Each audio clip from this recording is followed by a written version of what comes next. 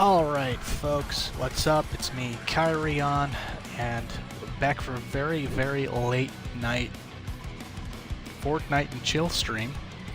Pardon me. And Battle Royale, I think I might do some zero builds, but I hope everybody's doing well, and we're just planning on having a nice chilled out session, basically. That's the plan.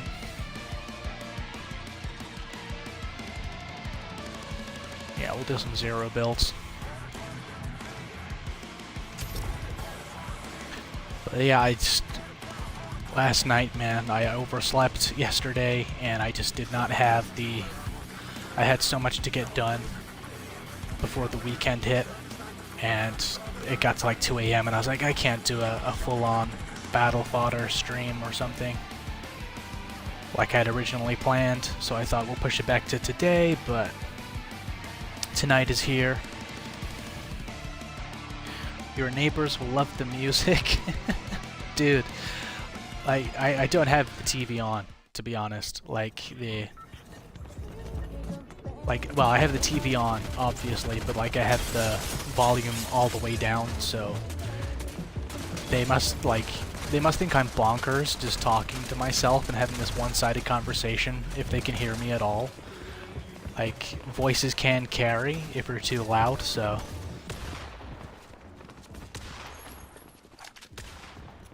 But I had originally planned to do a racing game stream or something, but I just didn't really feel like it, so I just thought, well, let's do Fortnite. It's not as high energy and as doesn't get me as excitable unless something amazing happens. So I thought that'll do.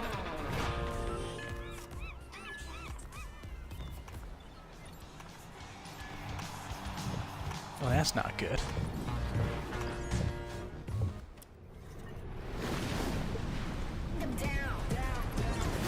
Why on earth is that happening?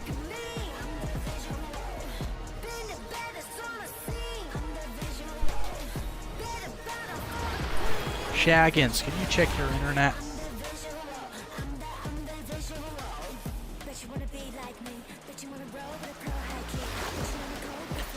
And Sir Sixon over on Twitch, first time chatter. Ayo, yo, this is my map.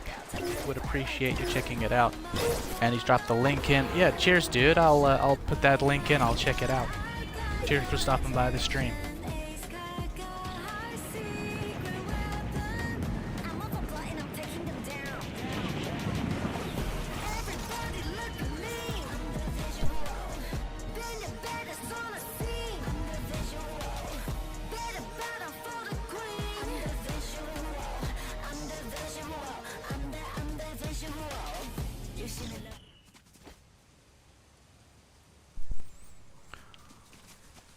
Well, that's the first time that's ever happened. That's not good.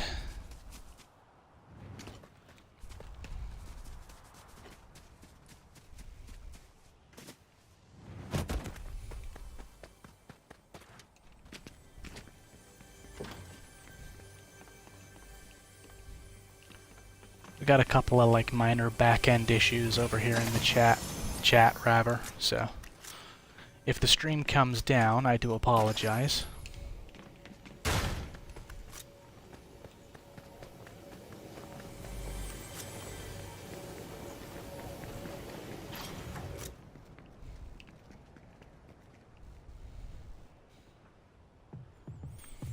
Why on earth? I'll try not to worry about it until it becomes a problem.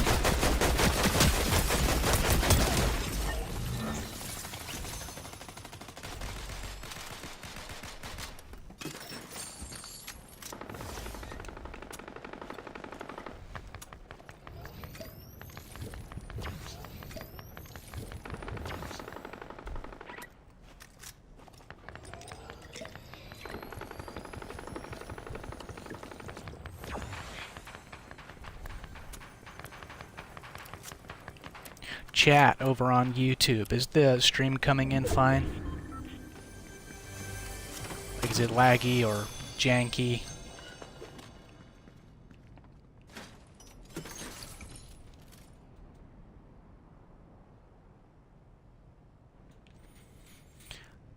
Oh, okay, that's weird.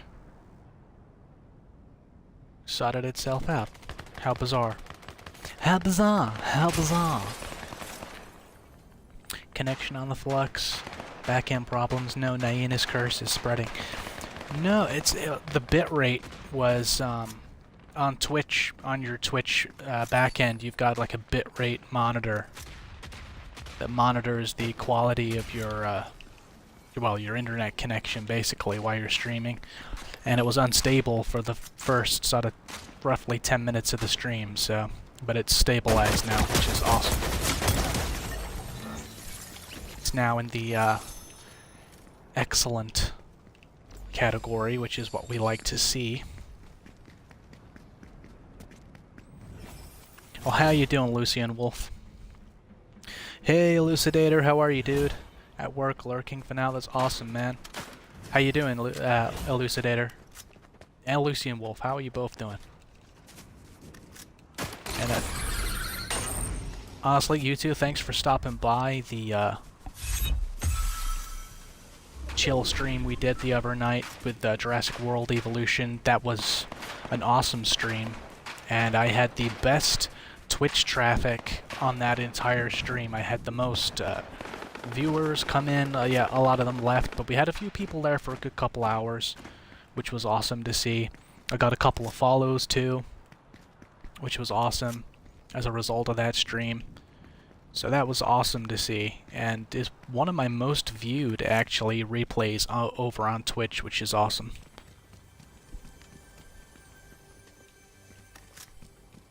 So yeah, that was a really, really fun stream. Long, but fun. I'm definitely going to do more of those. And we got to finish that particular park first. And it's all a bit hodgepodge, so one thing I want to do is I want to get a map set up where I literally just use the Jurassic Park era stuff. So it's not all hodgepodge, because there was no monorails or anything like that in the original Jurassic Park, so I want to do... Oh no, that was a waste of health. I want to do one where I've got the... like the entire thing is like Jurassic Park from 1993. Like that's what I want to do. So I gotta, once we finish up this particular map and we've got as many dinos as we can get, and I feel like it's time to refresh things up a little bit, we'll start a whole new map where it is purely just Jurassic Park from 1993.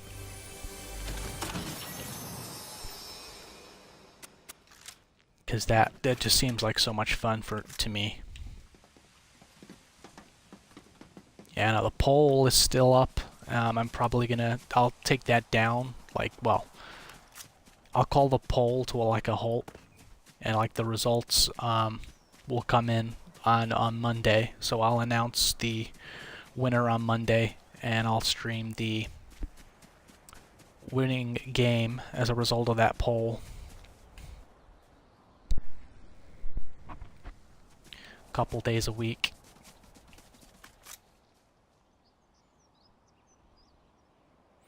That's good. Sounds like the dinos were popular. Yeah, for some reason, man, they were. Which puzzled me a little bit because, I mean, it was my most watched stream on YouTube. Like as it was happening live, I think we had a good 5 viewers concurrently for a good couple hours over on YouTube too, which was awesome. And it's the second game, which surprised me. I was just like, oh damn, like I wasn't expecting much more traffic than we normally get on one of my live streams, but for some reason, you know, the second one didn't really, the fact that it was the second game didn't really seem to affect the viewership. It upped it bizarrely, so I would have thought that, you know, the third one would be the one that gained the most traction and traffic, but no, the second one did all right for me.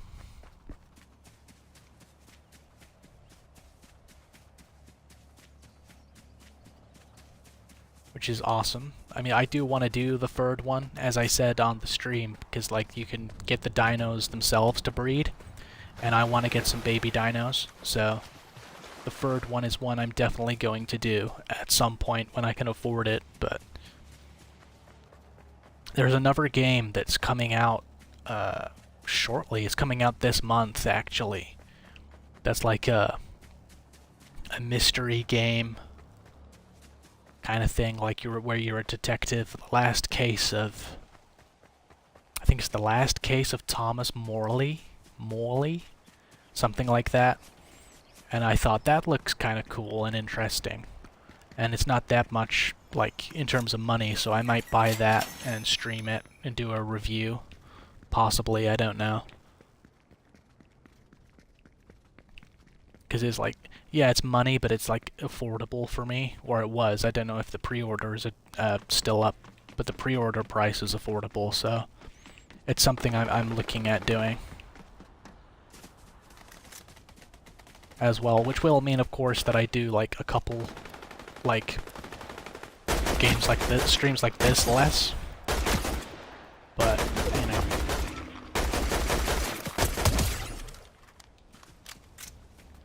You gotta do, I want to try and be as, like, current as I can, oh god, my British the Britishness in my voice came out then, because sometimes I will sound slightly British when I say a word, I've noticed. I think it's because I've lived here for too long. There are some words I will say that sound British when I say them. It's very weird.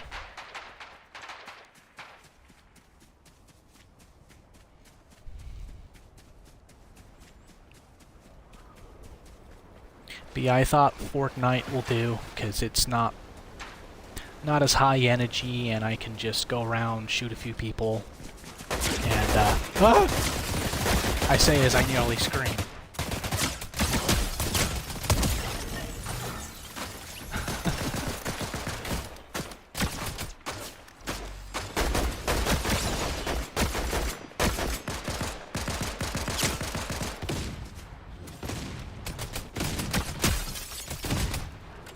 Come on.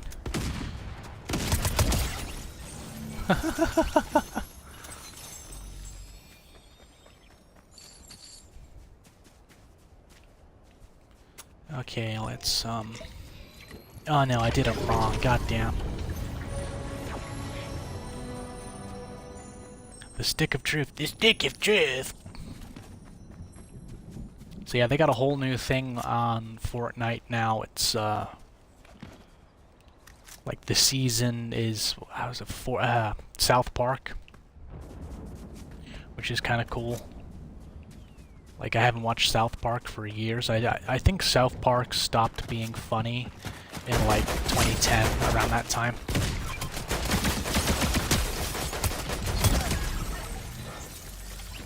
Like, that's just my opinion, personally. Like, there have been a few, like, really funny episodes, like, since then, but, like, as a whole, I find it to be quite a letdown these days.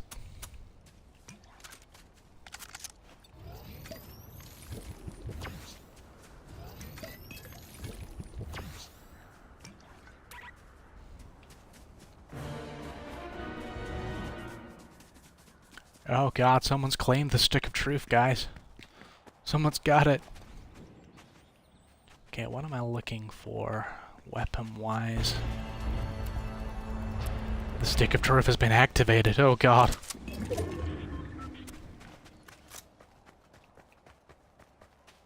Oh wait, it ups the storm length? Oh god.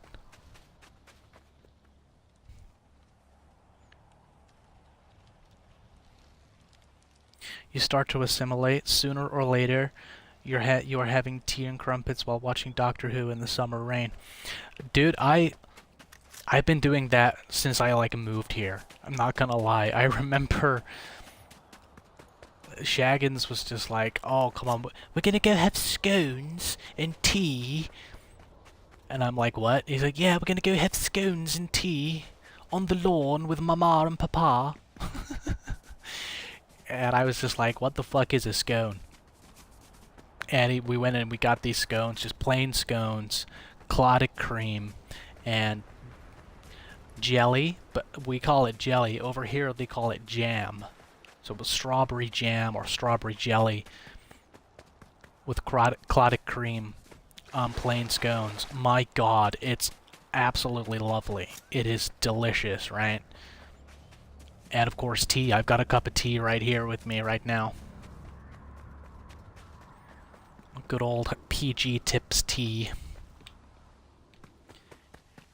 Like, there's a fierce debate, like, over here in the UK about, like, tea, like, what brand of tea is the best. Like, people will be like, oh, no, it's PG Tips, or it's Tetley tea, or it's Yorkshire, or Yorkshire, you know. And I gotta say, I side with Shaggins on this. PG Tips is the best tea.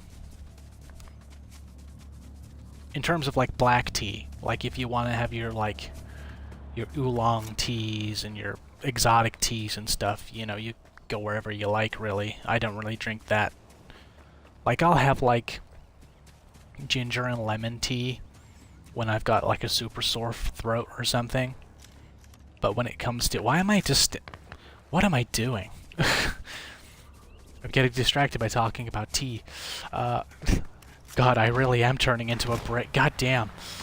Well, I am half British, technically, so I guess it kind of makes sense. Ah!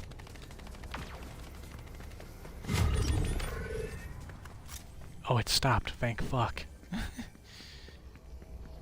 No, it hasn't stopped. Oh my God.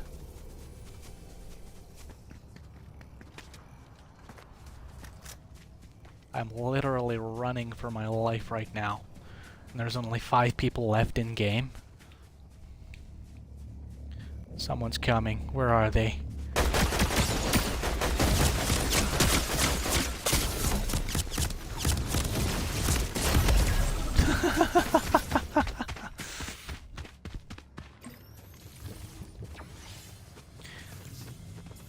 Yeah, Shaggins got me hooked on, like, the good British food. Like, over here, like, we got shepherd's pie, cottage pie. Oh, they're so fucking lovely. And then, of course, we've got Cornish pasties, which are absolutely fucking amazing.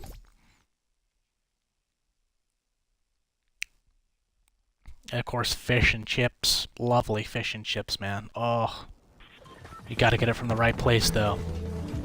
You gotta get it from the right place. Although I'm pretty sure something has happened in recent years, like a lot of, and I'm pretty sure it's like for some bullshit government reason, like health concerns and obesity concerns and stuff, right? But the oil they used to fry the chips in, and I'm saying chips because, like, I'm talking about fish and chips. I swear they've changed the oil because they don't taste as nice as they used to. Which is a damn shame.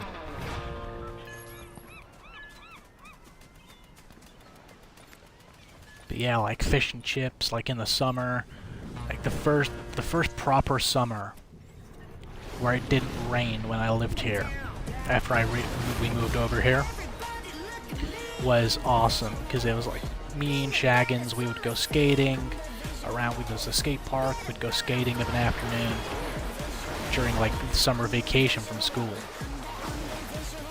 And we'd go skating down the skate park, and then we'd spend, like, the afternoon down there. We'd go hang out at an arcade. There was this awesome, awesome arcade right on the seafront, right by the beach. So we'd hang out there for a couple hours after skating, and then we'd go to this little chip shop, right? My God, it was amazing. God, take me back, man. Take me back, Clarence. Take me back. I miss the good old days.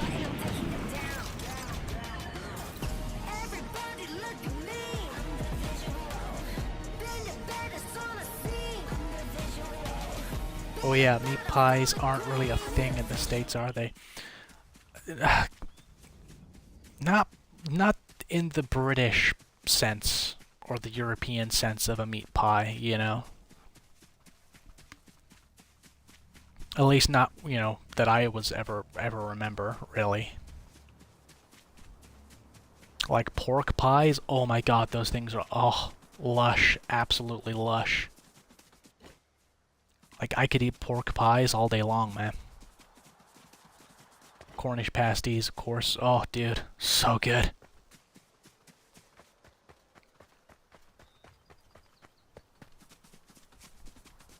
Shaggins, we have to go to that place on the other side, in the next town over from us. The Maid. We gotta go down to the Maid, dude. We gotta go back down to the Maid at some point soon, because, oh man. So there's this place, right, this like tiny little bakery place, right, called the Maid. I say bakery, they're not really a bakery, they're more like a sandwich shop kind of place. And they're a mom and pop place, they're independent, they don't have, like, you know, they're not a chain store or anything. And they do, like, Cornish pasties, although they're not actually Cornish pasties unless they come from Cornwall. So it's a Cornish-style pasty. And they do, like, sausage rolls, and they do all of this stuff, like, fresh there in store. And my god, it's mouth-watering. Melt in your mouth, man. Gorgeous stuff, gorgeous stuff. And they do these lovely, like, baguettes that are filled with, like, bacon and sausage, cheese. Get a load of, like, ketchup in there, or over here. There's a sauce called, they call it brown sauce, but it's actually called HP sauce, and it stands for Houses of Parliament. Oh god, that is a lovely, lovely sauce, man. You put that in your bacon, cheese, and sausage baguette from the Maid. Oh god. It's like literally like a food orgasm, man. It's awesome.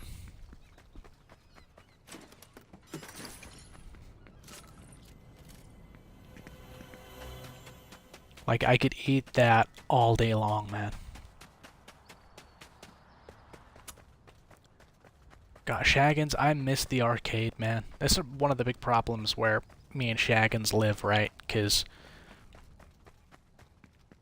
we grew up where we kind of grew up over here anyway, where I grew up and where Shaggins has lived pretty much his entire life.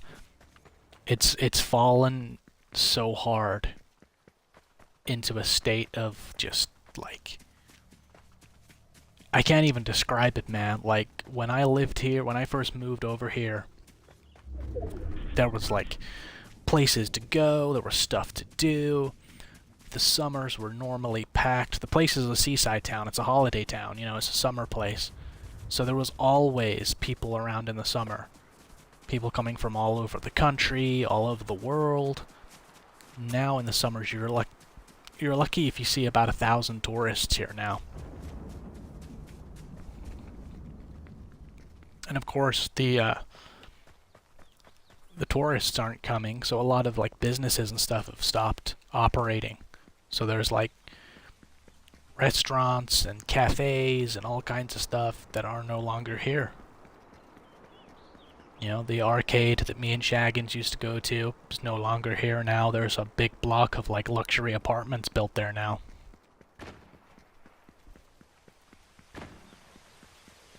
But yeah, it sucks, man. It really does, because there was so much more fun stuff to do around here. Like, we have an arcade still in town. And, like, you know, me and Shaggins, we used to go there sometimes. But when the main one we used to go to shut down, we had no other arcade to go to, so it became the arcade we went to. But there's something missing. It's just not as good.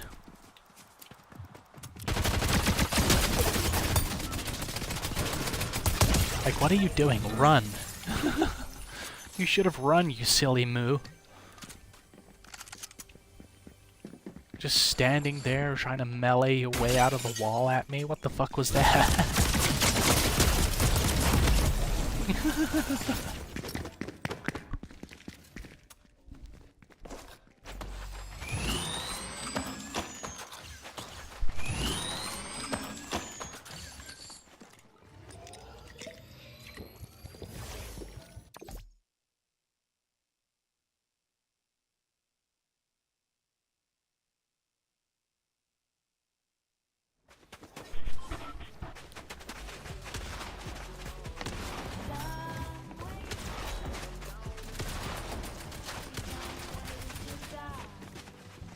someone dancing to the Dumb Ways to Die song. Oh, that's funny. That takes me back a few years.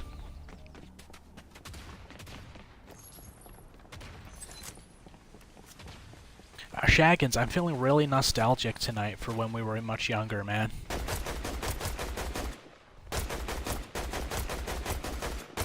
Get him right in the ass.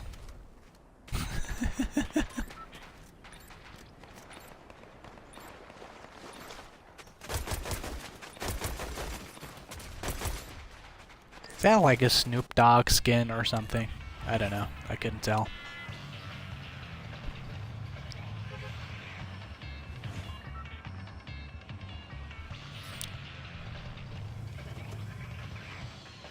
I'm going down to South Park, gonna have myself a time. Friendly faces everywhere, humble folks without temptation. Going down to South Park, gonna see some friends of mine. I can't remember the order in which the theme song goes, annoyingly. Why is there still so much fucking snow here, guys? Christmas is over, okay? Like, I know it's winter, and we're probably, you know, some parts of the UK are getting snow right now, actually, so maybe it is appropriate, I don't know. It's just annoying because it makes me feel cold.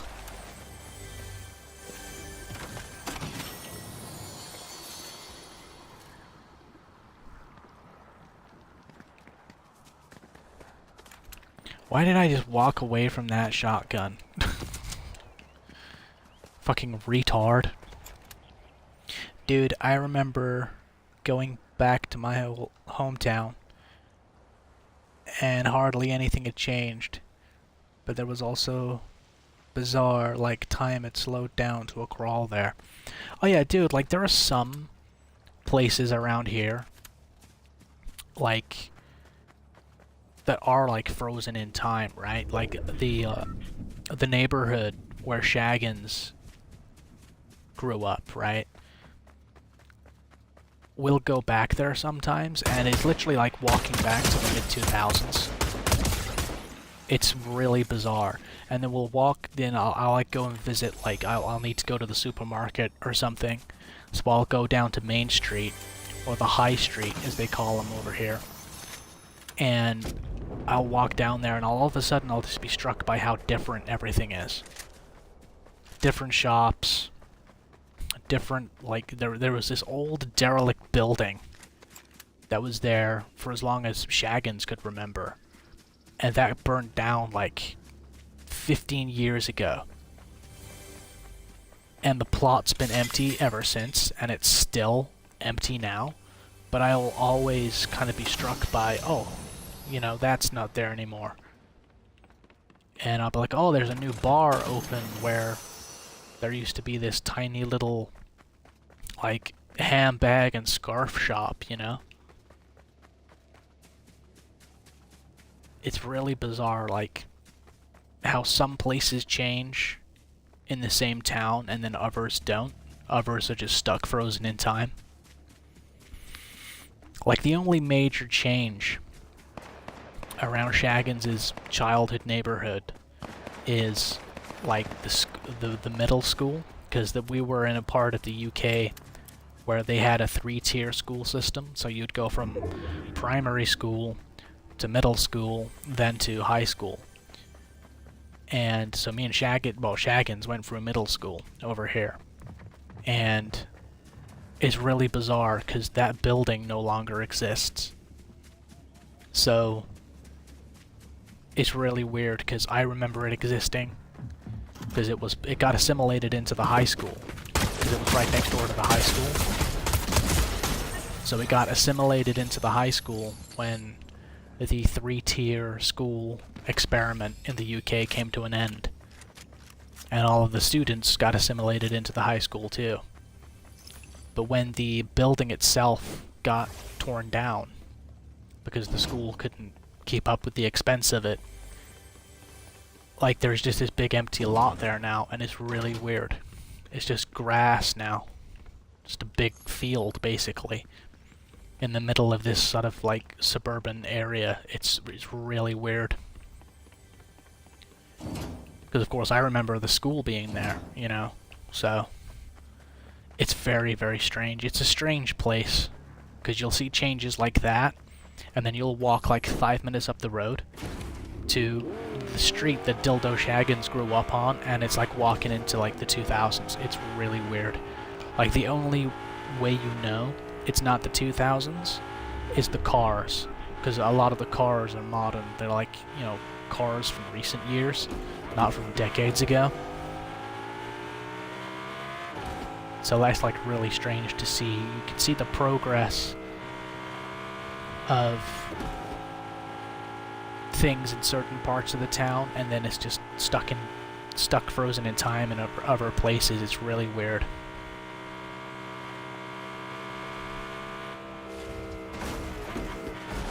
Ah!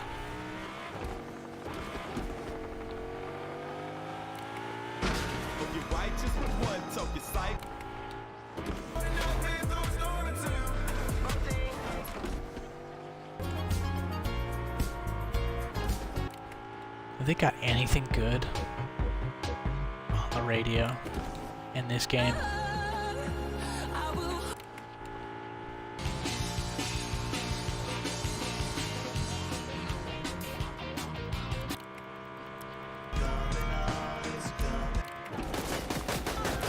Ah.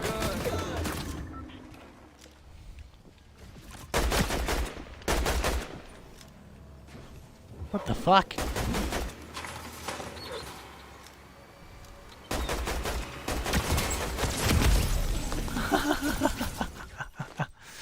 Evil Witch March. Oh yeah, something similar happened in my hometown. Like a firework factory burned down there, and when I visited again, that area was still empty. Yeah, dude, I honestly, man, it's weird. Like, there's a whole, like, huge hotel right in the center of Main Street down here that was like a huge bustling hotel when I was when I moved here, and like me and Shaggins would go in there and try and like we'd use the pool and stuff like that, and we'd try and like, you know, hit on girls there that were on vacation and stuff like that, you know, doing what young guys do, you know. And then when that place closed down, it just sat derelict for years, and then a massive chunk of it caught fire a couple of years ago. And then it just sat there like this burnt out husk for a while, and only now the local council, like the local government or authorities, have just bought it out, and they're only now just starting to clear it down. So I think they're gonna build an apartment building there, I think. Like, I don't know why. I can't see many people wanting to come and live in this shithole year round. Because it is a shithole. I think I'll never forgive my parents for bringing me here, you know, to live. Never forgive them. I gotta say, I do like this version of the battle bus, to be fair.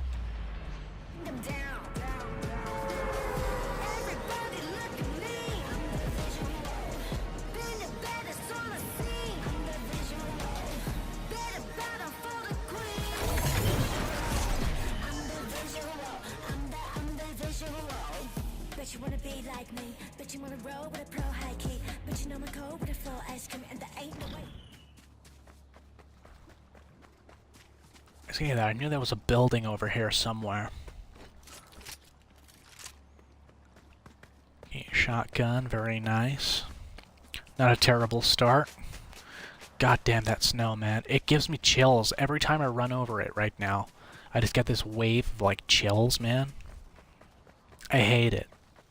Thanks, Fortnite. I hate it.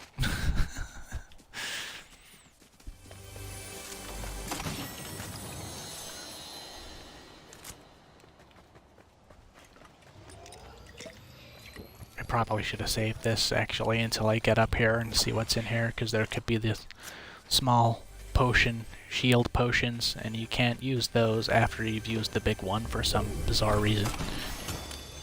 Oh, okay. I had nothing to worry about anyway.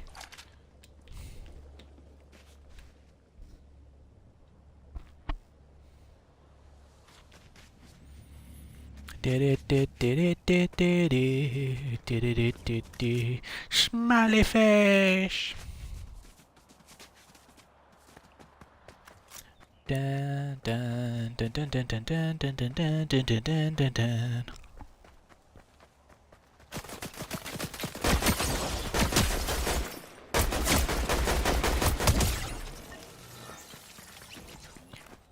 Hee hee hee.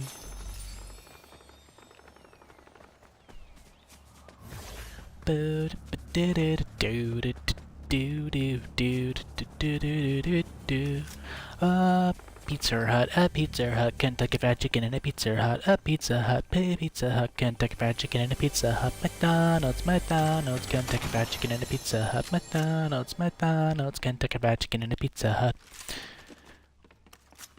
That came out of my memory banks from the 2000s. Jesus Christ, man.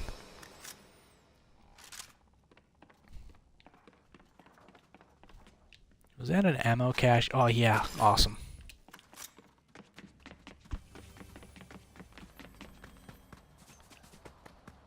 There's another chest in here somewhere. Where, though? That's the problem. Hurdle in there, goddammit. God, fine, fuck you, then I'll just walk. Ah!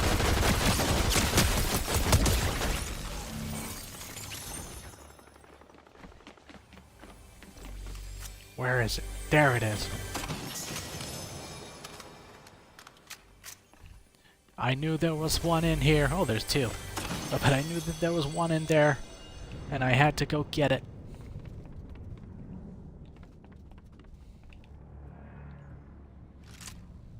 Okay, have I got all the ammo? Yeah. All the ammo I'm gonna get from up here, so where's the map at? Okay, we're like right in the center. So I'm probably just gonna loiter around here and just hang out and hope that they come to me.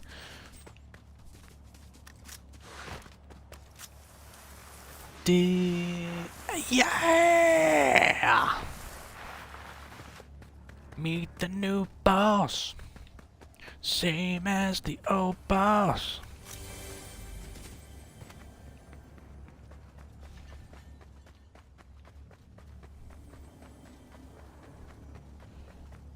It's a red sports car, guys. It's gotta have a black go faster stripe, though. It's not cool enough otherwise.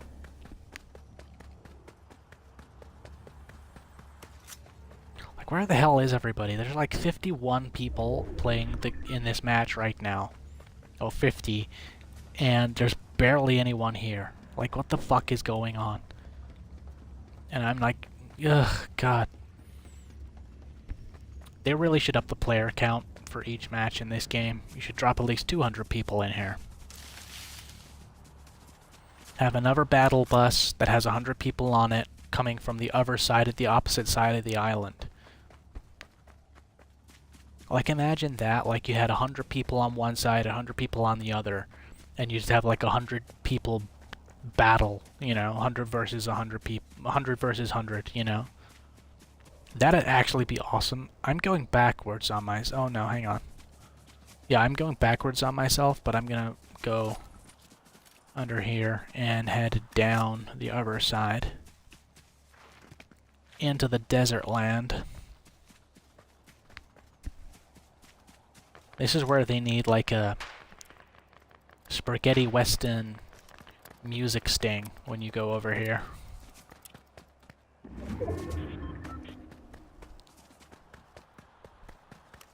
Well, there's people over here, so hopefully we'll get some action now.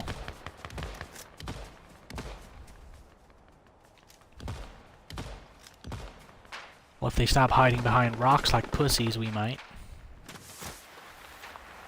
How dare they not be where I need them to be? Of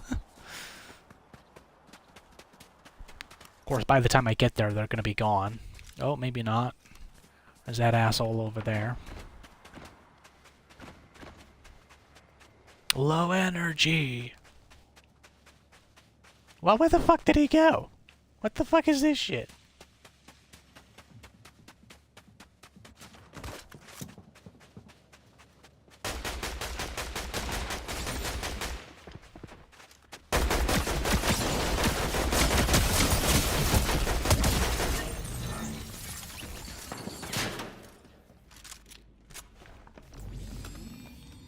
let's heal up because that guy's coming straight for us. We know he's gonna come straight for us, so... Oh, fuck it, that's healed up enough. Where is he? Where are they? Where did he go? He was just here. Where the fuck is he, man?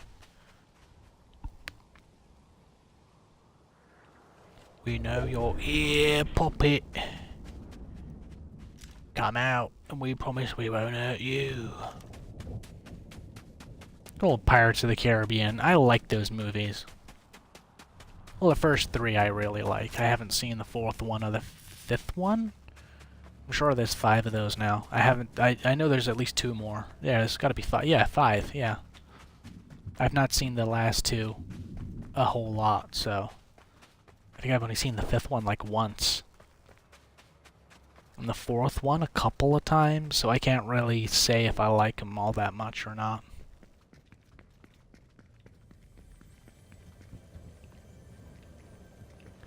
There's a chest up there. Let's go get the chest.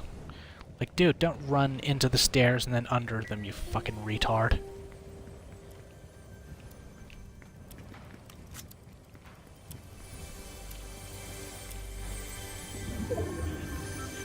Like, who the hell opens the door and doesn't come in and, like, grab the goodies in the chest, man? Like, who the fuck does that shit?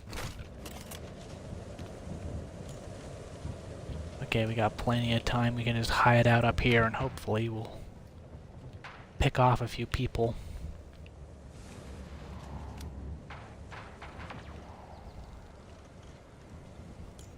Because we're well inside the zone, so they're going to come from that way. By the looks of it. So if we just hang out here, hopefully they'll show... Oh, there we go. Oh, okay. I waited too late for that shot. But there's activity over here, so we might get lucky. Let's practice a little bit of sniping.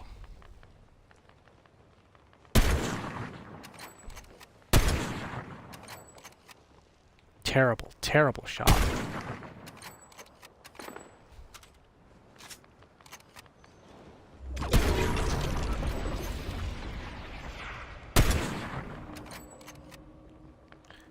Come on, get it where I can see you. There we go. Oh.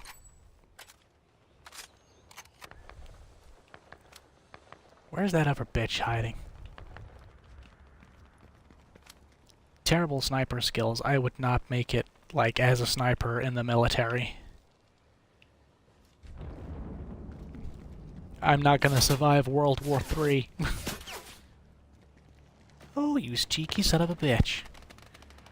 Come on out, get out of cover. Don't be a pussy.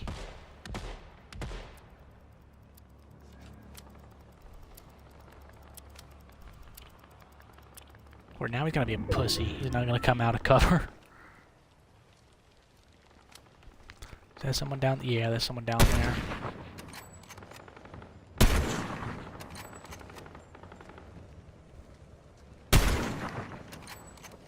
Damn.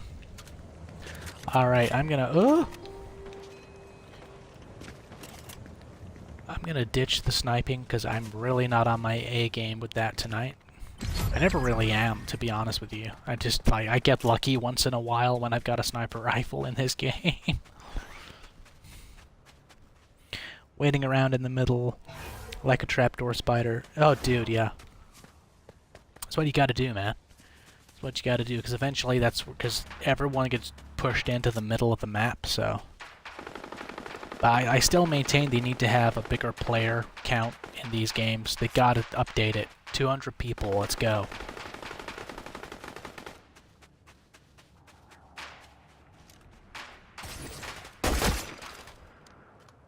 Oh god, what the fuck was that?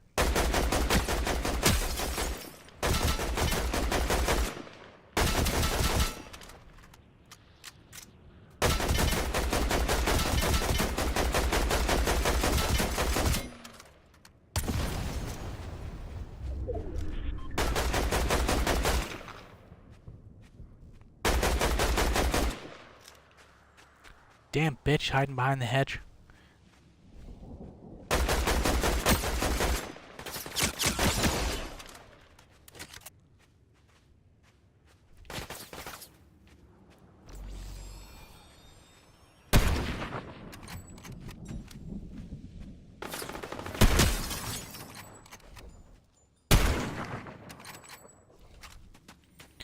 you cheeky son of a bitch. Go down here and get some ammo. And then we go chase after the bitch. We go hunt her down. We go hunting. We go hunting the anime bitch. That sounds really nasty. Oh, she's come back up. Lovely.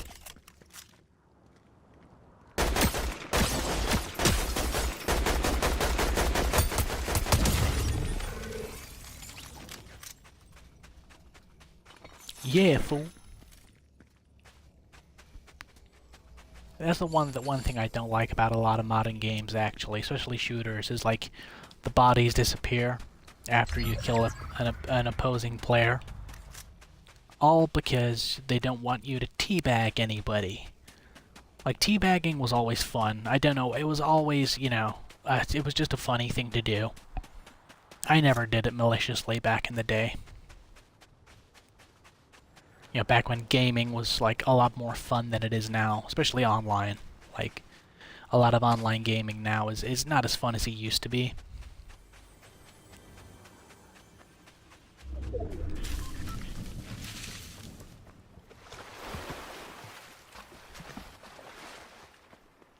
To be fair to you, an actual bullet has drop, so at a certain distance you'd need to aim higher.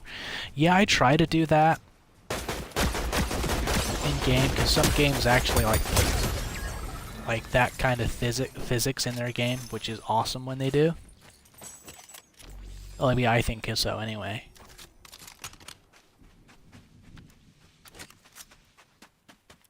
Like for me, I try to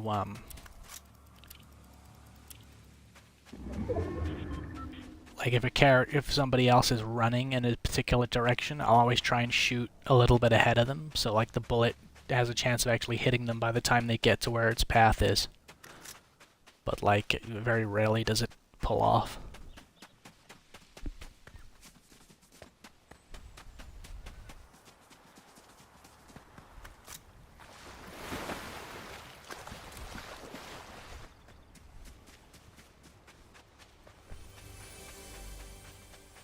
Oh, it's decreasing. It's going away. The storm's running away.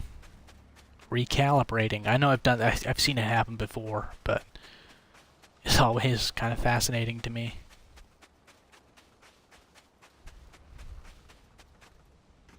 Got 3 people left in game, damn.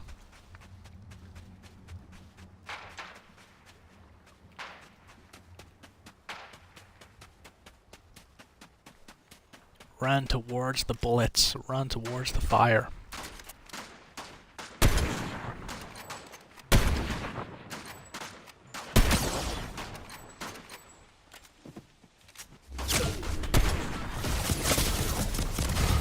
Oh, goddamn.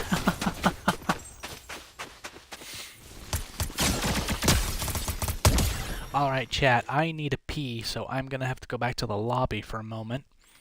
And I will be right back in just a few. Bear with me.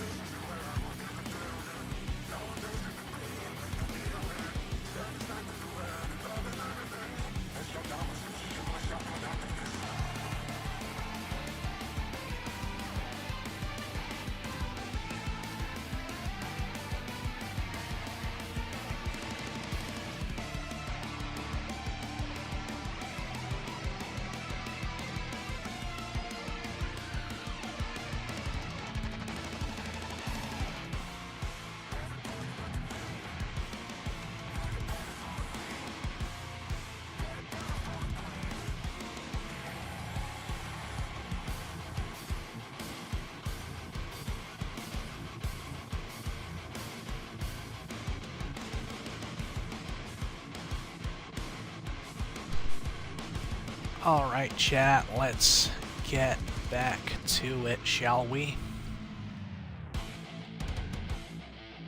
Let's double check that. That's all good. Let's double check in the back end. Okay, we're all good. Let's go.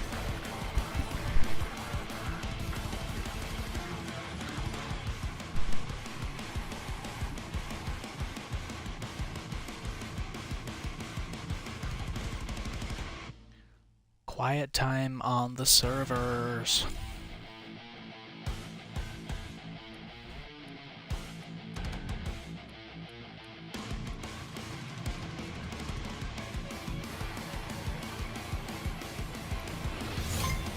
Oh, that's interesting.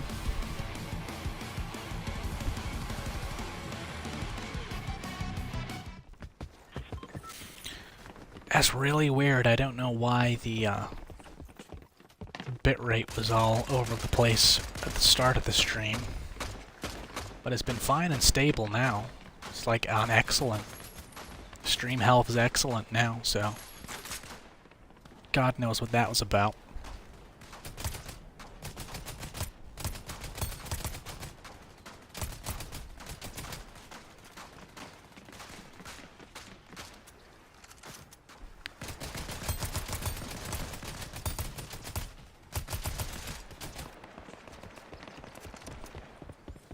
Like I heard the other day, like, cause my Fortnite streams, they're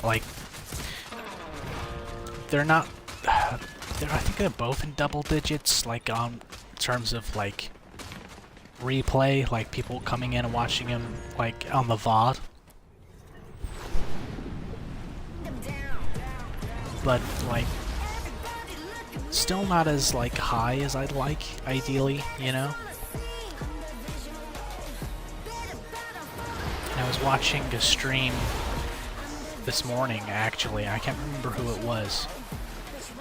But somebody was streaming and they were talking about, like, you know, games that are really difficult for new streamers to really build an audience on, or from.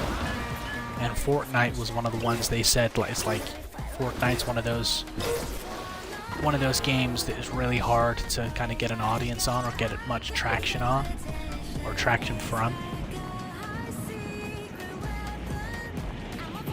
Because like Fortnite has apparently, it's got like a set of dominant streamers who are like really popular for streaming Fortnite. Like there's a channel out there called PWR, bizarrely, not that PWR, not the my childhood grandma. I'm eating my potatoes, grandma. Not that PWR. Like a completely different dude. Some white dude that just plays Fortnite all the time. Like, he's a really dominant, like, Fortnite streamer. Apparently, it's like, people like him. That's why a lot of people like me just starting out, we can't really build much of an audience on Fortnite, so. But, you know, it's an easy game. It's a nice, chill, shooter slop game that can be kind of fun to play from time to time, especially late night streams like this, you know? It's one of the reasons why I kind of like it.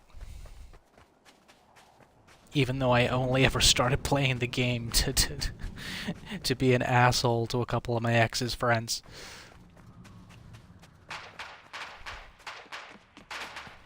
That was back when I was like in that angry stage of healing, though, so. And they deserved it, really. They deserved as much shit as they can get, because they're a huge part of why me and my ex broke up, so. Interfering, narcissistic, obsessive assholes. Because there was two of them. Well, one of them wasn't really involved. It was just like he couldn't keep his boyfriend in line. That was the problem. It was like, dude, you've got a boyfriend, you're in a relationship, leave mine alone, man. Can I get up there? No, I'm not gonna get up there, right? Okay. Bring out those starry wands, my fairy wands.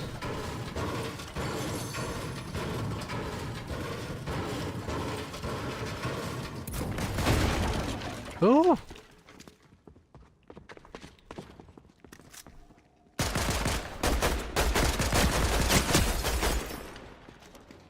We've got company.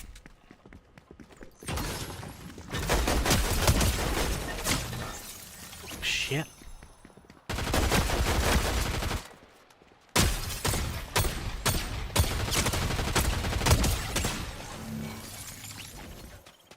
Okay, I can breathe like a sigh of relief there. I thought I was done for a second.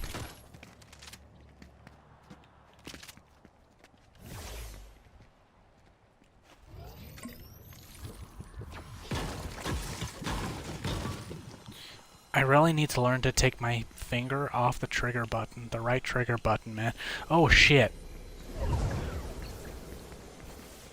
Controller batteries are low. Oh balls, I forgot to switch them out. I'll have to do that in a moment. I got the rechargeables fully charged now, so that'll work for a while. For me, I usually don't watch a VOD unless I miss a stream. Not sure how many others do it that way. Yeah, I know like a lot of people, like if I miss a stream from somebody else, like On the Fringe last week, like this last week I missed that because I was streaming myself, doing Hump Day Helldivers 2. And I was like, oh my god, no. I realized very early on in that stream that I was missing On the Fringe. So I was like, oh damn, should I cancel the stream and go watch On the Fringe? Or should I just stick this out? I was like, no, I'll stick this out. I'll amend the time for next week, so I don't miss On the Fringe. Shaggins missed On the Fringe too, because he was here, so. Good old Shaggins. Yeah, it's blowing a hoolie. So it is windy up where you are, Shaggins. Okay. Like, I thought it would be, but because you live, like, on a higher point than I do. You live at a higher altitude. Because you're up further up on the hill. I'm right down the bottom of the hill. You're up on the hill, so I just thought, is it blowing down there? Because I know the wind funnels through the valley. And it batters, like, it can batter the neighborhood where I am, so.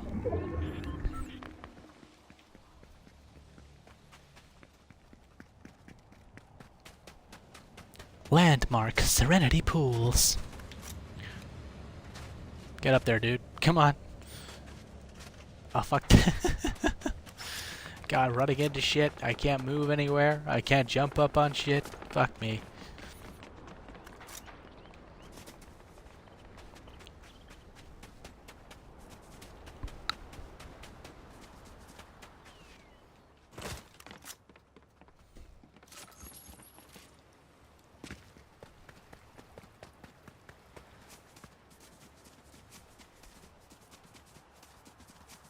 Trying to find people, man.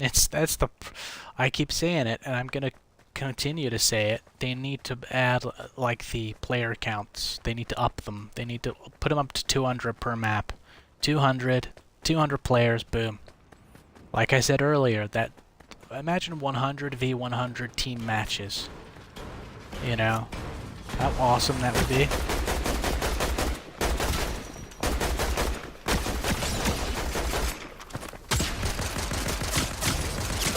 You're a disgrace to the Kia.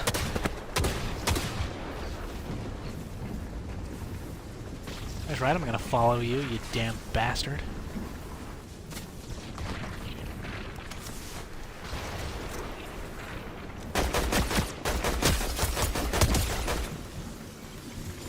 Right now I run. I gotta run. Run, run, run as fast as you can. You can't catch me, I'm the gingerbread man.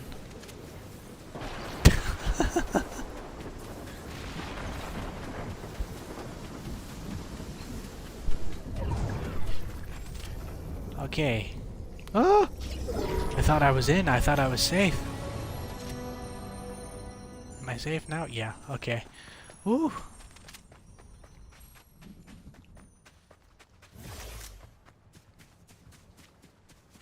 I think I've been pretty good tonight, not being too loud, but there's been a couple of moments where because it's like 4 a.m. over here right now, so I gotta be careful.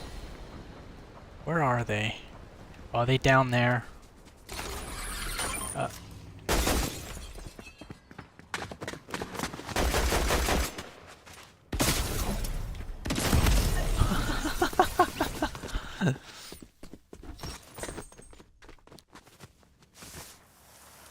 Or make a smaller map. Yeah, Lucy and Wolf, they could do that. They could make the map smaller, I suppose.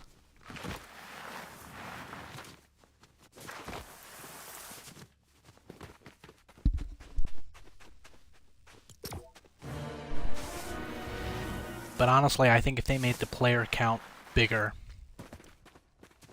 I think it would make the game more interesting. Because you could still have that really big map. Which is awesome, you know, don't get me wrong.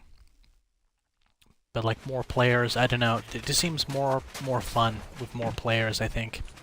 The higher player count.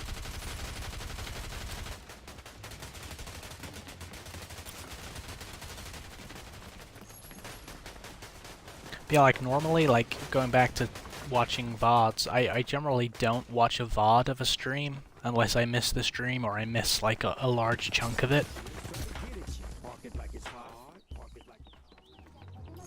That's another thing with Fortnite too, is like when people are doing their little dance emotes, like the streams, they get blocked in certain territories for copyright because of the music used. So I gotta go through and erase the songs, which you can't do. There's a tool in the YouTube Studio which allows you to erase the song, like the audio track of the song, but keep all the other audio there, which is awesome.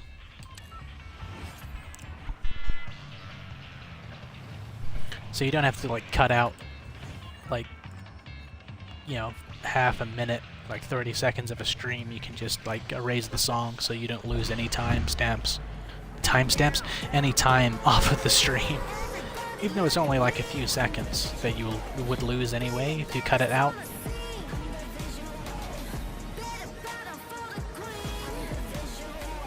They really need to do something with that music, man. The music you drop into. Like I said, I've said it before, I think I said it in my first Fortnite stream or my second one. Hire people to write a song, like every month, just 12 songs, boom. Get 12 different artists, 12 different styles, and then just every month change one. So they've got a different song and a different genre by a different artist that you can listen to as you drop in off the battle bus. I think that would do. It just make the game more interesting.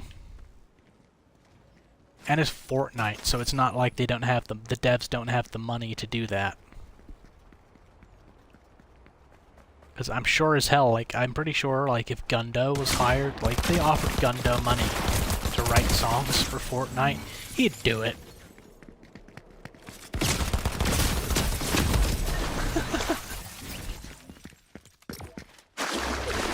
Like, as cringe as Fortnite can be, so like people of Gundo's generation and stuff, for the money alone, he'd do it. Like, hell, for the money alone, I'd do it. Shaggins would do it. If they came to him and said, Shaggins, can you write us some songs for Fortnite? Shaggins would be there in a heartbeat. He'd be like, yeah, we can talk some figures.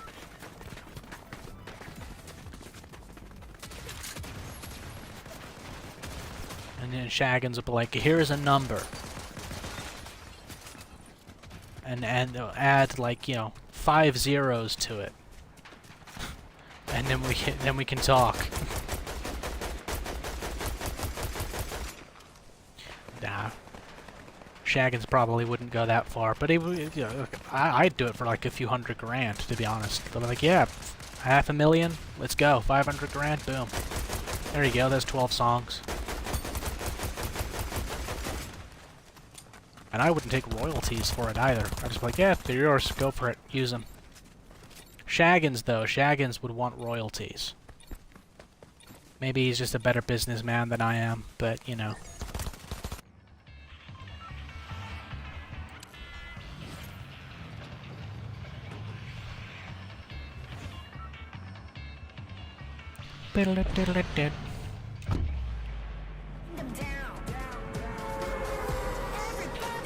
I wonder if they're gonna do like a Mr. Hanky the Christmas Poo thing, because it's, you know, it's South Park. Are they gonna do? I hope they do that. I hope they add that in. Mr. Hanky the Christmas Poo, he loves me and I love you. Sometimes he's nutty, sometimes he's corny. He can be brown or greenish brown. God, classic South Park, man. God, I really do miss the old days. I really do. Take me back, Clarence. Please.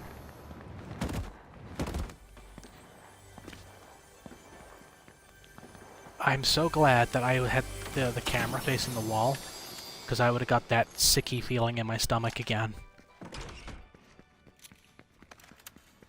I hate that feeling, man. Like, it can be fun if you're like on a theme park ride, you know? But like in a video game, sat indoors, nah, thank you. I don't want that feeling then.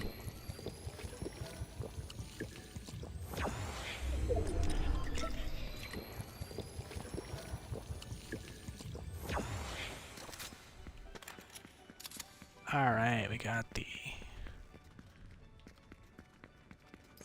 SMG, that's lovely. And now we just gotta go find some freaks to kill. Or eliminate, as they're called. I mean, once you get to 7 or 8 in the morning, you don't need to worry about your volume. Yeah, that's true. Like over here, like I think it's from 8 AM onwards, that's like when volume can be like upped, you know? It's like one of my neighbors has had like people like, you know, workmen, like builders and stuff come in to like, because she gutted her kitchen. She pretty much gutted her whole apartment, right? And she had like builders in there at like 8 AM. This was a couple of years ago. And they were working straight up at 8 AM. Boom. And I was just like, what the hell's going on? After waking up from a drunken stupor. Because I used to drink back then. I don't drink these days. Maybe like I'll have like a glass of champagne or something at a special occasion, like a wedding or something. But I don't drink casually anymore. I think the last time I had a drink was actually when my ex left me, actually. Like a few days later, a couple of, you know, Shaggins and a couple of buddies of mine were just like, hey, we're going out, let's go. So we went out for a night out to a rock club bar, and we just sat there drinking, watched some live bands, had a good time. And of course I had a good old cry in the corner and out in the parking lot, because, you know, I miss my ex and everything. As you do, as you do.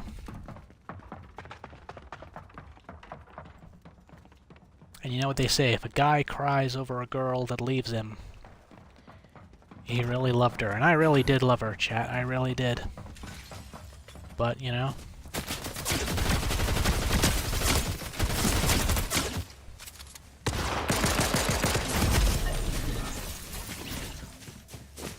I need to stop reminiscing on the past and actually get my fucking head in the game. Was that a dog outfit, or is that a dude in a dog onesie? Oh, it looks like it's a onesie thing. Part of that skin. Well, I'm sure that they had the money to afford music, but the license is what so many developers aren't willing to pay. Yeah, like, that's the thing, like, you know, I'm pretty sure if they hired somebody to write songs specifically for the game, like, I'm pretty sure they would own the license. Like, if the artist signed up for that, I'm pretty sure. I don't know. But, like,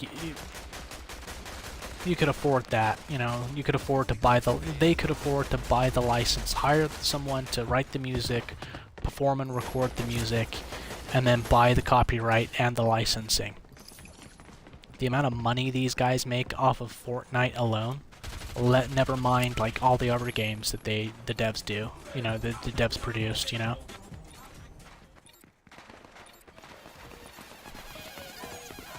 Like, if they can afford to have like the licensing to use X amount of songs, like Billie Eilish songs and songs by The Weeknd and all that kind of stuff, right? They can afford to pay someone to write songs specifically for Fortnite, buy the licensing and the copyright off of the artist. You know, they got the money for that, so I don't know why they don't, to be honest.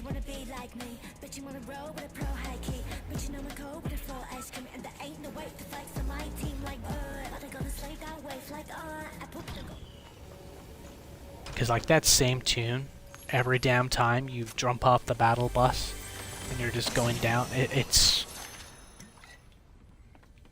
Oh god, it's like that song. I know a song that'll get on your nerves, get on your nerves, get on your nerves.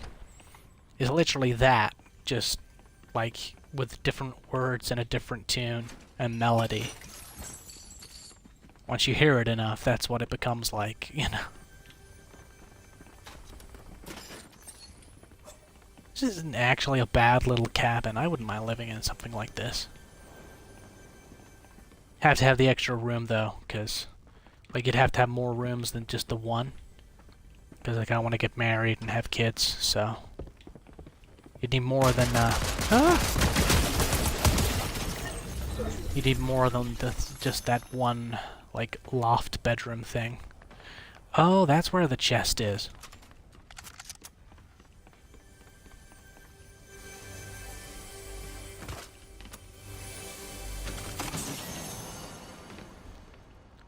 Right now I gotta jump up there and...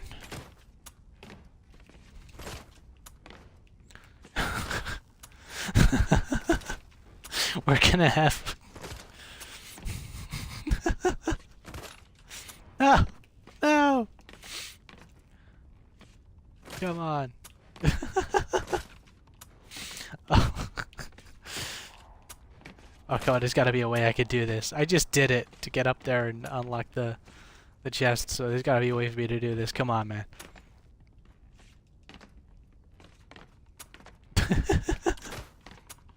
There we go.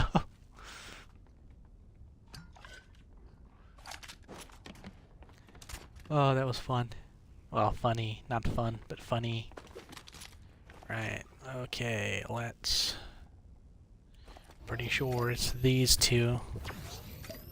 And then the big one. Yeah, there we go.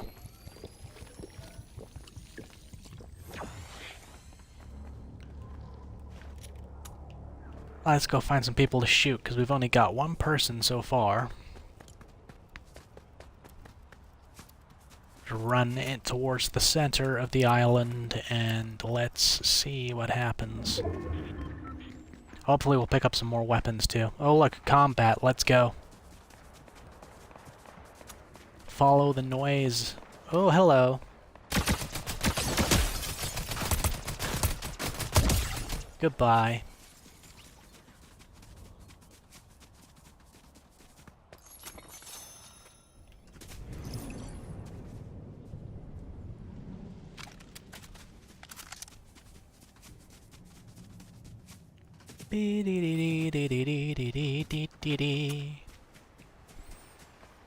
Hey, chat, I was talking to my dad the other day.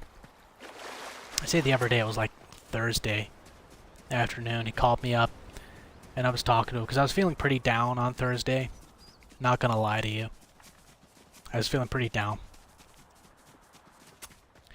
And, just about life, you know, it's like, it's 2016, and yeah, like, I got the whole streaming thing going on, and this is a lot of fun, and I love doing this. It's a lot of fun, and it's just the change I needed, you know, this whole new chapter thing. But at the same time, it's just like, I do feel a little bit down, like, you know, I'm 29 this year. I thought by now I'd have a wife and kids, you know, maybe not necessarily the wife part, but like a long-term partner and a couple of kids by now, you know. I always wanted 3 or 4. So I thought I'd have, you know, at least 2 by now.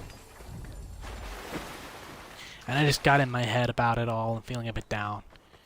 And my dad called me up and he said, well, why didn't you get one of these, you know, what do they call them? Mail order brides. You know, I'm just like, what? He says, like, yeah, why don't you get one of those? I'm just like, are they even still a thing? And he's like, yeah, I'm pretty sure they are. Like, I was just like, dude, I don't know, man. Like, I don't know. I'm not gonna go looking that shit up, you know? I want to meet someone, like, organically, you know? Like, if I meet someone who lives abroad, like, that's fine, you know? That's awesome. You know? But it's just like, ideally, I want something organically. I don't want to, like, the mail order brides thing. Like, I don't want to pay money for, you know, like that, you know?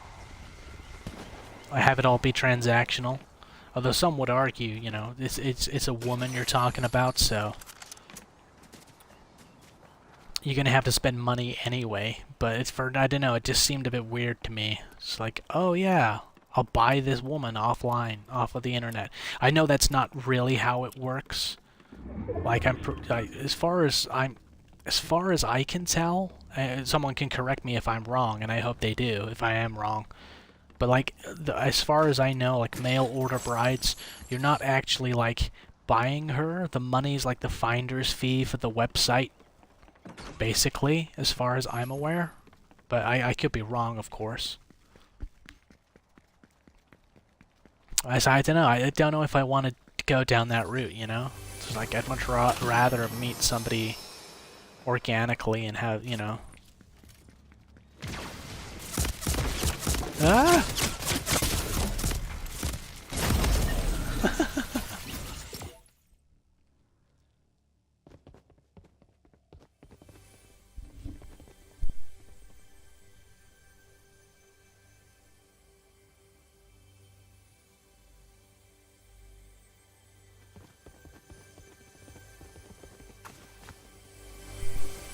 And of course my dad was like, hey, you started that whole streaming thing, right? I was like, yeah. He's like, well, maybe you'll find, you know, you'll meet one of these streamer girls, these girls that stream.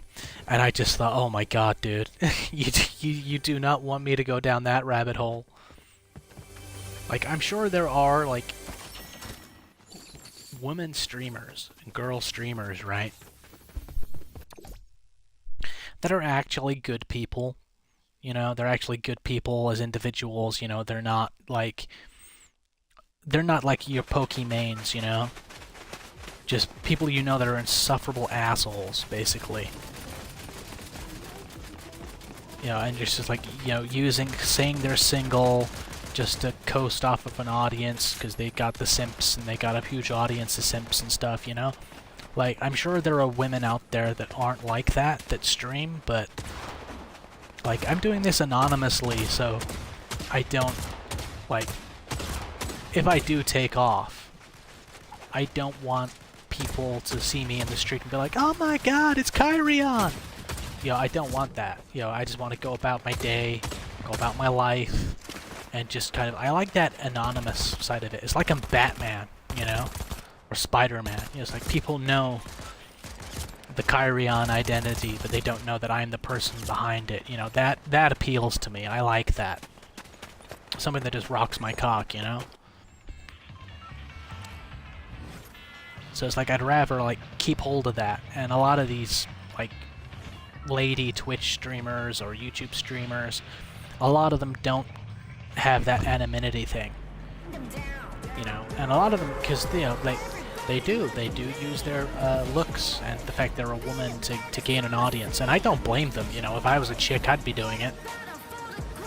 As long as I was like a hot chick. If I was like if I was a heifer, you know, a huge, humongous heifer, I probably wouldn't be doing it. Or maybe I would. Maybe I'd have like a confidence in myself. I don't know. If I was a woman, maybe. You know, I don't know. But then again, if I was a woman, I would have had a family by now, so... Because I would have... If I was a woman, chat, and I'm not ashamed to admit this, if I had been born a woman, I would have been opening my legs at an extremely young age. I would have been a slut in high school, I'm not gonna lie to you. I would have been all over everything I could... Every guy that moved. As long as they were, like, cute or whatever, I'd be all over him like a rash. If I was if I'd been a girl, I can tell you that much.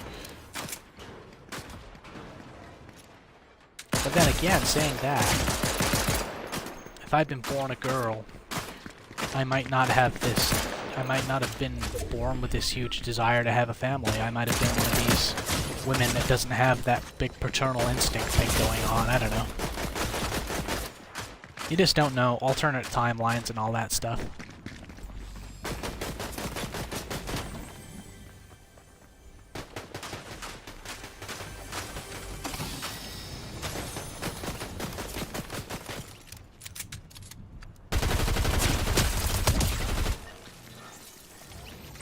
But one thing I can tell you is it is so much easier for women to find, like, romance in the world today than it is, like, dudes. Because let me tell you something, dudes, straight dudes, most of them, most of us, we don't really give a shit when it comes down to it. When we haven't had any action for long enough, like a long enough stretch of time, we've had a big enough dry spell, we will literally, we will sleep with any woman that we find remotely attractive if we haven't had action for a long enough period of time. Like, I know dudes, right, who can pull in, like, if you were, I don't like rating women, like, on a scale of attractiveness for some reason, I just never have. But, like, just for the sake of argument, I'll use this to illustrate a point. Like, I know dudes that could, like, go out on a night out and they'd bag, like, a 7 or an 8, you know, consistently, and then they'll go for, like, a dry spell where they don't get laid for, like, a year for some reason, and then they'll go out and they'll bang a fat chick, you know? And I'm just like, dude, you can go out and you've got, like, mad skills, dude. You've got game, you've got Riz, you've got it all. You can go out and bag 7s. Why the hell did you just go and bag a 2 at best who's who's chunky, you know? And he's just like, oh man, I feel like down about myself. You know, I haven't got laid for over a year. And I'm like, what? You haven't got laid for over a year and you're like, you look like you do? Seriously? How is that even possible?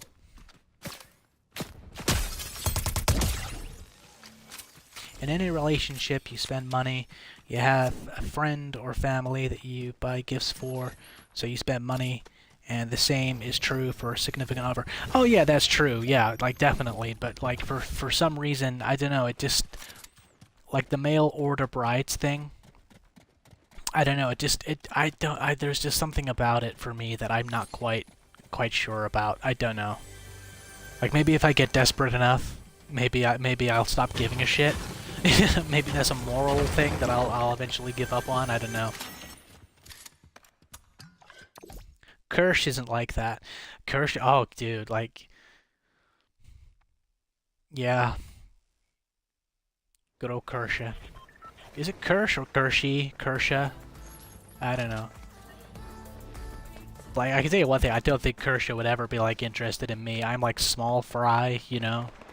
Like, as awesome as that would be, like... I don't really watch enough of Kirsha, to be honest. Kirsha. I'm just gonna say Kershey, because I'm not sure, because Kirsha sounds too close to Kesha, and I'm pretty sure she's, like, some rapper or something. But yeah, Kershey, like... I very much doubt that she would be, like, interested in me, you know? And I'm not too sure, like, what her life goals are, you know? Because, like, I've dated far too many women that are not, like, we're not compatible in terms of, like, life goals. Like, I want to get, you know... I say I want to get married. Like, I don't know if I do anymore. Because, like, I never really wanted to get married. I used to say married, like, get married, have kids, as, like, just a way to explain, just like, oh, you know, I wanted to have a long-term partner who I grew old with, but we never actually got married. We had a family anyway. Because that seems to be something that people do now. But if I was ever going to marry anyone, it would have been my ex. Like, yeah, she treated me like shit. But, like, at the beginning, man, the beginning was magical, you know? And I was just like, God damn, I would marry you. And I would have done, chat. If she hadn't been who she really was, And if that mask hadn't dropped when it did, like, I probably would have had kids with her, and got married to her and stuff. So, you know, looking back, I dodged a bullet. But, you know, I would have married her. But I don't know if I would marry anyone now. You know? I say that now, like right now, in this moment. But like my mind, like, tomorrow my mind might change on that, you know? But like, you know, I need somebody that has, like, the same life goal, you know, of wanting to have kids, family, and like have her own kids, like not adopt, you know. Got nothing against adoption, but like I do want my own kids, you know. Like adopting, it's not something I would be opposed to, like as long as whoever I was with, like we had like our own kids first, you know. We had at least, you know, three, maybe four of our own kids. You know, that sort of thing first. That would be cool. Like, I'd be up for, like, adopting is something I wouldn't be opposed to then, you know? But, like, yeah, it's like, Kirsha, I don't know if that's part of her life goals, you know? So, it's the compatibility thing. Like I said, she wouldn't, I very much doubt she'd be interested in me anyway. Like, would she even, like, date another streamer? I don't know. Because I know that there are some streamers out there who are just like, yeah, I don't do it. I dated a streamer, and it was awful, you know, because we barely saw each other because we were streaming all the time, blah, blah, blah. You know? Like, Imaru, right? I'd date Imaru, not gonna lie. I'd date that. I'd go there. That sounded mean and nasty, and very unmanly of me to say it that way. But yeah, I'd date Imaru. Not gonna lie. But again, she's probably wouldn't be interested in me. Like, you see me behind the mask, like, behind the avatar, chat, I'm really not all that, to be perfectly honest.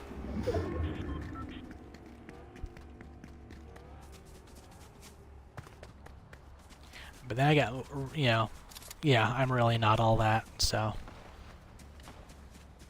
People are like, oh, you shouldn't put yourself down, but it's like, I don't see it as putting myself down, you know, I see it as the truth.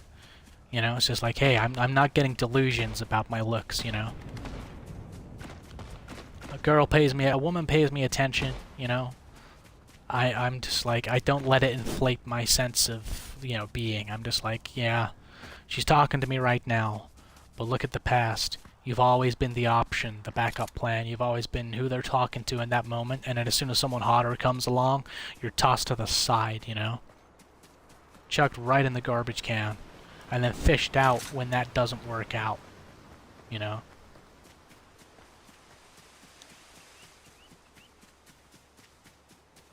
And that's in like the talking stage or the situationship stage, you know?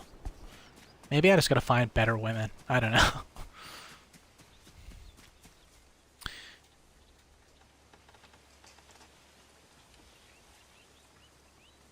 I'm not like that, and I was single for over 7 years. To the point where I hated seeing loving couples. Oh, dude, I'm at that point now, Lucy and Wolf, like, it's been a fair few months since, like, me and my ex, like, it's been, like, 7, nearly 8 months or so. And I'm at that point in healing where I'm just like, I see couples now, and I'm just like, can you just eat shit and die? You know, I'm just sitting there and I'm just like, I came outside because I had stuff to do, and I just wanted to sit down on this park bench and just enjoy a moment in the outdoors, outside, and just chill and have my store-bought sandwich and a packet of chips and a chocolate bar and just, you know, just chill for a moment, you know? That's all I wanted to do. And then I get confronted with happy people. And that's where I was, you know, 7, 8 months ago. With who I thought was the love of my life, you know?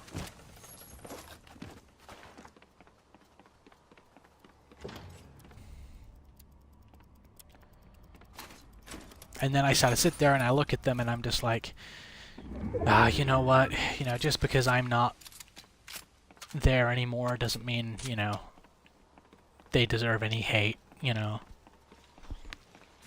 And then I sort of think about it and was like, oh, you know, good for them. You know, they've got each other, you know, that's nice. And then I feel sad and come home and then cry into a cheesecake.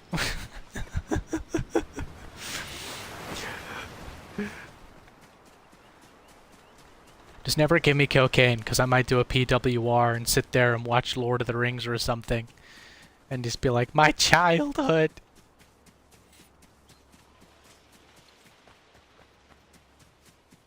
Watching the Battle of Helm's Deep. As Aemir rides down, Legolas goes down the stairs on the shield. My childhood!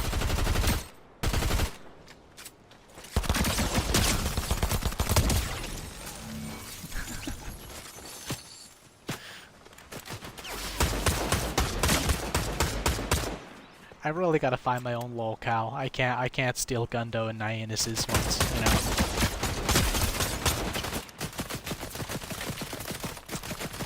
I gotta find my own. I keep waiting for Shaggins to find a new one. It's not well known, so I can just jump on that, you know.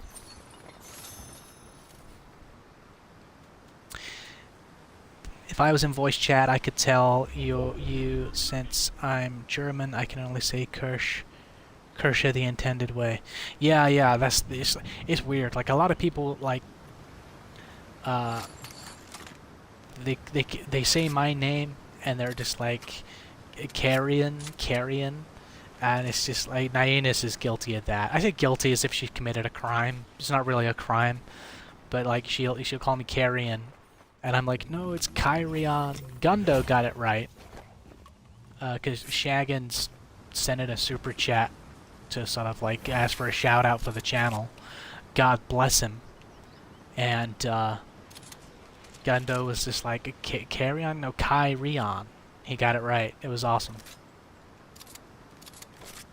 And of course, Elucidator calls me Care in chat, which I don't mind. That's awesome. Like that's Elucidator's thing. Okay, everyone, that's Elucidator can get away with it. Care, that's fine. You can call me that. I don't really care. It's kind of funny. It's kind of like how the Trump AI in the TTS on Nyannis' streams can't say Dildo Shaggins, calls him Dildo Madigan. Elucidator, never change. Never change. You absolute base motherfucker. Kirsch has said it would be better to date someone that streams, or at least understands what's going on with that. Oh.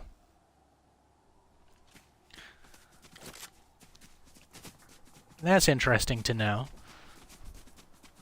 What do you think? Should I shoot my shot with Kershaw, guys? Oh no, can you even imagine? Can you imagine how bizarre that would be? I'm this small fry dude who barely has, like, who's got a very small audience of like 19 people on YouTube and about 11 people over on Twitch. Dating someone as big as Kirsch? Nah, that's never gonna happen. It'd be funny though. Would be funny. To let people like, who the hell is this guy? Ah! Your own lolcow? Like what? Like Wings of Redemption? Ah, Wings, man. Yeah, Wings. God, I used to watch a lot of Wings back in the day. Actually, he was one of those people, along with Boogie. Like, he was one of those people that I knew about before, like, the whole lolcow thing took off, before, like, they went downhill. I don't know, maybe I could use Wings as my lolcow.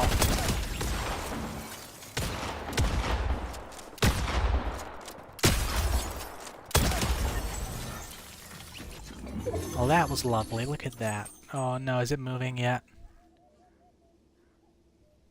Yeah, it is. Oh, balls. Okay, let's swap you out for that, because I need some health. I need med packs, guys! I need med packs! Get the ammo. And run! Run away, run!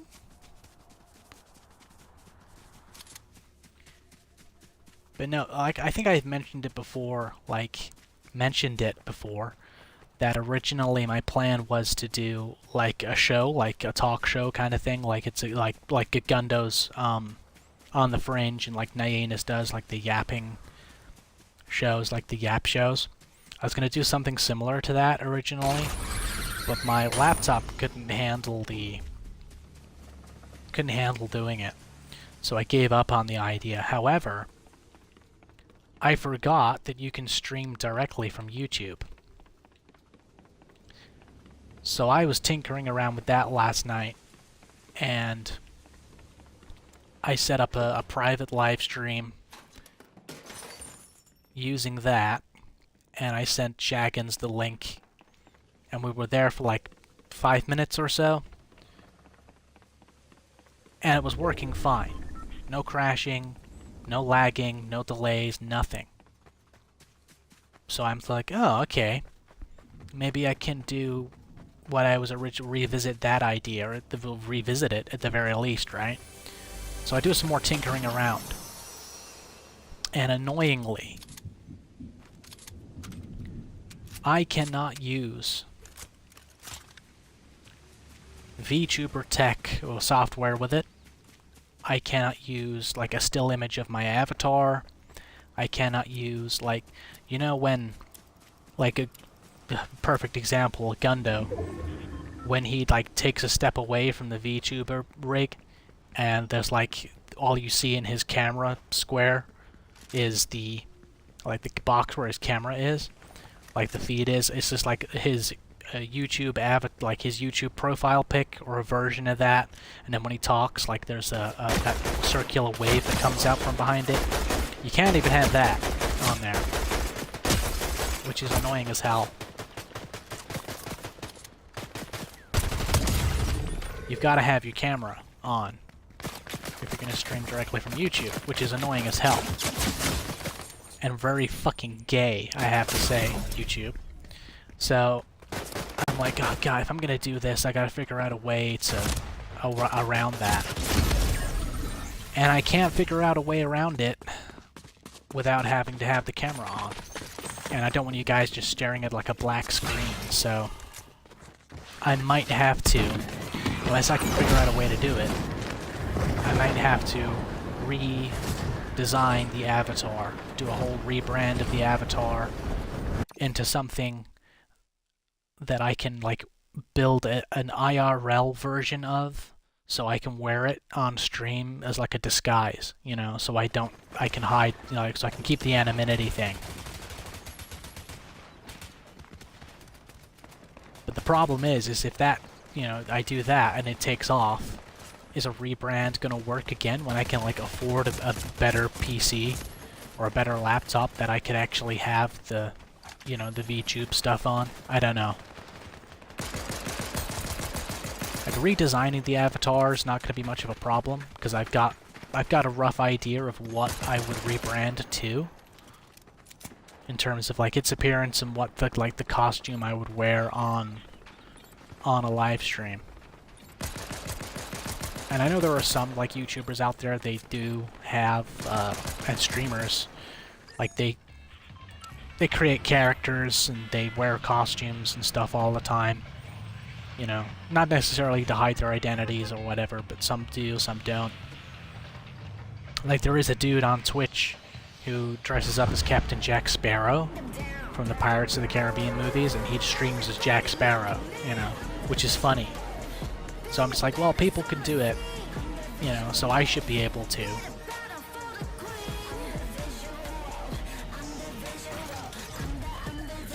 But it's just like, you know, I'd much rather, it's like, I wanted to go down the VTuber route for a reason. And building the IRL costume for what the idea I have for the rebrand, it's not gonna like cost me an arm and a leg. It's gonna be very cost effective. So, like I said, it's something I could do, but it's just like, do I really want to? But at the same time, it's just like, do I just want to do gaming streams all the time? Yeah, so it's weighing up those. I've got to really have those conversations with myself internally. God, that makes me sound like a fucking nutso-butso guy. Got to sit there and have a conversation with myself about it. Have a round table discussion with myself.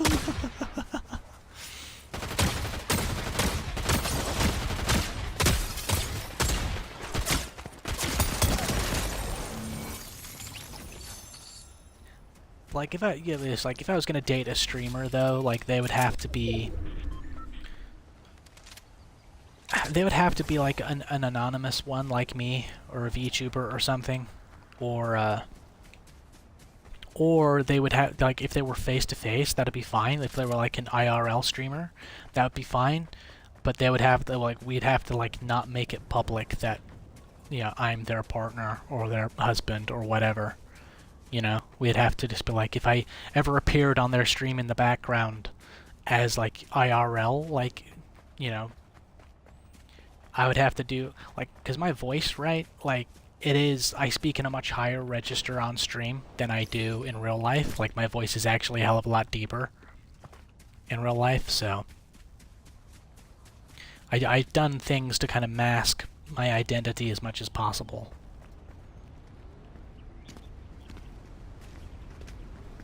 And again, it's purely because I don't want people to recognize me and be like, oh my god, it's Kyrion if I was to take off. Or, like, family members to know, figure out who it is, who I am, and be like, oh my god, he's a streamer, he must have money. Because, like, they don't know how this shit works, man.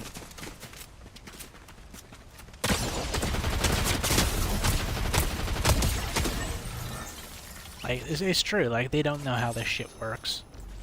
You know, they think, oh, you stream on the internet, oh, you must have loads of money. It's just like, no, that's not the case at all. You gotta have a big audience and stuff like that, you know?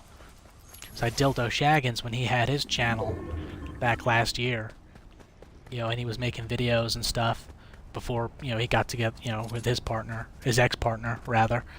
Like, he had quite a few people in the family just be like, oh my god, can you lend me like a couple of grand so I can pay off this debt on this credit card? And he's just like, what are you talking about? No, well, you're a YouTuber now, right? He's just like, I have a channel. It's not a job.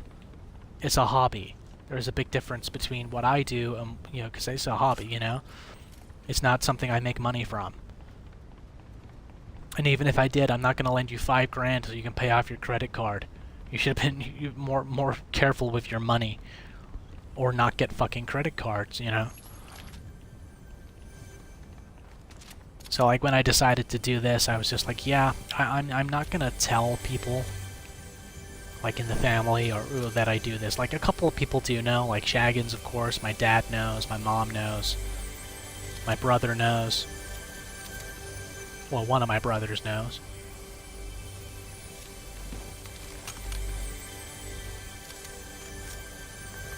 And I was like, they know. The only reason they know is they know simply because, like, it's like I've explained to them, and they understand that I'm doing this, yeah, but I'm not making money from it. You know? And if I do start to make money from it, the chances are that it's going to be a lot of money is very, very slim. Unless I take off big time, you know, somehow. Yeah, which would be awesome.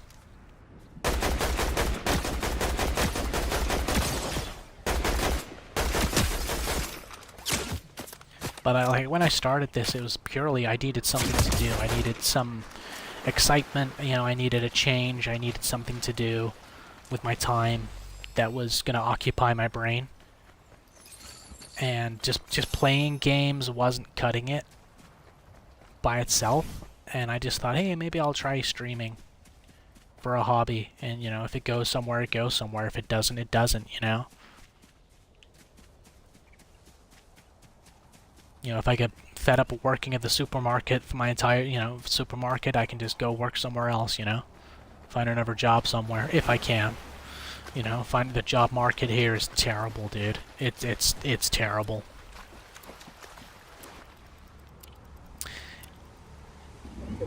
I mean, Gundam had a couple of lolcows, DSP, Cobra, and the other guy too you mentioned earlier. Oh, PWR. Yeah, I mean, I suppose you don't, like, have to have one lolcow specifically. But nobody really owns lolcows. They just have like lolcows that they cover. Ooh!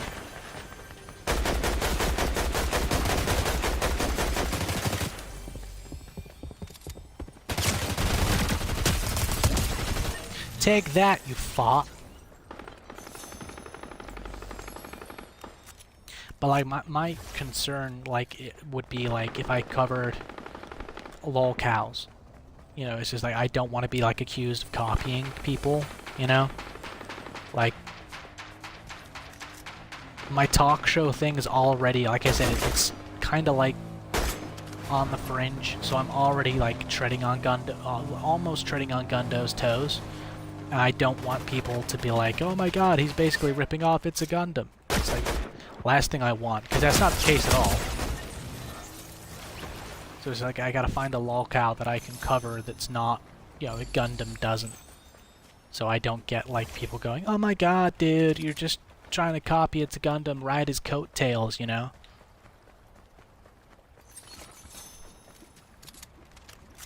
There's absolutely no way, like, I could do what Gundo does. Like, yeah, I could stream, I can have my own show and all that kind of stuff, but there's no way I could do On the Fringe, like that, you know? Absolutely no way. It would be like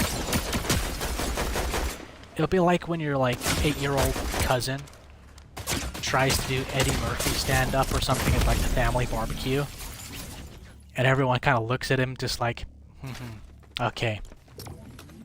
Go drink your, you know, juice out of your sippy cup there, Timmy. You know, you're too young to be telling jokes about bears wiping their ass with a rabbit after taking a shit in the woods, you know?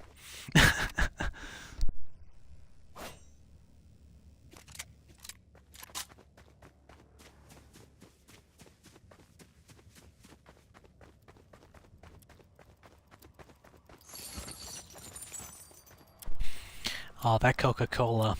It is lovely.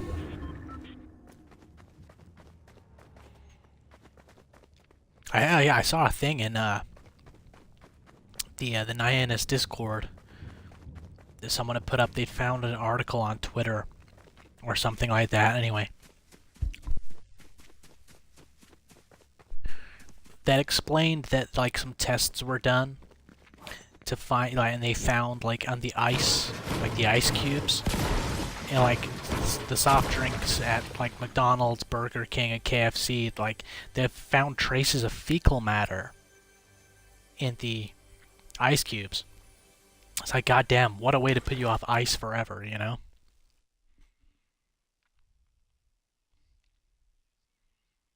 I haven't had KFC in a long time.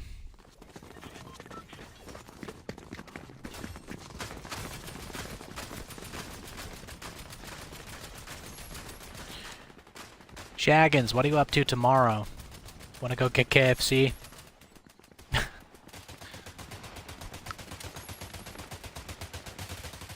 Oh shit, dude, I forgot. Is the KFC down by me still like fucking on my end of town? Is it still like you gotta have the app only to order in there? Because chat, like over here in the UK map, some of these like fast food chains, they do the weirdest shit. Like the last time I went into a KFC, and it wasn't the one near me, but I know that other people have been in there and they've done it. But I went to a KFC in a different town in part of the UK I live in, right? And I went in there and I went up to the kiosk thing, the digital kiosk with the screen where you put in your order and then you put your card in the machine and all that, right? So I'm stood there, and I'm just like pressing the button to try and get the menu to come up. And it's like, please order on the app. I'm just like, I don't have the app. I'm not gonna order off the app. I just want to order some, you know, I want to order my barking bucket. Let me order my barking bucket, you fascists. And yeah, after like 4 or 5 different attempts, I was just like, I'm not doing this shit. I'm out. Fuck this. And I went to McDonald's instead and got their chicken nuggies. Because I do like McDonald's chicken nuggies.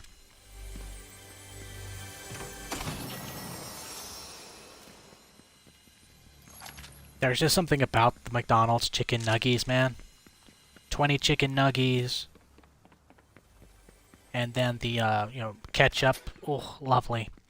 Although they need to do mayo. Because McDonald's over here don't do mayo. Which is fucking retarded.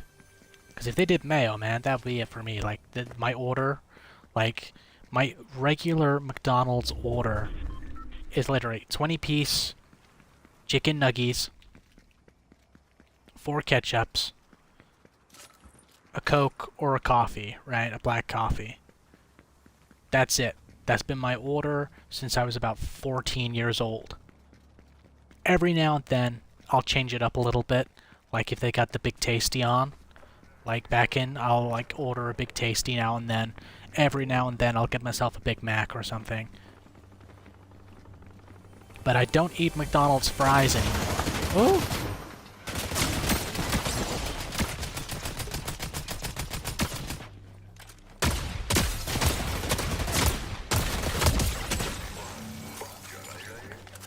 Like Bill Gates, man, like he's got his fingers in all kinds of pies he should not have his fingers in. Like he bought out like a lot of the farms that supply McDonald's with their potatoes for their fries. And of course, Bill Gates being Bill Gates, he puts all that GMO shit in it. You know, and some of the shit that he puts in his fries can make you infertile. And a lot of people aren't aware of that. Or they cause cancers too. Or can cause cancers, right? So I'm just like, dude, I'm not risking that. I want to have kids, man. I'm not having some asshole dictate without my consent whether or not I'm gonna have kids. Fuck you.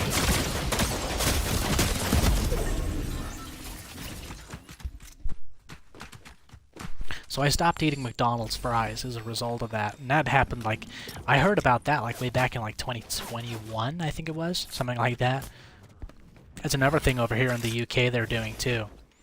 Is that some supermarkets and one of the big dairy providers over here, they're putting this chemical in like cow feed. And this in the farms that supply their dairy products, you know. And this thing's called Bovir. And this thing, right, it's been linked to cause cancers. It's also been linked to cause infertility in men and women. And they're putting this shit in like cow feed, right? Because apparently this chemical stops the breakdown of the gases that produce methane in the cow's farts. Of course, it's all in the name of climate change, right? Oh, we need to stop the cows farting so they don't put out methane, so the planet doesn't heat up. Ugh. It's all that crowd, right? Now, this thing, this chemical, this Bovir shit, right?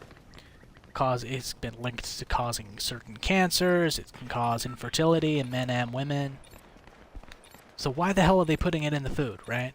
Like, it's got these health risks. Of course, the UK government is saying it's fine. They've said, oh no, it's all perfectly fine. It's okay to eat. You know, the health officials over here, you know, they're just like, oh no, it's perfectly safe. And Shaggins pointed something out to me about it. He said to me, dude, you Americans, you pump your food back over in the States full of so much shit. Preservatives, additives, other kinds of chemicals to make shit last longer, have a longer shelf life. That's one reason why Americans are also fucking fat. Like, a lot of you are fucking chubbers, right? That's just Dildo Shaggins saying this, not me. And I'm sitting here thinking about it, and I'm like, oh my god, dude's right. He's right. But here's the thing. Shaggins pointed out that this Bovir chemical, right, and anything that uses the chemical compounds that make it, like the active ingredient that stops the cows from producing methane, that is banned from usage in the States for human consumption. It can be used in other things, but it's not allowed. It's banned from being used in human consumption. And I'm sitting here thinking, goddamn, if they banned it back home, if they don't put that shit in the food back home, considering the amount of other shit that we put in the food back home, it's gotta be really fucking serious. If they don't, if it's that dangerous, you know? So I stopped drinking milk and dairy.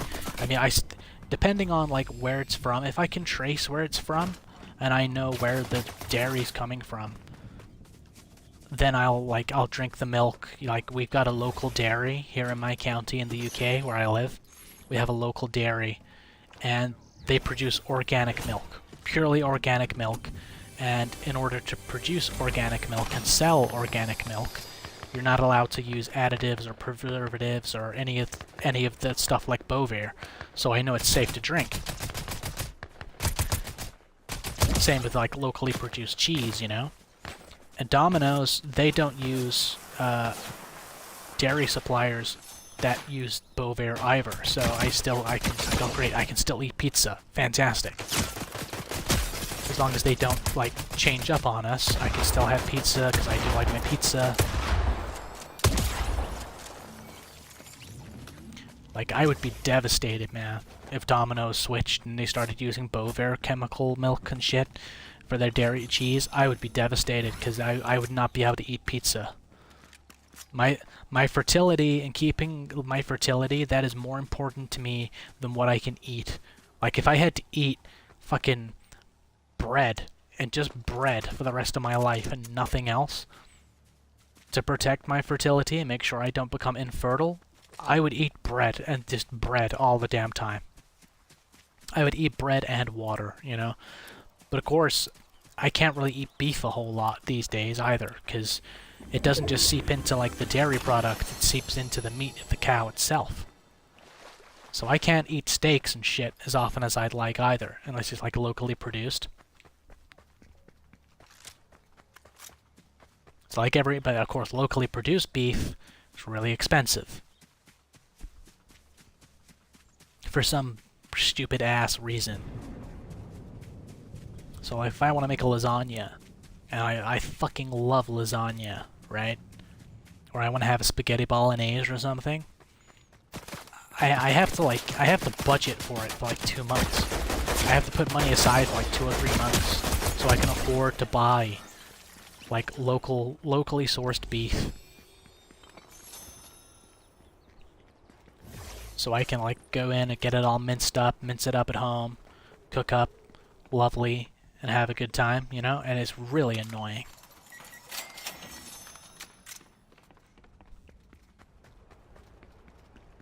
And of course I make all of the, I make like my my lasagna white sauce, the creamy sauce for lasagna. I make that from scratch. Since the Bovaer shit came in over here. Because it's just easier to do, and I know where it's all sourced and comes from, so I can just don't have to worry about it. But like if I'm being particularly lazy, I'll buy like the pre-made like red sauces, like the tomato sauces and stuff that go in for like bolognese and lasagna and that kind of thing. But most of the time I try and make it myself. Like I said, unless I'm feeling like particularly lazy. That's right, ladies, I can cook.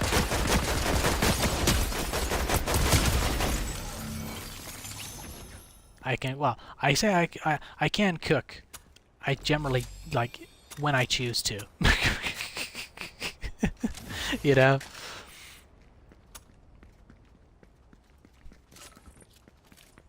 It's like, for me, I'm a bit of a Gordon Ramsay when I cook.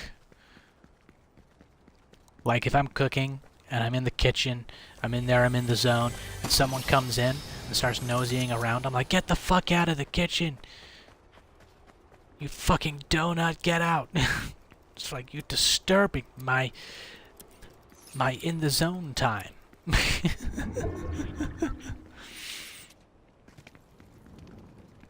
But, to be all honest, like, I don't really get a lot of enjoyment out of cooking.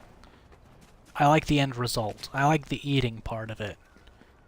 But I get so into cooking when I do cook because I want to eat good shit. You know, I want to eat stuff that tastes good. So I actually put like effort in to what I'm cooking.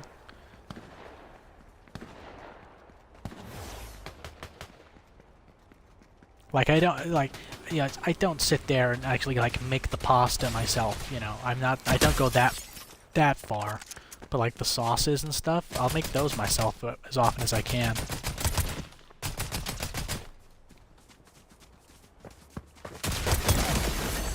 Oh, look at that. Point blank range, but that was awesome.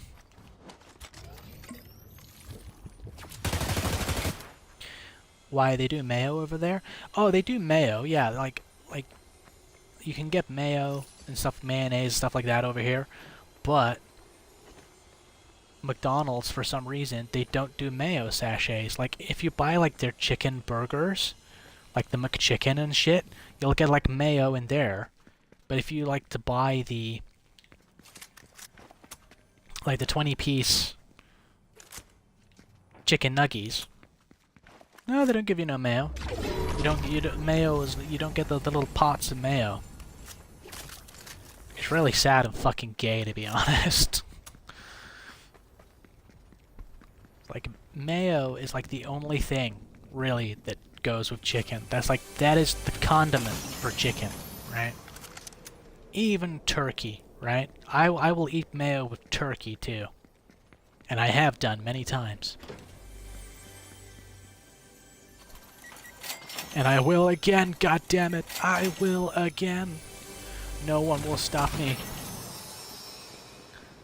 You've got to have something with it. You've got to have some kind of condiment or sauce with turkey, though, because turkey's dry as fuck. No matter who you are, I don't care. Turkey always is fucking dry. I don't give a shit what people say. Sometimes you'll get, like, turkey that's not as dry as other people's when they cook it, but turkey's a dry meat. It is dry, okay?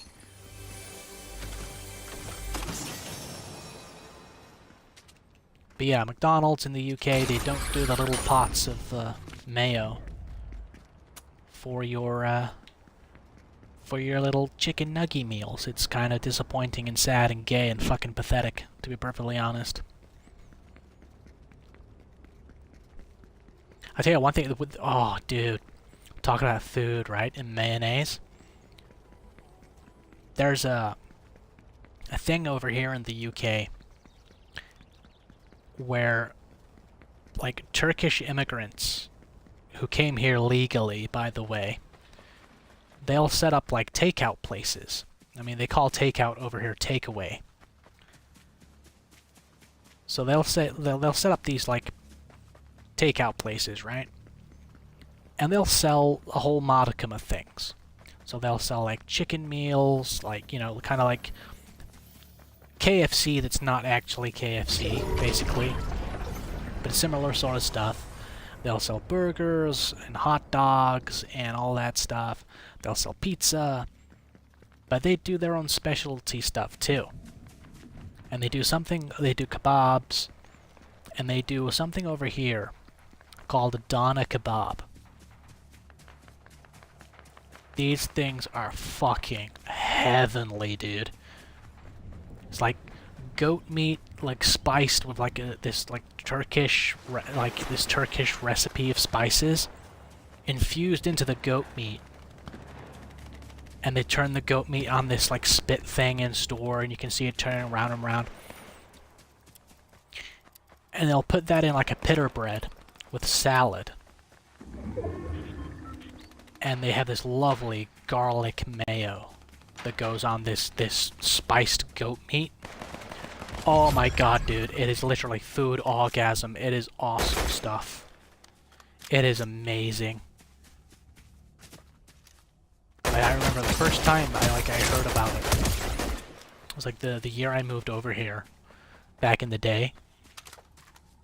I mean, me and Shaggins, we were out, and we couldn't get... There was like a huge line for like the chip shop that we normally go to get like our fish and chips, right? So Shaggins goes, come with me, we're gonna go down to this other place. So I'm not gonna say what the place is called, because I don't want to dox myself. So I'm just like, what? Where are we going? He's like, just trust me, okay? We're gonna go down to this place. So we go down to this place, right? And we walk in there.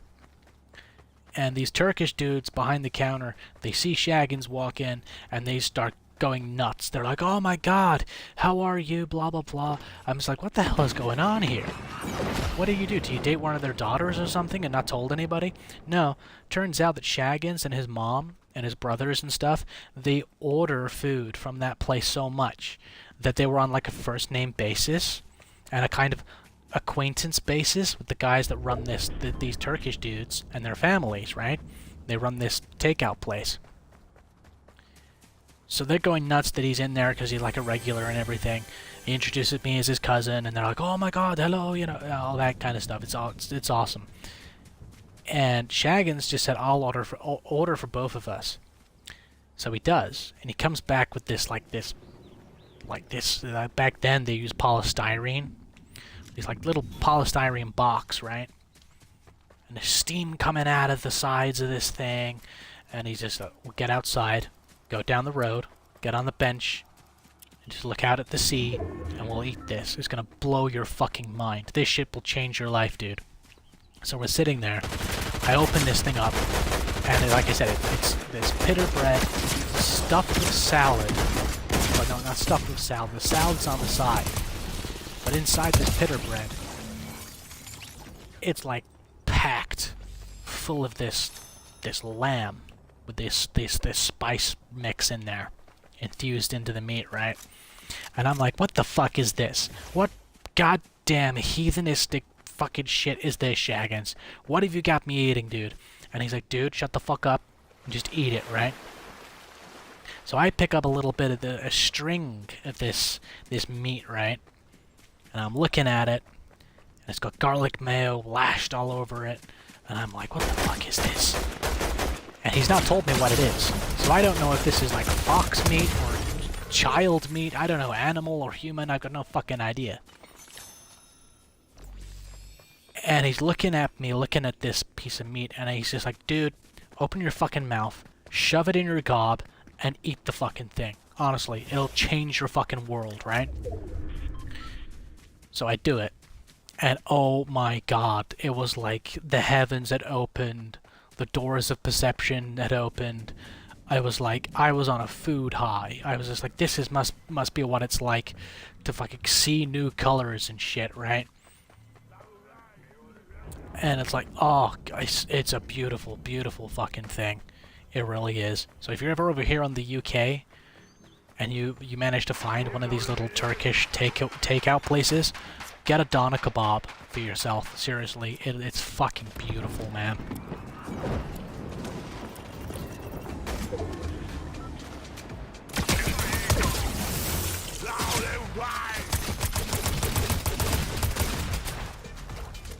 What the fuck is this supposed to be?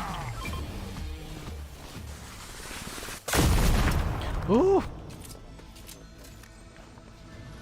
Yeah, doner kebab. Oh. Shaggins, I kind of want to go get doner kebab now. Screw the KFC, we'll go get a doner kebab.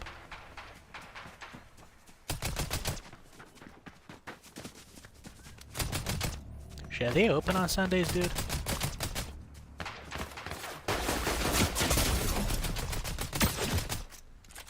He's not even listening. Goddamn. Oh well, we had a pretty good run there. Top 5.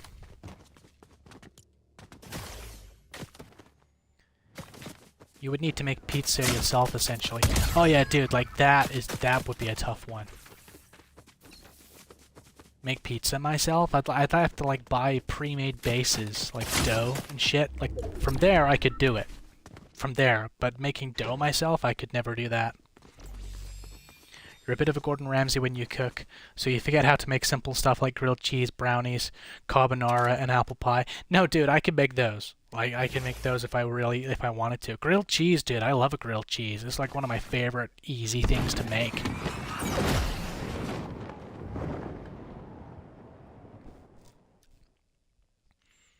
That's pretty normal with illegal migrants that run a kebab shop. Once you've been there often enough, you get on a first name basis. Yeah, they do. It's pretty common. Like, boss man, they like to call people boss man and stuff like that, which is awesome. But yeah, like, for me, like, no, Shaggins and his mom and his brothers and stuff, they ordered food from this particular place so much that they got wedding invitations.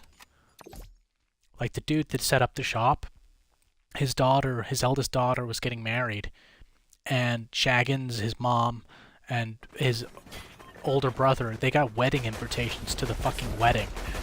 Like, that's how that's how friendly they were with well, they still are with those guys. Like, I see them in the street because, of course, they know me because they know me through Shaggins. So I see them in the street, and they come over, they say hello. We have a little bit of a chit chat, and they're kids now. Like, they've got kids that are like in high school, and even they know who me and Shaggins are, and they come up and say hello to us. You know, they just come up and say hello. They don't like have a chat or anything. They just come up and say hello. Now, Shaggins, we gotta go down there, man. I have not been there for a while, actually, and I want a kebab now. I want to go get a Doner kebab, dude. It's annoying they're not open. If they were open, I would order right now. Chat, not gonna lie to you. If they were open like 24 hours, I would call them up on the phone right now. I would pause the stream, and I would call them up on the phone and order like 2 Doner kebabs.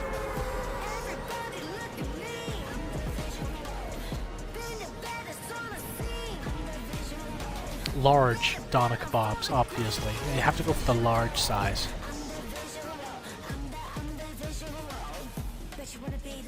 And people will be like, oh my god, isn't that like too much food? I'm just like, bitch, have you seen my fucking Domino's order? Seriously? My typical Domino's order is 2 large size pizzas, right? Pepperoni, normally. They're garlic pizza bread, like the small one that's like pizza slices. And, well, it used to be 2 of those, but over here, they do like a deal thing where you can get like feed the family large deal, where you can order like 2 large pizzas with toppings of your choice, 2 sides, and a drink, right? Now, I used to order the 2 large pepperonis and 2 pizza garlic breads. But now they've limited like what you can order in terms of sides, so you can, like, in terms of number. So you can't order 2 of the same side anymore, which left me thoroughly disappointed. So now I have to get the wedgies that come with the barbecue sauce, which I don't hate, but at the same time, I'm like, I'd still much rather have my second garlic bread, you know?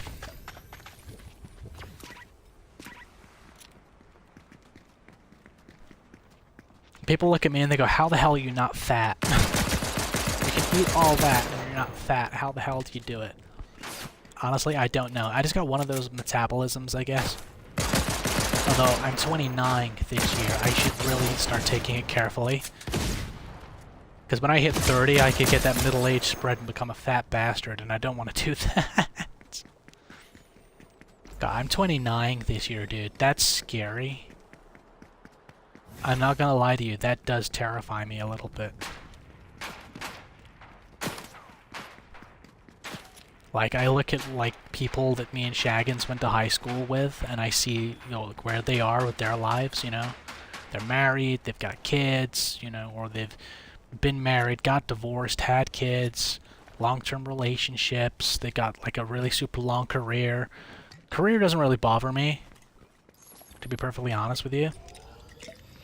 Like, for me, I never really fussed about a career. Like, I would be happy working in a supermarket for the rest of my working life if I had a wife and kids, or just kids, you know?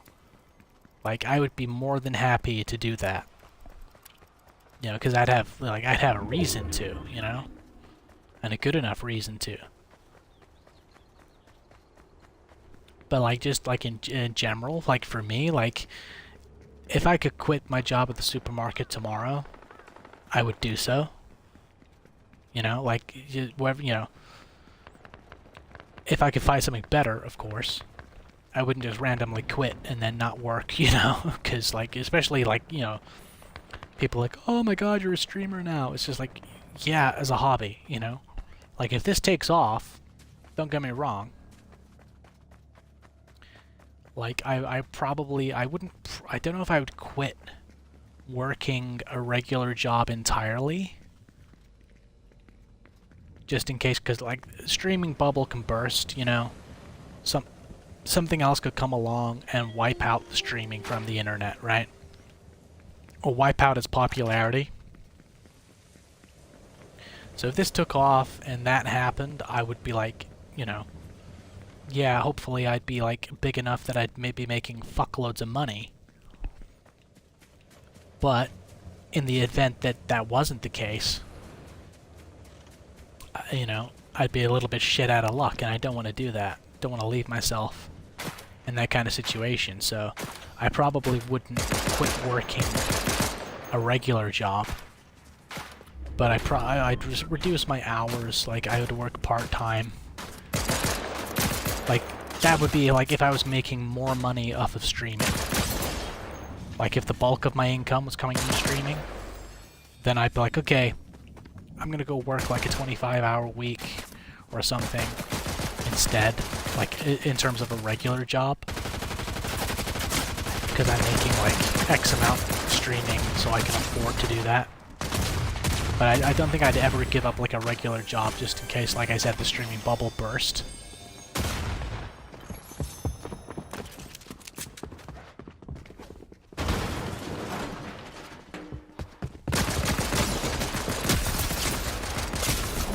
Like, again, that would be like if I actually like was successful enough at this to make it a career, you know?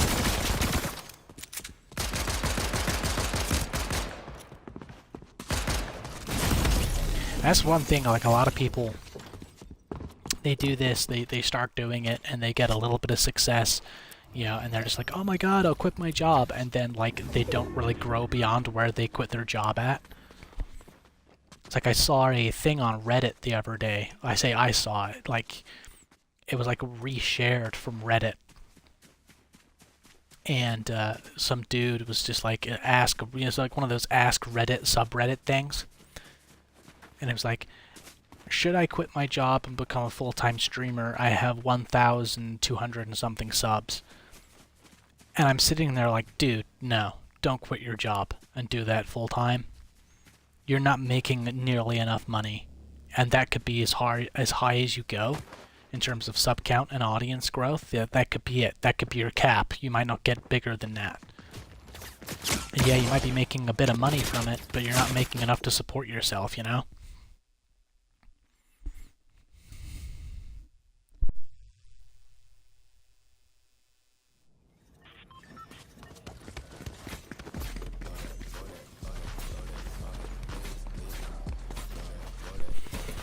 Is stuff closed in the UK on Sundays too, or is it a time thing? It's more of a time thing. Like supermarkets and stuff like that, they shut at 4 p.m. normally.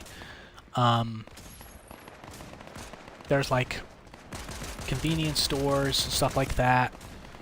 Like we have a store over here called Tesco, which is like a big supermarket. They have their own like convenience store, corner shop version of Tesco, and they're open till like 11 o'clock at night all year round.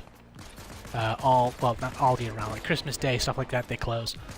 But they're open normally from 6 a.m. to 11 p.m. And I think that's the same on Sundays. I can't quite remember. I can't remember if they shut an hour early and shut at 10 on Wednesdays. But most stuff, like most stores, shut at like 4 o'clock. Restaurants normally stay open, but like shops and stores and stuff, they shut at 4 because of like religion, Christianity, something to do with the Sabbath day or something. I don't really know. Over here as well, like back in the States, we get 24-hour pharmacies.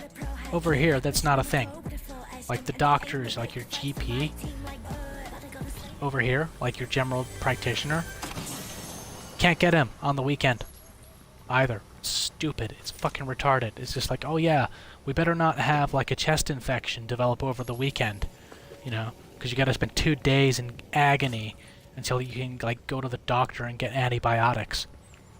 And then again, you're lucky if you get antibiotics from the NHS these days for something that you actually need antibiotics for. Like the American healthcare system, there's a lot wrong with it, but at least when you actually need something, because you pay for it, you actually get the treatment you fucking need. On the NHS, that's not the case. And a lot of people in the US, they don't understand how the NHS works either. Like, I've lived over here long enough to experience it and, like, research it so I know how it actually works. And people are like, oh my god, it's free healthcare. It's actually not free healthcare. It's called free at the point of access. Which means, like, if I broke my arm, I'd go to the hospital, go to A&E, which is like the British version of the emergency room, and they'd fix me up, and I wouldn't have to pay to fix it up, right? The reason that they do it that way is because you pay, the NHS is funded through taxation, basically. There's like a thing over here called national insurance, which is something that you gotta pay it, basically, and like if you're employed, your employer pays it for you on your behalf, and it sort of comes out of taxes and whatnot, basically. And that goes to funding the NHS, and some of it goes to funding like local council government grants and stuff so they can fix potholes in the roads when they can be bothered to do that shit. And that's how the NHS is funded. And it works when the NHS isn't being run by former bankers and investment bankers who pocket shit tons of the money so they can have their second home in the Cotswolds and their nice big 4-liter engine cars and shit, right? And their vacation homes in fucking Cyprus, you know? That's where a lot of the NHS's money problems come from. Mismanagement and the managers, you know, pocketing a lot of the money that goes towards funding it. Or is supposed to go towards funding it. And a lot of people think it's a socialist thing. It's actually not when you think about it. It's actually something that actually makes sense. It's a service that everybody uses, so everybody should pay him for it. It's not really a socialist thing, in my view. Like, because to me it makes sense, and socialism doesn't make any fucking sense.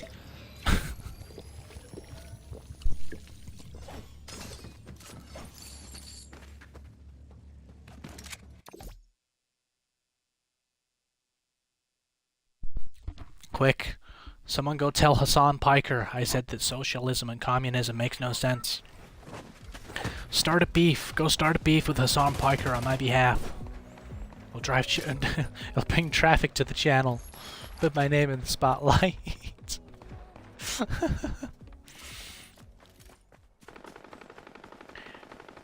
Shaggins actually said to me yesterday, he said, dude, you should start a beef with someone online. Find a streamer and start a beef with them. I'm just like, why? He goes, oh, it might drive traffic to the channel and, you know, get your name out there a bit more. I was like, dude, I'm not gonna do that. I'm small fry. Like, if I went and started ragging on Hassan Piker, like, he's not gonna pay any attention to me.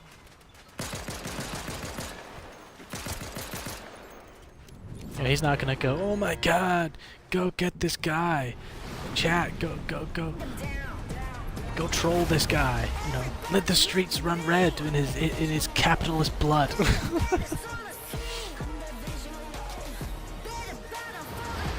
Not gonna lie, it would be piss funny though if I did say something that Hassan Piker heard about it and got shitty about it. That'd be fucking funny.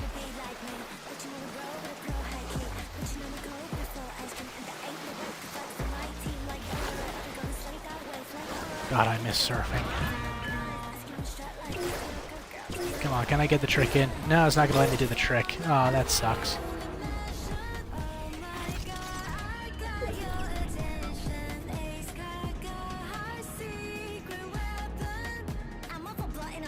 Holy shit, it's 5:33 over here in the AM. Jesus. 2.5 hours. Not bad. Not bad.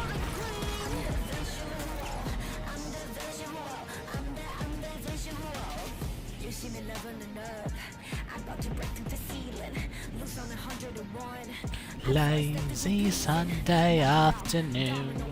I ain't got time to worry.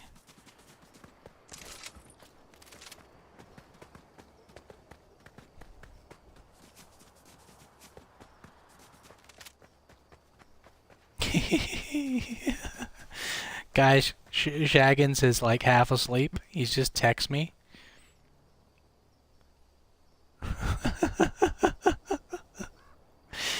He's just text me and he's like misspelled a whole bunch of words. Left letters clean out of words. That's how I know he's asleep. Or like, well, half asleep. He's put left Steam on in background. Go to sleep. So he's gone to bed. I left the stream on in the background.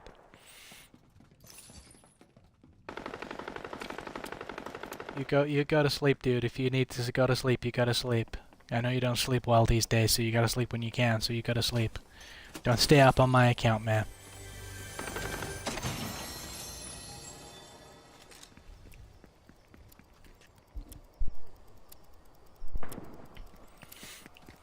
Right, there is combat sounds down here somewhere. There they are. Let's go get them.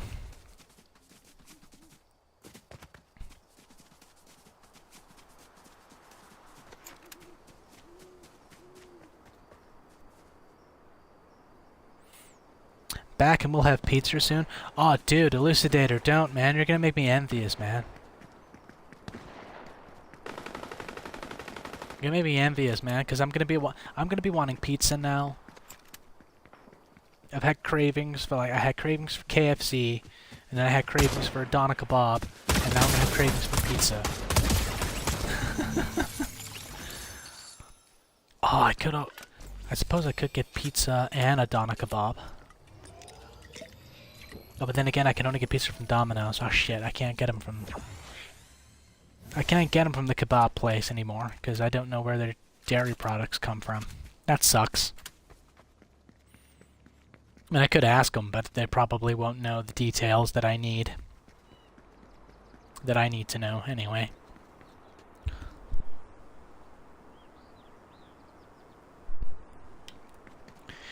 Sorry, Chad, I just had to clear my throat. I'm still a little bit...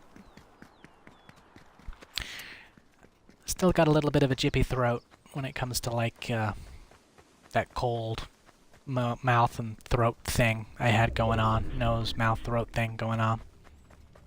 I don't know what that was, but, like, it seems to be clearing up now, so...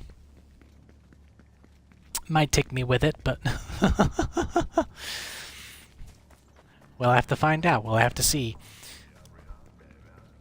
I haven't seen the DeLorean for a while. Hang on a minute. Battlewood Boulevard. Sandy Strip. Sus Studios. I'm gonna... Where am I? I can't see myself on the map. Where am I? Oh, there I am. I'm gonna drive down to Sus Studios and see if I can find the... DeLorean. Let's see. Oh, shit. Hang on. There's a chest over here. We'll get that. Have a look inside. Yeah. Nothing really. Sucks. But oh well.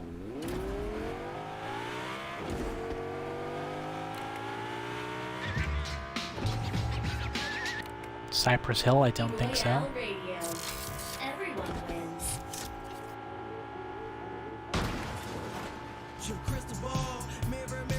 Mac Miller? Don't think so.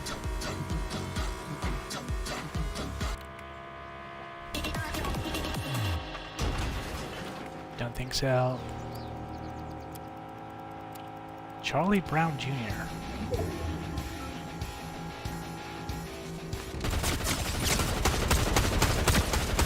Godzilla. It's Godzilla. Goddamn. I was going to try and find the DeLorean, Godzilla. We could have gone back in time together, you cold-hearted lizard. You won't need pizza. You assumed you've been eating chicken dinners all night in Fortnite. Oh, dude, oh god, I want pizza now. 11:30 p.m. on my end. Got off work at 10:45. Oh, dude. God, what is it you do, Elucidator, to be working that late in the day? What's wrong with Cypress Hill? They rule. Not my kind of music, man. Really, not my kind of thing. Like, they're good at what they do, but, like, they're not my bag, not my cup of tea.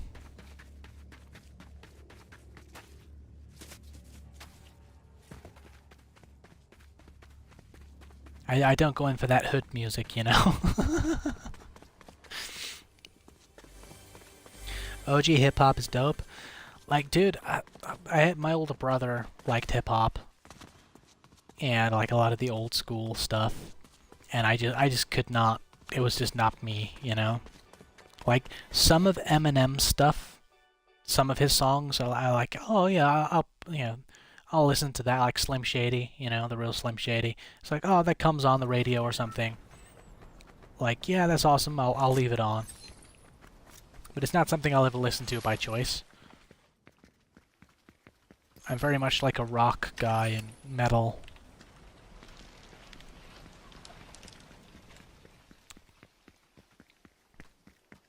Love me some blues, too. I don't mind a little bit of country now and then. But yeah, blues, metal, rock. Very much my sort of bag on the music front.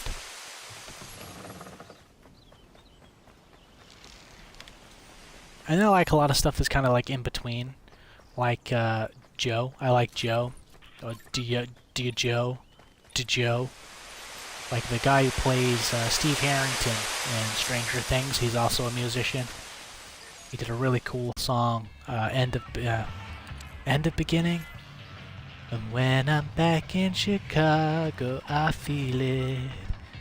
Another version of me, I was in it. Oh, I go back to the end of beginning. Fucking brilliant song. Love that song. I like a lot of his stuff. Finn Wolfhard, of course, also of Stranger Things fame. He's had a couple of music projects like that I've liked. Like the Aubrey's is like his main band. I like a lot of their tunes.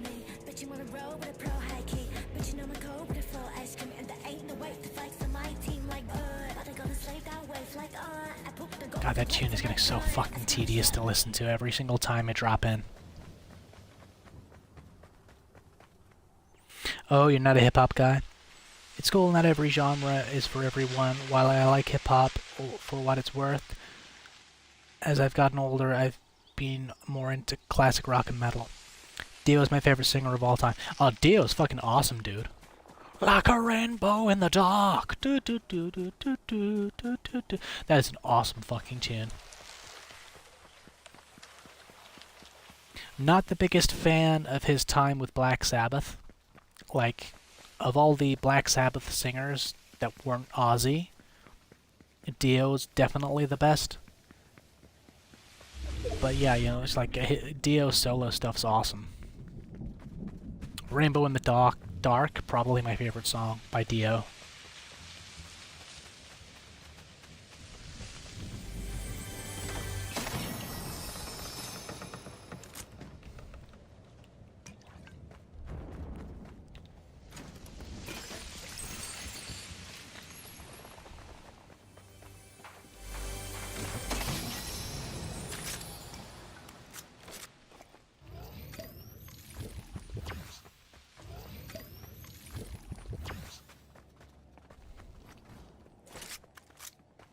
But I honestly, like, if I could bring up Gundo again, like, the greatest tragedy of music was his band never taking off.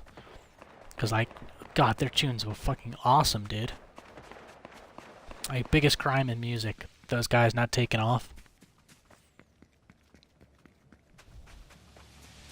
A Drug King? My god, that's a brilliant tune. I'm your drug king. Fall to your knees. Oh my god, it's brilliant. Brilliant.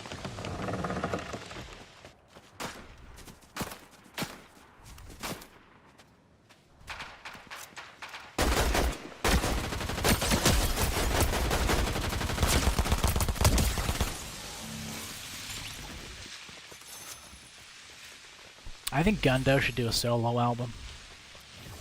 Like, take the songs that he did release with New York Jaded. That was the band that Gundo was in. Just take the songs that he released with those guys, do them also. No, don't re-record them, but like, or maybe re-record them solo, and then like record a whole bunch of new stuff and just go solo. That's what I would do.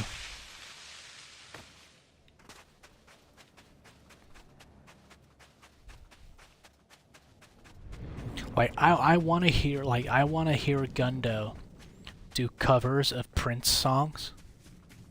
Cause my god, I reckon they'd be awesome. Like, Gundo singing Purple Rain. That'd be fucking badass. Like, I don't get moved to tears by music very often. But I discovered Gundo's music right after my breakup with my ex, right? Because Shaggins put together a playlist for me. He's awesome like that. He's like, dude, here's a playlist of songs to listen to. And all of the New York Jaded tunes that like were released were on there. And he like put me together a playlist on YouTube. Like, he got into my YouTube account, like that I use to watch stuff on, because I have an alt account for this, not just this channel. And so we got into that, and he like put together a playlist for me to listen to when I'm at home. And the New York Jaded stuff that have been released and the videos are up on YouTube, they're on there. And Broken Hearts to Blame, I heard that song and I bawled like a baby for hours afterwards, dude. It's such a beautiful song. And Gundo's like vocal performance on that song, like, God, you can hear the pain in the guy's voice, man. It's like, Jesus Christ, dude.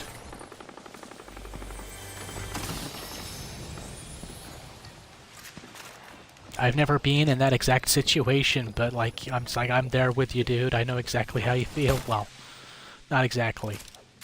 I mean, like, yeah, I've loved someone that clearly didn't love me, you know, but, like, so I get that side of that song, but I think that's why I cried so much, but like, I could feel Gundo's pain to some degree or other.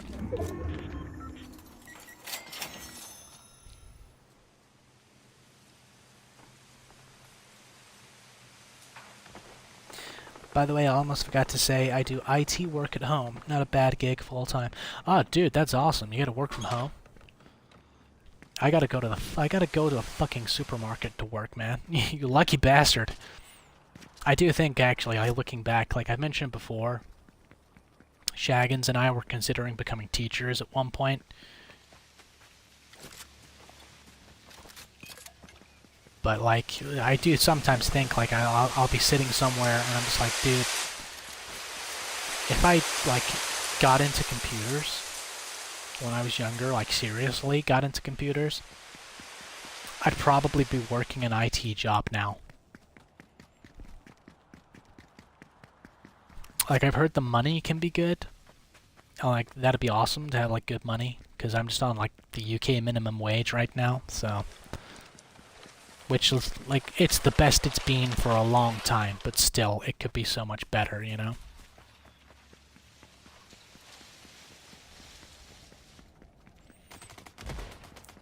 Like, I have to rent, bills, and all the taxes and shit that we have to pay. Like, I'm under the income tax threshold, so I don't, like, pay income tax. Because, you know, like, you get a certain amount, like, you gotta earn over a certain amount to qualify to pay income tax over here. So I don't pay income tax, but Like, we got the national insurance, which automatically gets paid for me. We've got, like, VAT, which is a tax, which is utterly fucking stupid. That thing was created back after World War II. And Shaggins again taught me this. But, like, the VAT, value added tax, it's supposed to be attached to luxury items, right? So, like, when it was brought in, so things like cars and like, there's like stuff that were considered luxuries, like, at the time. And it was done so the UK government, basically the UK after World War II was pretty much bankrupt. It was like on its ass, almost literally bankrupt, right? So the US bailed out the UK. And in order to generate money to pay that debt off, the UK government created VAT, value added tax, right? And they applied it to all these luxury items, and you have to pay the tax on it. It's included in the price, and that percentage of the price would be given to the government so they could pay back this debt to the US. Now, that debt was paid off in the 90s, in the very late 1990s, right? So you would think that it would be gone now, that, you know, it would be abolished, but no. The UK government have kept it in there, kept hold of it, and of course they take the money that's generated from it now to line their fucking pockets with. God, this has got very, very political, this stream, and I tried to avoid politics on these gaming streams. But no, that's what happens with the VAT money now. And it's not, like, it's pretty much attached to everything now. Like, tampons and stuff like that, right? And sanitary pads for ladies. Like, that's not a luxury item, okay? That's something that women need for their bodily functions they can't control. They should be fucking free. In my view. Like, women should not have to pay for that shit, you know, because it's not like... They can't not have their period, right? Like us guys, you know, our bodily release in a similar kind of vein is something we can control. You know, we control when we do that. And it's not really a whole thing. But women, they can't. You know, it happens wherever they want it to or not. And it's like, you know, they shouldn't have to fucking pay for the sanitary stuff to deal with that shit. I completely agree with a lot of women on that. Like, some people might say that's a bit of a hot take for a dude to say, but I don't think it's a hot take. I think it's a logical one, you know? You know, but of course, people will come back with the argument of, oh, well, you know, it costs money to make those things. And I'm like, yeah, it does, but the companies that make those things have so many different products they make bank on. They can afford to not, you know, they can afford to miss some money back in their pockets to release some free products, you know? Or if they're that, you know, finicky about it. Government subsidies, you know, government money, do use that. Like, yeah, don't, like, create a whole new tax for it, you know? Find a way to siphon some of the tax money that's already generated off so it can go to funding that kind of thing. But, you know, ultimately, it's like, ultimately, I don't really want government involved in business anyway, but, I mean, I say that I'm an ardent capitalist, okay? I'm not... I fucking hate socialism, I hate communism, I hate all of that fucking shit. Like, no, if I've got, like, $2 or $3 million, or if I've got, like, 100 grand even, like, no, fuck you, I've worked hard to get that, I'm not sharing it with anybody, fuck you, you know? I'm not sharing it with some fat troglodyte with blue hair, bad tattoos, and a nose ring. Go fuck yourself, you know? I'm not doing that shit. They want money like that, they go out and fucking earn it, you know, like fucking everyone else, but the brain has to, you know?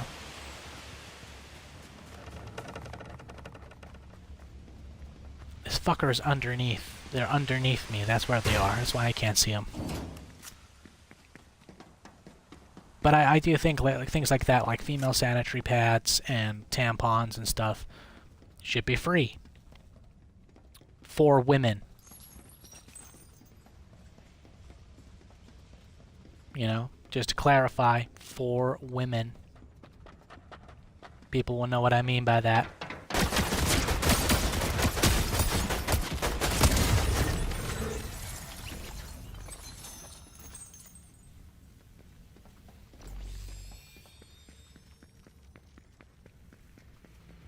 Oh, it's like a Hadron Collider. Okay. I did wonder what was down here. Should we try and split the atom? Oh, God. I'm screwed. I'm screwed. I can't get it. Can I get out of here?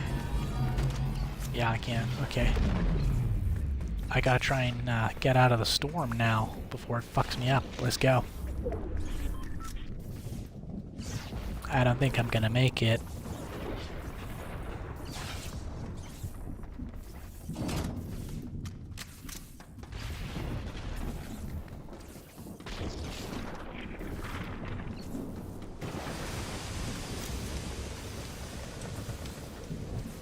But like going back to the whole like tampons being free for women, like if it's modeled on the way the NHS is, like free at the point of access, like a model like that could work, you know. But then again, of course, you'd have to be like, oh well, if that's the way it's gonna work, then it's, you know, it's got to come out of women's, you know, to fund it directly from women. Like, okay, yeah, fair enough, you know.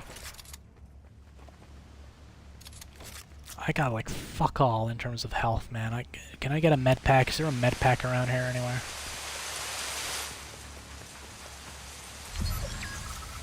Oh yeah, look at that, beautiful. There's one right there. Oh, you sexy motherfucker.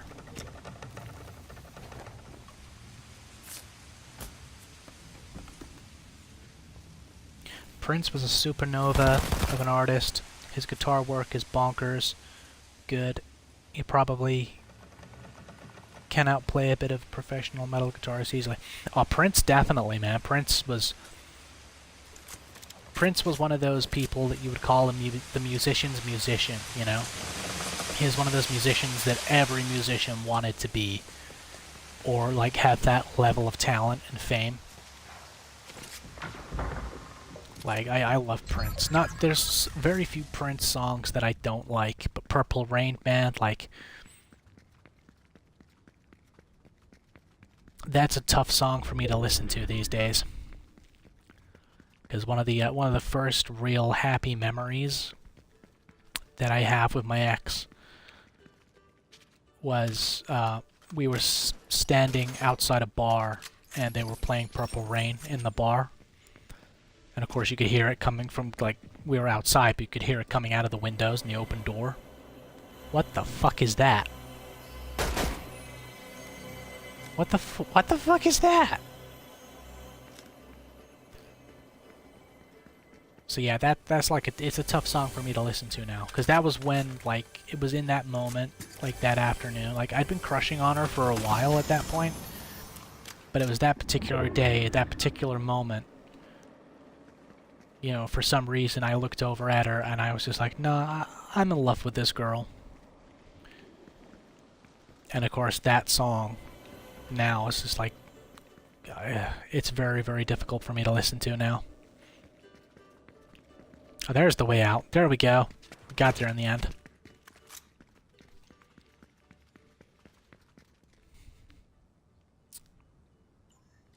How different are UK markets from US ones? Very different vibe, or not that different? Markets, like, do you mean like supermarkets or like local town kind of markets? I'm not getting out of this one alive, guys, I don't think. We're down to the final 3, and I'm gonna be taken out by the purple fart storm by the looks of it. God damn.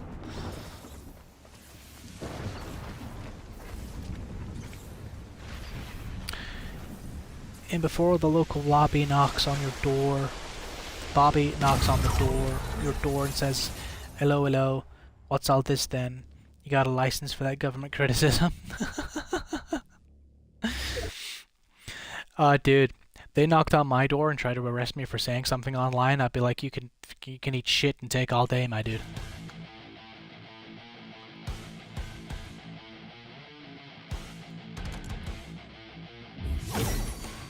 Chat, I need to go and use the bathroom again.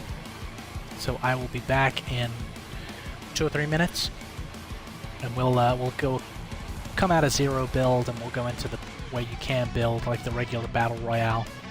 And we'll do a few rounds in there, I think. Okay, guys, I'll see you shortly.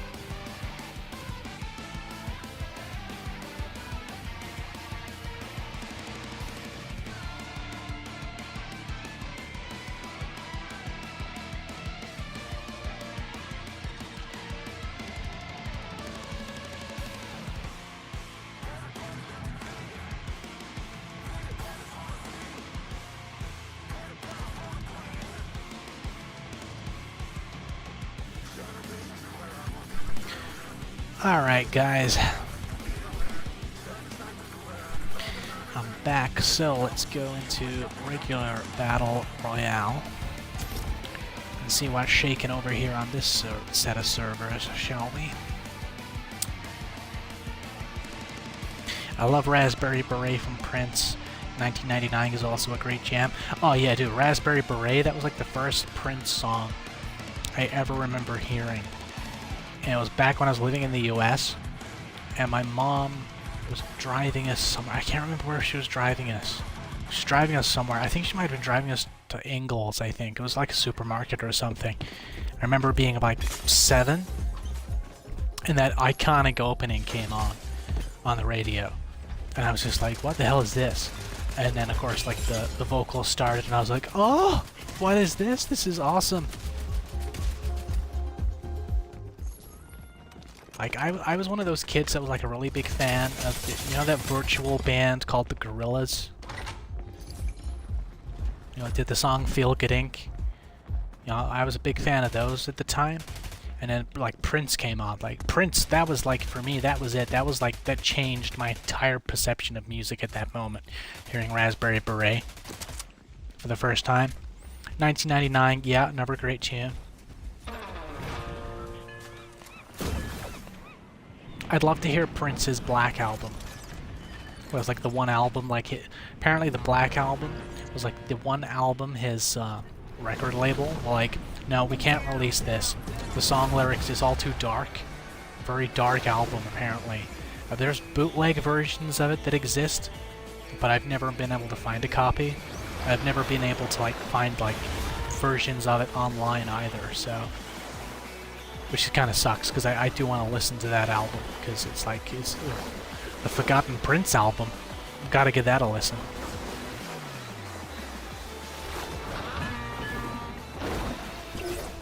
Both super and local.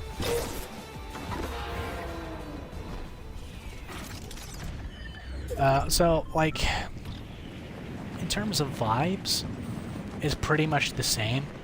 Like, you go there, there's Karens, both working there and shopping there. You've got, like, shitty supermarket radio playing. You know, and what's the big differences are, like, the size of the damn stores. Like, over here, we got, like, we got a couple of big, like, in my county, where I live in the UK, we got a couple of really big, like, big by UK standards, supermarkets, right? We got a really big Tesco, we got a super huge Morrison's, we've got, like, one really big Sainsbury's, right? We got a really big Asda, really big Marks and Spencer's. We got, like, the huge, right? But, like, your standard Ingles or your standard Walmart or your standard Walgreens, standard Target, like, they're like 3 times bigger than the biggest Tesco that we got in my county. Like, they're so much smaller, but by UK standards, they're huge. And of course, the range of products too. Like, you can find shit in Ingles and shit in Walmart, Walgreens, wherever, Dollar Tree, that you cannot find, that you would not find, just in a general sense, in a UK supermarket. It sucks.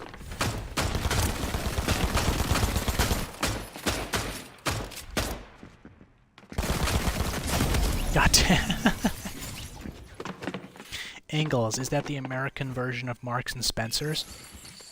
I don't know. I don't know if you would call it Marks and Spencer's. I don't know. Possibly?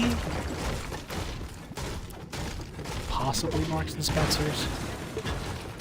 Maybe I would lean more to no. Now I think about it, I would lean more towards it being the, like, American version of Waitrose. I don't know if you have Waitrose over in Europe anywhere.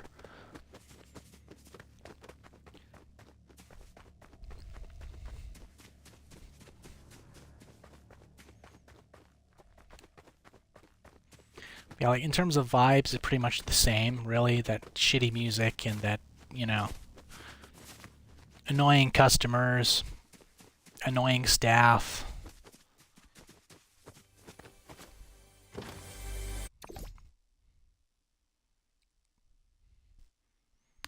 supermarket where I work at, and I'm not going to say what supermarket it is, because, like I said, if somebody I know stumbles across, knows IRL, stumbles across these streams, and they hear what supermarket I'm working at, they might put two and two together, and I don't want that to happen. Like, as unlikely as it is, I don't want it to happen. But like the supermarket I work at, right? I mean, I'm kind of lucky because you don't have like set departments over here. Like if you work in a supermarket over here, generally you're working around the entire thing. You know, you'd be like, oh, you got to restock the dairy fridge, you know, put a load of milk in the fridge, and then like the next hour you could be like putting tin beans and tin soup on the shelves, you know? You're only really working in a specific section unless you're like hired to be in like the deli meat section, or the specialized dairy section, or the specialized meat section. Because like Morrison's, for example, is a supermarket over here, and they have like a market, what they call Market Street, which is like basically you go there, you buy like fresh cuts of meat and stuff like that. They kind of do like an in-store supermarket butchers. You know, you go there, you get fishmonger there too. And there's the deli counter where you get like deli meats and cheeses and stuff like that. So like those people have like a specific, like they're hired specifically for that. And you could, you know, you can, of course, you can transition into that the longer you're there. But like most people, like me, I'm just like, I pretty much just stack shelves the entire day. Unless I'm out the back, which is where I prefer to be. Like out the back in the stock room. Moving the stock around and shit. And preparing stock to go out onto the shop floor to be shelved. That's what I prefer to be doing.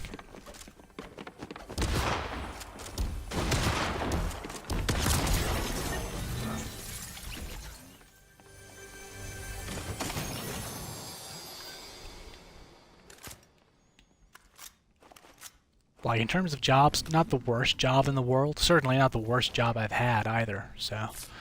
That title, that goes... That's a call center job, man. Worst job I ever had was working in a call center.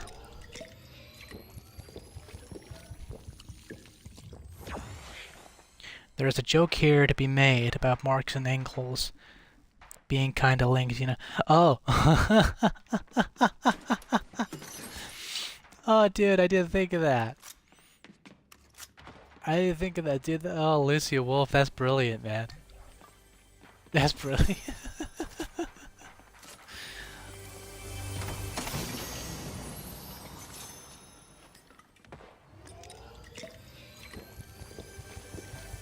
Yeah, like I said, the worst job I've ever had was working at a call center, man. Like, customer service call center. People calling me up, going, "Hey, where's this thing I ordered?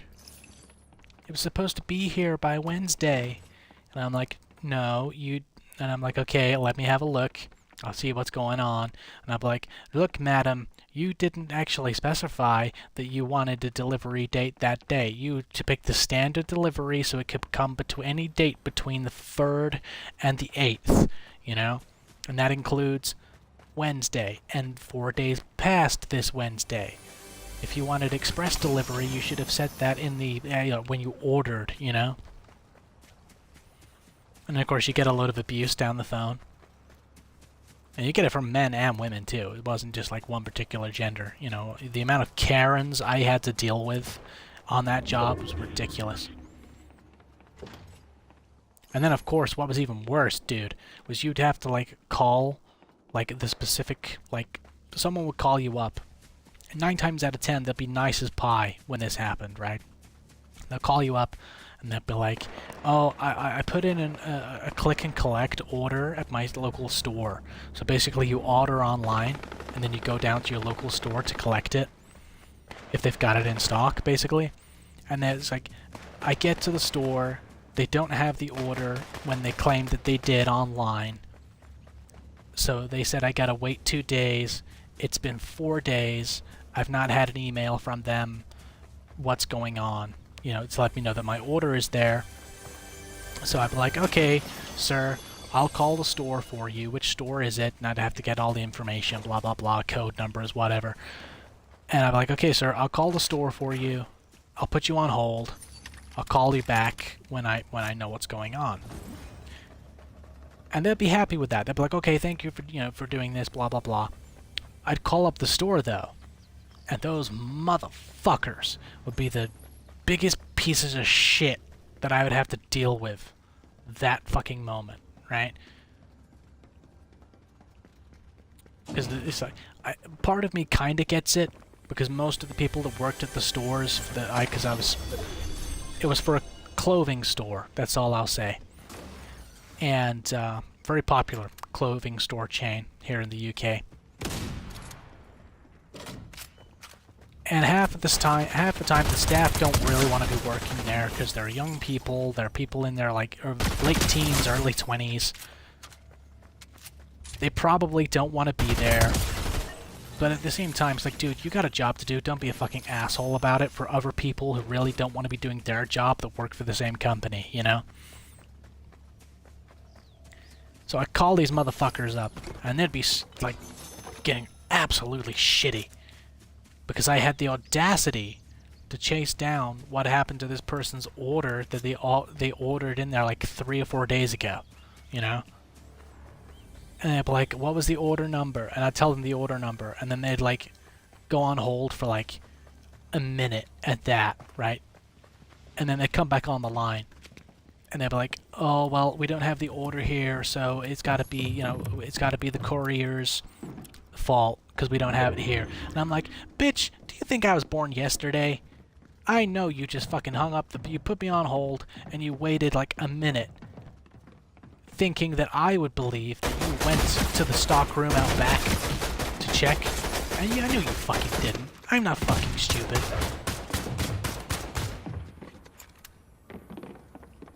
Because you just fucking know. You know that they didn't go and check. They just stood there because they didn't want to have to do anything. They're just like, oh, let's put them on hold and pretend we went out there and did it. And then you'd kind of get annoyed at them, and they could hear it in your voice, and then they become really antagonistic, and then you'd be sitting there just, like, trying not to swear at the motherfucker down the phone. Because if you swore down the phone, your job's gone, your job's over.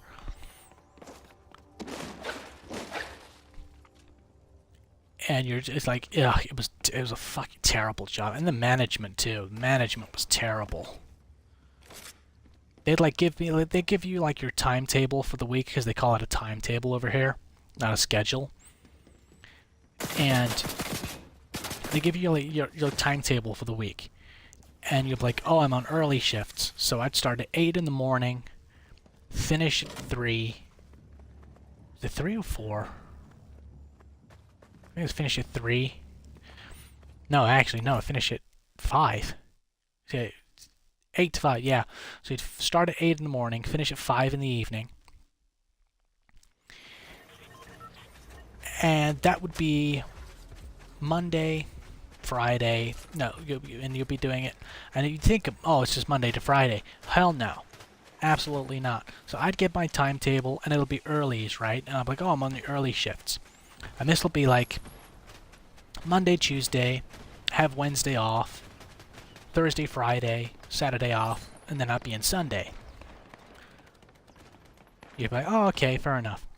Then the next week, that completely fuck your brain up, because you'll be like, oh, I'm on earlies this month, great.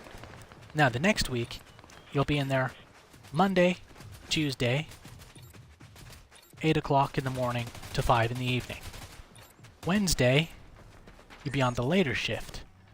So you'll finish at like 8 in the evening. I close it when the actual like place closed, right? And then you'll be back on early the next day. And then you'll have your 2 days off, and then on your final day, you'll be back on like the late shift. And then sometimes they'll completely fuck you up even more by having your 2 days off in the week, like, on opposite ends. So you'll have, like, Sunday off, and then you won't get your next day off till Friday.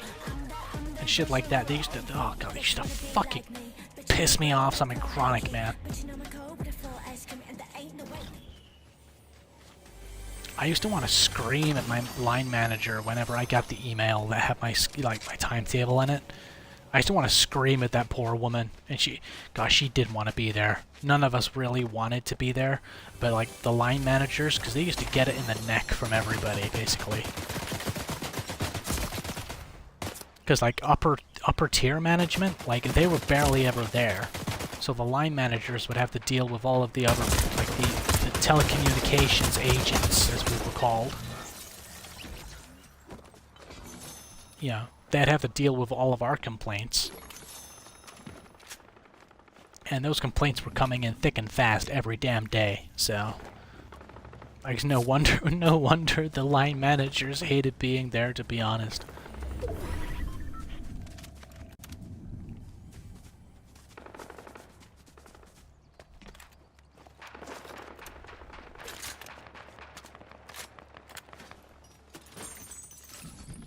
Like, for me, like, I doubly hated that job, because I had to, like, I don't drive now. Like, I don't have a car or anything.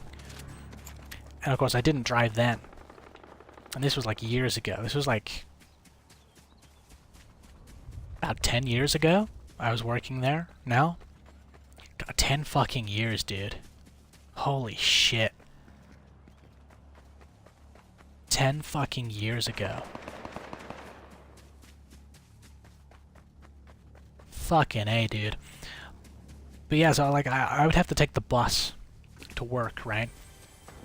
And the call center that I used to work at was like 5 towns over from the town I lived in at the time.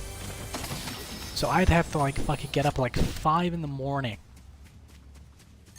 to get the first bus all the way across, halfway across the county to like the central hub bus station, to get another bus to get an extra third of the way across the entire county to get to the town where the call center was for 8 o'clock in the morning.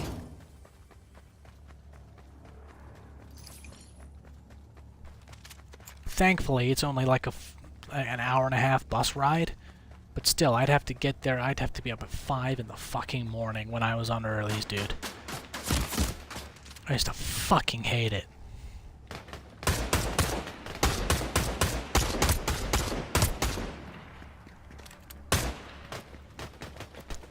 So it's like, yeah, I'm like up at like 6 in the morning now, and I've been up most of the night. But like, that's different to being like, having to wake up at, goddamn, having to wake up at like 5. No, having to be up to get the 5 o'clock bus, you know. So I'd be like awake at like 2:30 in the morning to be able to get on the 5 o'clock bus. Like I'd be up at like fucking 5 o'clock bus. Yeah, I'd be up at like 2:30 in the morning. Give myself like half hour, 45 minutes to wake up, get dressed, have a shower, have something to eat, breakfast, you know, and then give myself a good, 50 minutes to walk to the bus stop, near me, so I could get the 5 o'clock bus. It was fucking ridiculous, dude. And then do that fucking hour and a half bus journey, and then sit there for fucking 8 hours on the phone to fucking retards who half the time couldn't fucking order online orders correctly. And then getting abuse down the phone at it. It was not worth the fucking pay, dude. It really was not worth the fucking pay.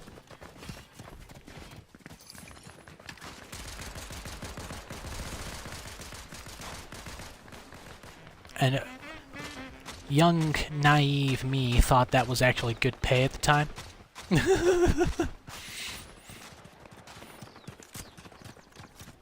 It was minimum wage, bro. Minimum wage. And I got like after the national insurance stuff had been taken out, like after those taxes, basically, because that's what they are. After the taxes had been done, I'd be walking away with like 833 pounds for the month.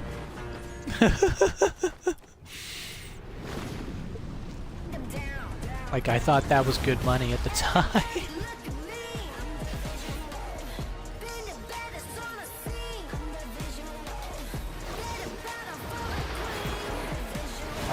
luckily for me, I lived at home still. I still lived with my mom and dad, so I was like, you know, I didn't have to pay rent or anything, or any kind of like, you know, I didn't have to pay council tax or any of that shit. So I was lucky in that respect. Yeah, I managed to do the trick. So like, I didn't have that whole 833 pounds to myself though. Like I had to pay, like I had to put some money towards the utility bills, you know, the gas and electric, and I had to put money towards the food shopping every couple of weeks. Because that was like my mom's rule was like, okay, you're working, you got to pay something into the house. You know, we're not going to expect you to pay rent or like the council tax or anything like that, but you got to pay something towards the bills, you know, and the food shopping every couple of weeks.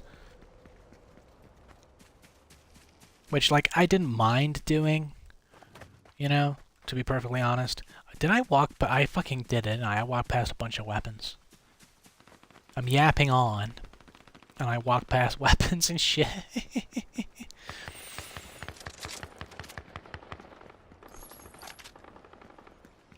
Was there any weapons in the chest down here? Or was it just ammo? Or some ammo there? Oh, there was weapons here, dude. Fucking hell. Bouncy, bouncy, bounce.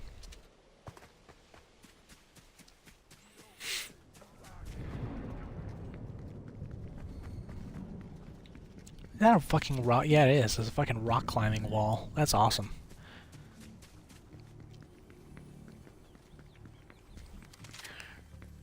Me and Shaggins, we used to do rock climbing, like, out in the wild.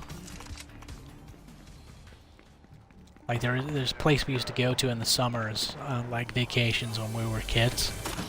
Like, the whole family would go. And the, like, cliffs and shit on the beach. And we used to go, like, climbing some of the cliffs. We'd be, like, climbing up this cliff face. And one of our moms would look up and be like, ah! Because we'd be, like, halfway up this fucking cliff face with no ropes or anything.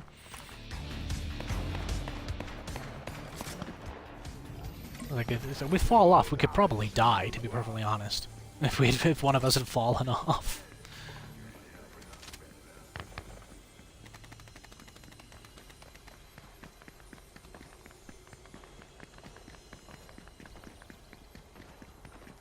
That was back when we were both, like, 12, 13, and mischievous little scamps.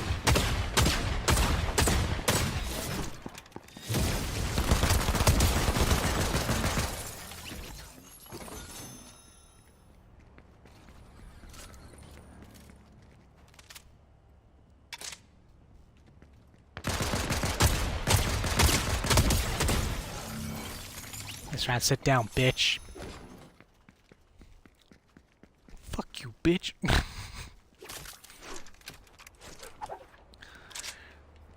Yo, I'm really surprised I haven't got in trouble on YouTube or Twitch yet for swearing.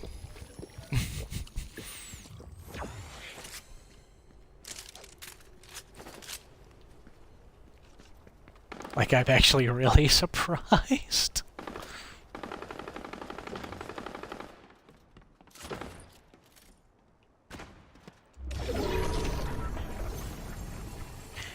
Then again, generally, I am a good Christian boy. Really, I try not to swear in the first 7 minutes of these live streams. So, although Shaggin sometimes makes me fail at doing that because he's an asshole.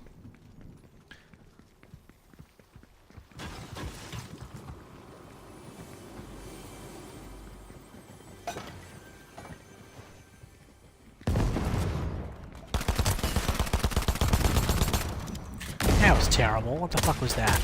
Come on, dude. Like, you had 2 fucking Uzis, dude, and not 1 fucking shot hit.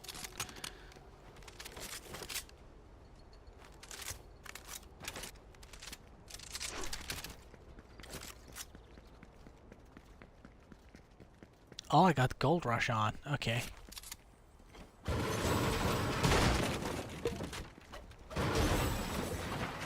call it that? Goldie Gold. Don't mind if I do, thank you. Goldilocks and the Three Bears.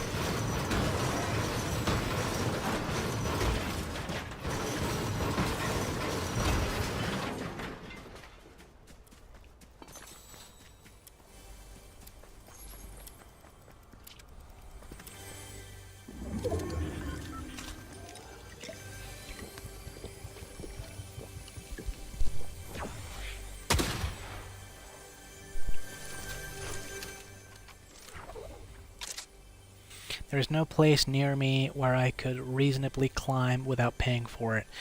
Dude, that sucks, man.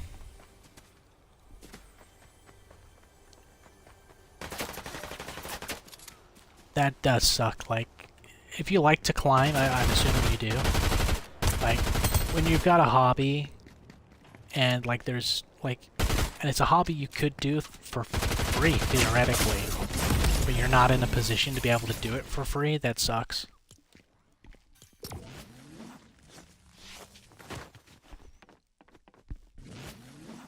Like, me and Shaggins living in a seaside town, you know, like, we got the beach right there, so if either of us liked swimming, all we would have to do is go down to the beach.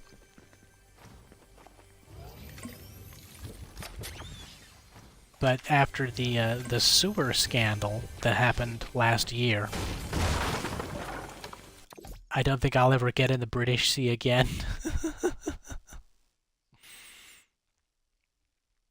So basically, a bunch of the water companies over here in the UK, they haven't updated their infrastructure for years. And I mean like decades, bro. And they're making bank. Like, they're always making fucking bank. So they've got no excuse. They've got the financial capabilities to keep their infrastructure updated, but they haven't been doing it because mismanagement and managers wanting, as I said, same with the NHS, and the managers, they all want like 3 holiday homes, one in the Cotswolds, one in Cyprus, you know, one in Scotland somewhere probably, as well as their like 5-bedroom mini mansion and like 3 or 4 different cars, right? So they're pocketing shitloads of money they should not be pocketing. The infrastructure's falling to bits. And so sewage, right? Like turd and piss and all that shit, right? Was being pumped out into the sea and into the rivers and shit. Not being disposed of the proper way. There's a huge fucking scandal over here.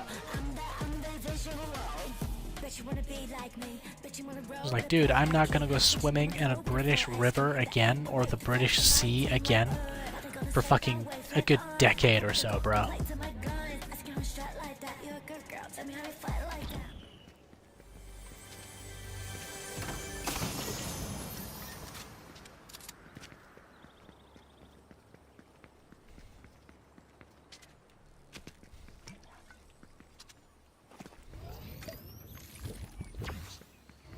Fuck that quiet, man. God, I fucking...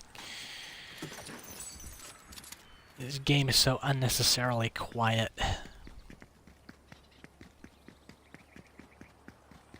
Sandwich 90.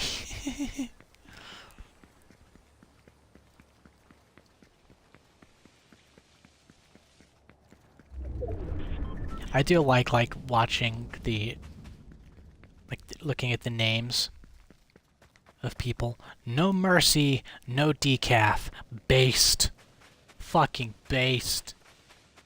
Fuck that decaf shit. That's fucking vegan coffee. Decaf is vegan coffee, I call it. I know a lot of people actually call it vegan coffee. God, I could do with a cup of coffee actually right now. Then again, I probably shouldn't, because I've got to go to bed.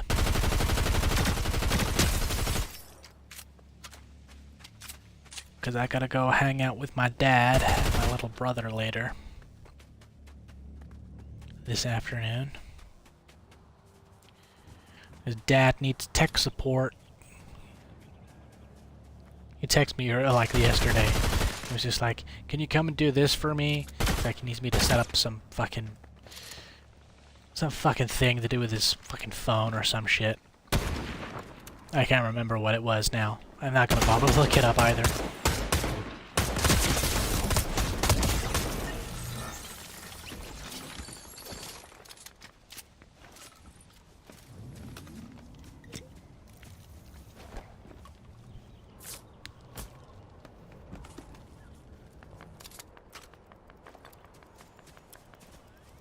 So I gotta go do that, but I'm gonna get dinner out of it, so that'll be nice. Be nice to have like a proper home-cooked meal, because I haven't had one for a while. Like I've been using instant noodles when I've been eating noodles. I've been eating a lot of noodles lately, actually. But yeah, Domino's and instant noodles with a curry-flavored, flavor packet. Pretty much been my diet since I started streaming, actually. Probably not the best diet for you, but still. Oh, chat, did you see that shit? That was fucking awesome.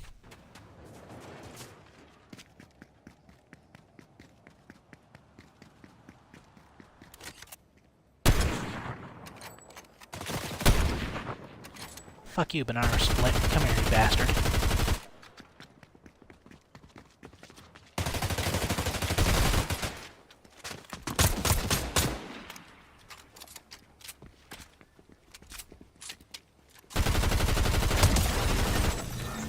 Yeah, fuck you, asshole.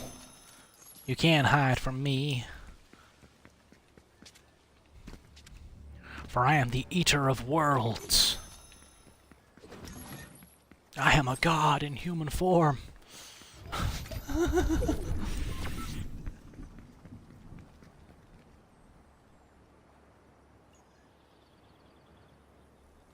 How do people at your job react to your American accent? I'm assuming many are probably indifferent, but who knows? Some people are surprised. Like some people, they're like, oh, what it does like weird them out a little bit,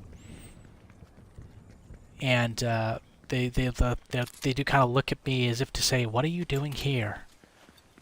And I just say, "My parents moved me over here when I was a kid, and I'm stuck here. I don't want to be here." And they just sort of look at me and they go, "Oh, okay." And there's some people are just so focused on getting in and out of the store that they don't really notice. Or if they do, they don't really give a shit. Which is nice, because they're just like, oh, you know, they just look at me like I'm a normal person. Going to bed before the sun rises. What are you, a vampire? Oh, dude, like... I might as fucking well be a vampire, to be perfectly honest with you. By the way, how did you end up in the UK? When did you move? My parents moved me over here when I was 10, 11 years old. Like, around that sort of age. I can't remember exactly off the top of my head if it was 10 or 11, but I know it was around 10 or 11. Because my dad is British, so...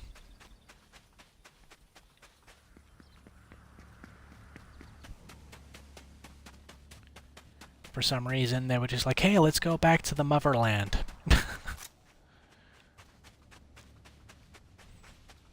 And I call the UK the motherland because, like, a lot of Americans, we trace our ancestry back. We're actually, like, 9 times out of 10, we're from, like, Britain or Ireland. Or, you know, some of us are from, like, other areas of Europe, but a lot of the people that settled in the States are, you know, were British or Irish. Is that the DeLorean? I can't fucking tell.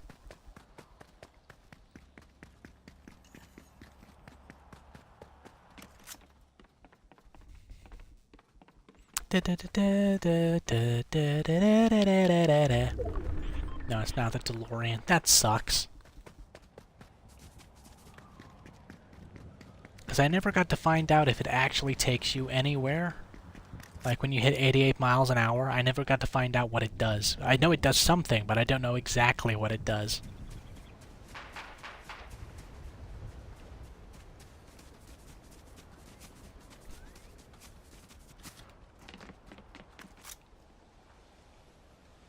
What the fuck?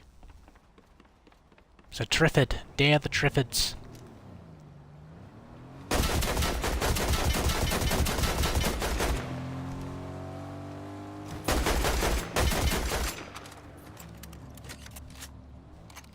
Motherfucker.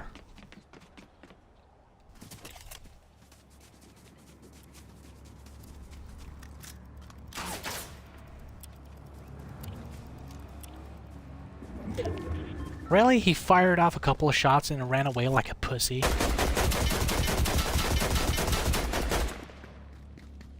What a fucking pussy.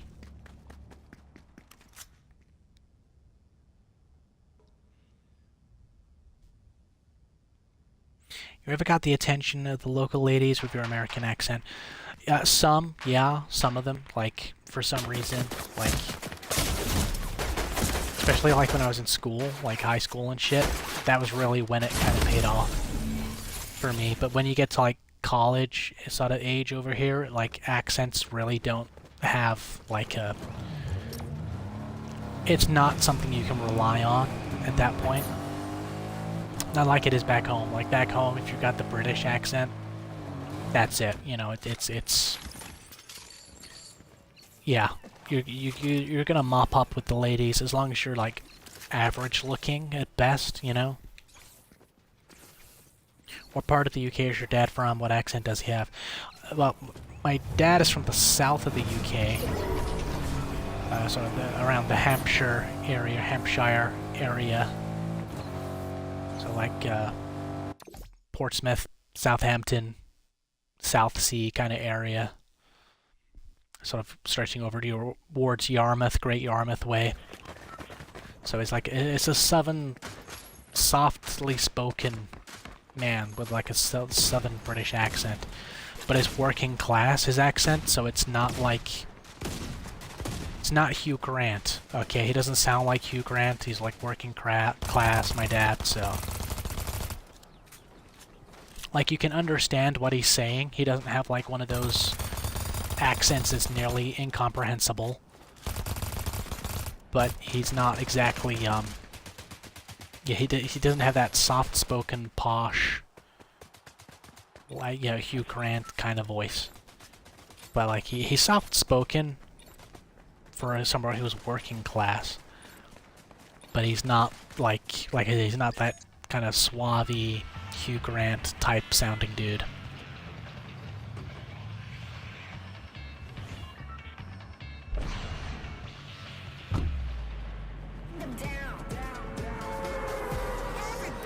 How my mom got together with him, I don't know. Well, what my mom saw in him back in the day, I don't know. Like, I get it now, like, but like back in the day, like, you know, I don't get it. I've seen pictures of them back then, and I'm just like, damn, Mom, you could have done so much better.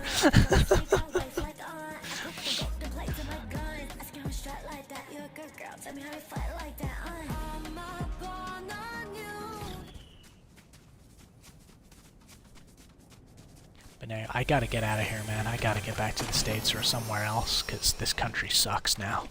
It sucks. Does he have a Jason Statham-like voice? No, dude, no, sadly. As awesome as that would be. I'm trying to think, is there somebody like a celebrity who sounds somewhat similar to my dad that I can sort of say, like, just imagine that kind of thing? I don't know, I don't think there is.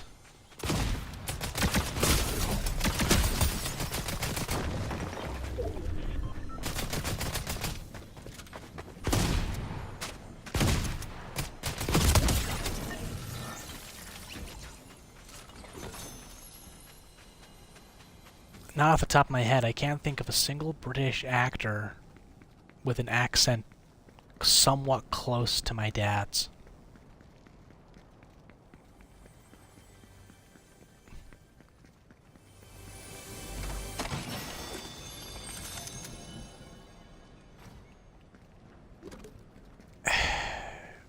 No, I can't really think.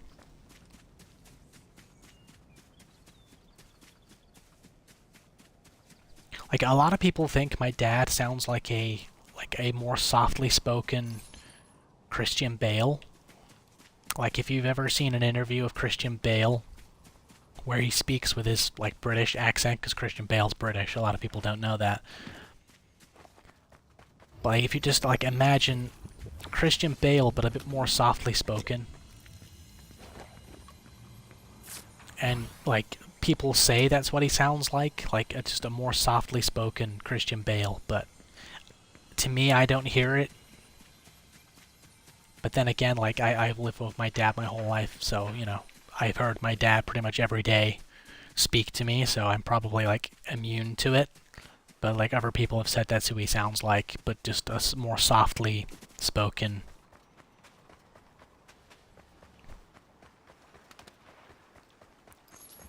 Version. Dildo Shaggins, though. Dildo Shaggins, he sounds like...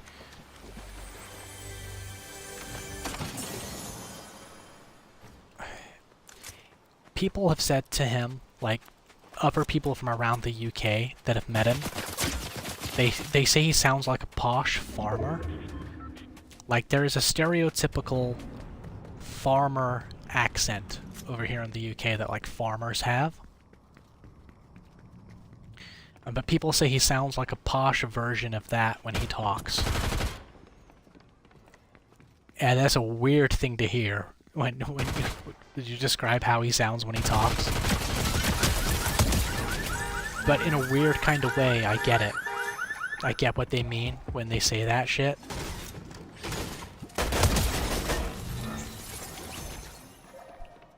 But it's like, I keep telling people, like, he only sounds posh because Shaggins is a huge reader. He likes to read. He reads a lot, and he always has. So he has a very extensive, like, vocabulary. Like, when you see him in chat and stuff, it may not seem like it, but for some reason, when he speaks, like, in a verbal conversation, like, he will say words that you normally wouldn't say. Like, in casual conversation, he'll throw out words like God, I can't even think on the top of my head, but he'll throw out words, and you're just like, God, did you eat a thesaurus or a dictionary or something?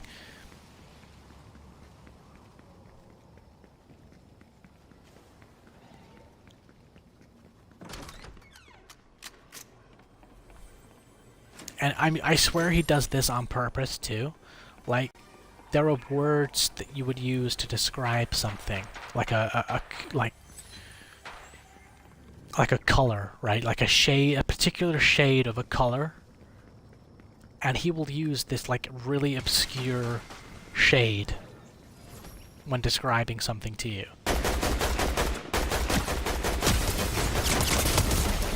Like, if you asked him to, like, there was a blue car that looked really cool, and you asked him to describe it, he will just, and he does it so naturally sounding, but I swear he does it on purpose.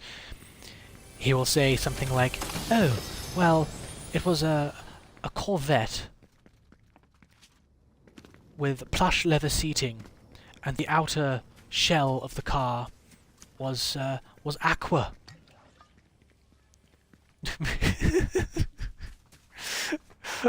My very my very bad impression of my cousin. But that's the kind of shit he'll say, but it sounds so natural when he says it, but I swear he says shit like that on purpose. He'll just use words like aqua to describe something that's blue instead of just saying blue.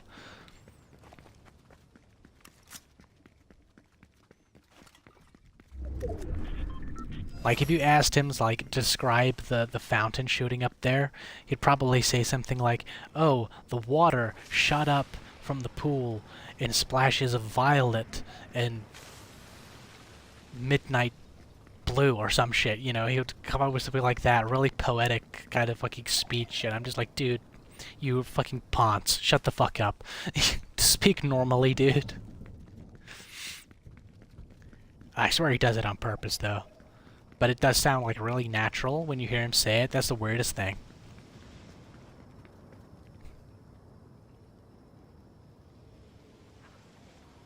Not Cockney like Michael Caine, Alfred in the Nolan Batman films. Yeah, I suppose you could kind of say my dad sounds somewhat like that. But like, much younger, I guess. Because my dad's in his 50s now. Holy shit. Like, here's me worrying about being 29 this year. And I was like, God, my dad's in his late 50s now. Holy shit, dude. It is scary, though. I'm not gonna lie to you, chat. Being 29 this year and being so far behind in life, like, from what I wanted my life to be at this point, that's actually quite scary. I'm not gonna lie to you. It does terrify me a little bit, to be honest. And I know a lot of older people will say, oh, you know, and I've had people tell me this before, that it's like, dude, I didn't meet my wife and have my first kid until I was in my 40s. And I'm just like, yeah, dude, good for you. That might be, like, fine for you, but for me, like, I don't want to be an old dad, you know? I don't want to be, like, in my 50s and 60s when my kids are teenagers, you know? I don't want to do that, really, if I can help it. Like, the idea of being the old, uncool dad terrifies me. I want to be the sort of middle-aged, uncool dad, you know? The kind of dad that can still, like, when their kid goes out partying for the first time and they come home, I want to be like the kind of cool asshole dad who's just like, oh, I caught you underage drinking. Okay, here's an 8-pack crate of beer. I want you to drink them one after another. Chug 'em, you motherfucker. Chug 'em, you little shit. Let's see how you like drinking then. Put 'em off drinking for life. Yeah, I'm joking. I wouldn't do that. I wouldn't do that. When it comes to that kind of shit, like, I'm gonna do... When it comes to, like, drinking and stuff, like, underage, I'm gonna do what my dad did to me and what Shagan's mom did for him, right? Their rules were basically simple, because over here you can, like, drink at age 18, but the UK has this huge underage drinking culture, because there's a massive drinking culture over here anyway. So me and Shaggins would be like, we'd be going out in high school, like age 14, going to house parties, chugging back beers like it was water, right? And our parents, you know, Shaggins' mom, Shaggins' dad, my dad, you know, they were doing that shit at that age too. So their rule was, if you go out and you get drunk and get absolutely smashed, and you come home and you throw it all back up, you're responsible for cleaning it. As long as you don't get in trouble with the police or piss anyone off, then we're not going to stop you going out and going to a party, because it's like, we did it and it would be really hypocritical. And in a weird kind of way, it actually worked, because, like, it wasn't forbidden for us, so we didn't really go to parties all that much. We went to a few, but we didn't go to a whole lot of them. You know, we weren't like party animals. So it's kind of like, that's the kind of approach to that kind of thing I'm going to take with my kids if I'm lucky enough to have them.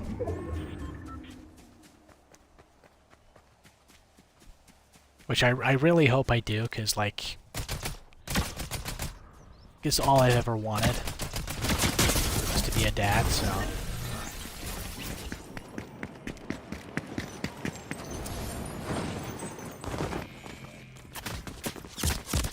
Shaggin sounds like a cool sounding dude. He's a cool dude. Yeah, I'm not gonna lie. I mean, biased, of course, because he's my cousin, but he's the coolest dude. Just like in general. Like, I've seen him, like, trip people up in conversation. They'll be having a conversation with him about something. And he knows what on a topic he knows a lot about, right? And they'll think that they know a lot about it, and they don't at all. And 9 times out of 10, it's someone much older than us. So it'll be someone like in their 40s, right? And they'll have that attitude of, oh, I've been alive a lot longer than you. I know more about the world than you. I'm more experienced than you. I know more than you, so you should just listen to me and shut the fuck up kind of attitude, right? And Shaggins, of course, will be grossly educated on a subject that they're talking about. And this person will be like, no, you're wrong. You're absolutely wrong, you little shit. Like, proper getting aggravated with him. And Shaggins is just sitting there calmly talking. And, like, completely verbally disarming the dude. Like, throwing in the most subtle insults that are just hilarious. All the time, by the by. I can't even remember what some of them are. And it's just like, he'll throw in stuff like, wisdom has been chasing you, but you have been running faster than wisdom. And shit like that. He'll throw shit like that in there into conversation. And it'll just, like, trip people up, because they're like, like, their minds will break for a moment. But the best bit is, like, when somebody's, like, insistent that they know more about a subject than he does, and they're older than him, and then he's just like, oh, do you know what? I can't be bothered to argue with you anymore. Go to Google and fucking Google it. So they'll go to Google, and then Google will prove Shaggins right, and their face just turns red, and they're fuming, because there's like this little punk knows more about a subject than I do, and he's just shown me up in front of a room full of people. Fucking little shit. And Shaggins is sitting there with this slight, smug little smile on his face, and I'm trying to hold it together, not to just die laughing.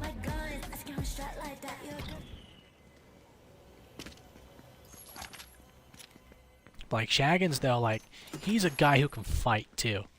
Like, he might seem like, if you ever get to meet him, he might come across as this really kind of shy guy who doesn't really like saying much, kind of, you know, who, you know, it's like sort of sit in the corner of the room with the dog. 9 times out of 10, they're like a house party. That's the kind of person he is. He'll just go and sit in the kitchen with the dog, if there's a dog there, or he'll sit in the corner with the cat. He's not really a cat person, but if we're like at a party and there's a cat there, he'd much rather sit with the cat, you know, than other people. Unless there's like hot goth chicks there, then he's all up in their business trying to rizz up the hot goth chicks.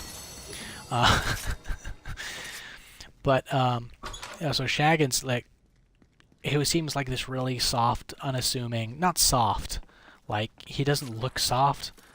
Like, he doesn't look like a soy boy or anything. He just looks like a dude, an average-looking dude, who just kind of quiet, doesn't really say much.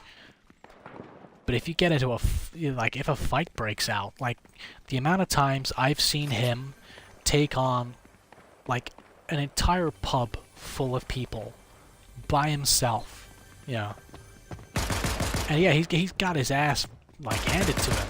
But he's, like, taken a hell of a shitload of them down with him, too, you know. He's not come off, like, as the complete loser, you know. There's people there that have got fucked up by him, so.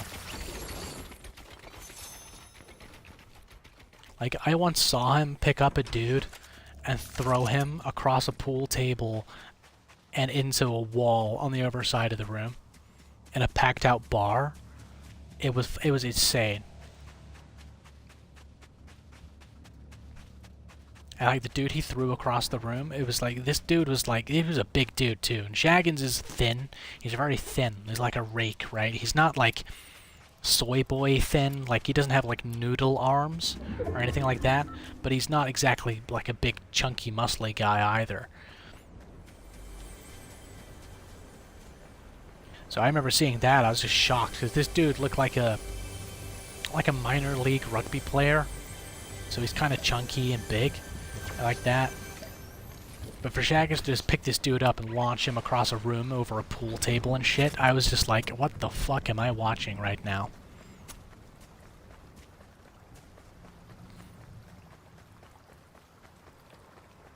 And it's all because this dude was just like hassling this chick that was at the bar, and he just would not leave this chick alone. Like, she'd said, like, told this guy that she's not interested in him like half a dozen times. And me and Shaggins were stood there, and I was looking at him just like, dude, this guy's big, don't say anything. He could fuck us both up. And Shaggins just went, alright, Shaggins just, like, he did it one too many times. Just ignored this girl's, like, please leave me alone. And Shaggins just went over, grabbed hold of him by the lapels of his jacket, and just launched him across the fucking room. And the entire bar went silent as this guy got up and just, like, silently left the bar. And everyone looked at Shaggins, just kind of like, what the fuck did we just witness?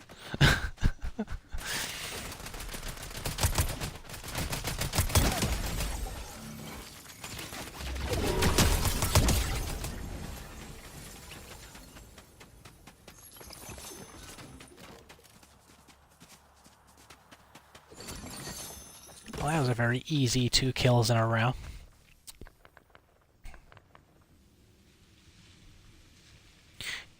Bro, I miss my 20s. Oh, Shaggins can weave words into silver. Oh, dude, he can. Like,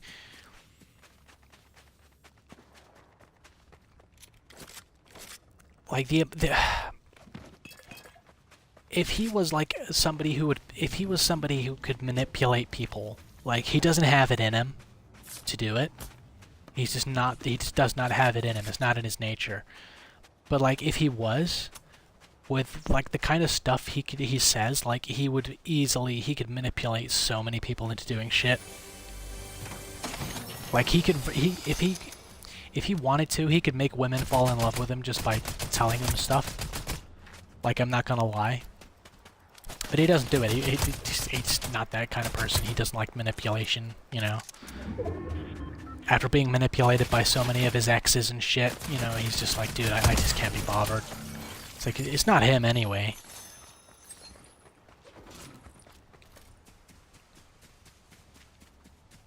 But at the same time, like, when he likes a woman, like, he turns into, like, the stereotypical kind of shy nerd who just doesn't really know how to react.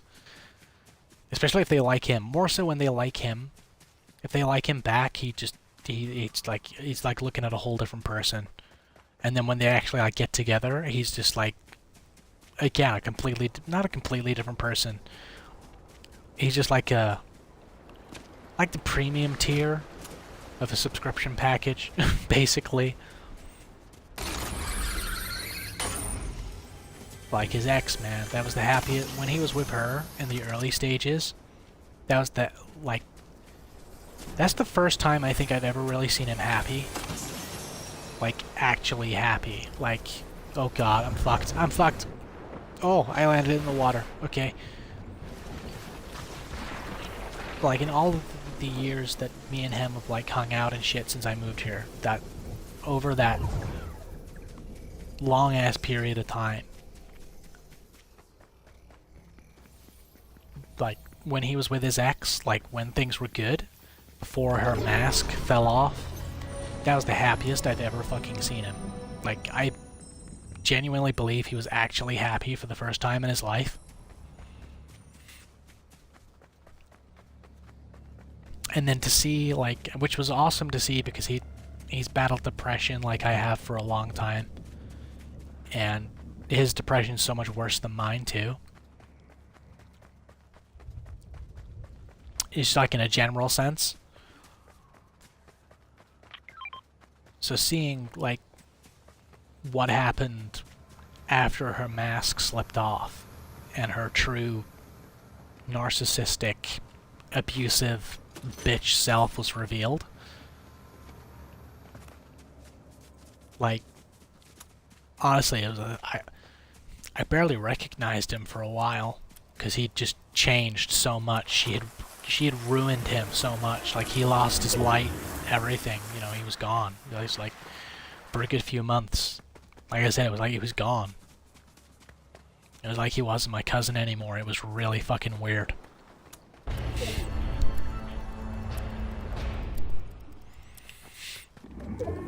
Yeah, it was really fucking weird, you know. It was, honestly, it was almost like he died, almost, but didn't die. Like, it was weird. It was a really weird experience to see him go through that.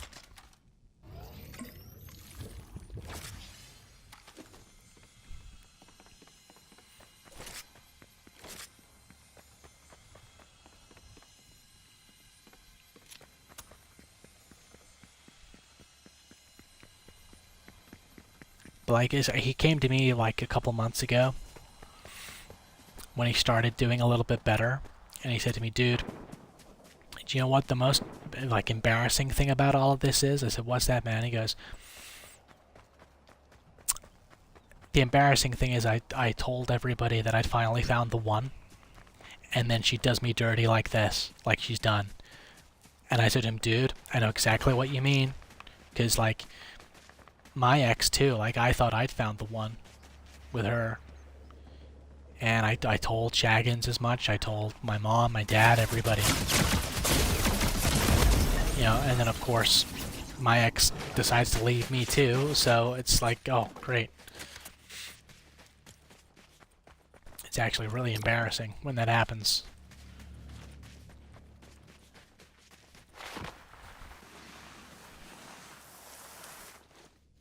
Carry on, trust me, you have plenty of time, I promise you. Oh, dude, I'm basically fucking 30 this year, dude. It doesn't feel like I got plenty of time, but I appreciate what you're trying to say and the comfort you're trying to give, dude. I do appreciate it. You'd be a dope dad, Care. Oh, thanks, man. Like that, I certainly hope so, because that's something my ex said to me. She said to me, because she said, "You're gonna be an awesome dad, you know that." And I'm just like, "Do you think?" She's like, "Yeah, you're gonna be an awesome dad." And of course, you know, the amount of lying that bitch did.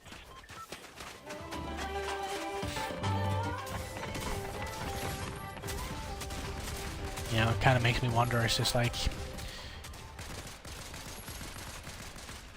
every time she said "I love you," was it true? Or was it a lie? You know, when she said that, when she said "you're gonna be an amazing dad one day," was that true, you know? Or was it just what I wanted to hear so I wouldn't leave or figure out who she really was, or what she really was, you know? God, why is my voice getting all hoarse?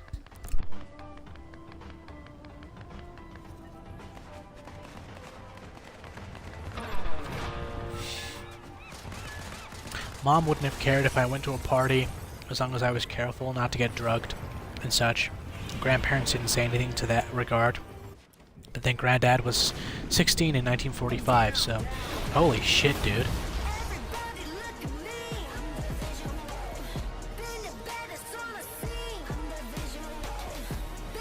Like, you're out in Germany, right? So, like, was Grandpa conscripted to the villains of World War II? Or did he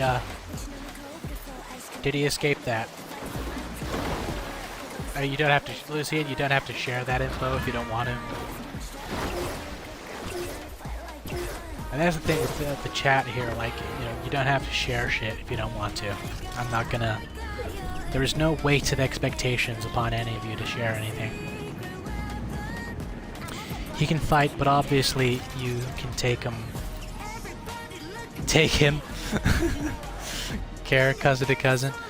Dude, I don't know if I'd want to. Honestly. Like, there have been times where Shaggins has been, like, in the darkest place, like, recently, you know, like, last year. Where I gave, you know, I did do the kind of thing, I'm just like, okay, talking to him's not working, so I punched him in the face. And he sort of staggered back, looked at me, and like the rage swept across his face, and like then it was gone. And he kind of looked at me, nodded, gave me a hug, and said thank you. Because he was talking about doing something really stupid. And I was like, dude, I'm not letting you do that. Sort yourself out, pull yourself together, you know? And he's done the same thing for me in the past, too. So, but like, we've never actually had a fight, you know? Like, we've had little moments like that, but like a full-on fist fight? Nah, we've never had that. I hope we never do, because like I said, he can fight, but I wouldn't want to be on the receiving end of him when he's like angry, my god.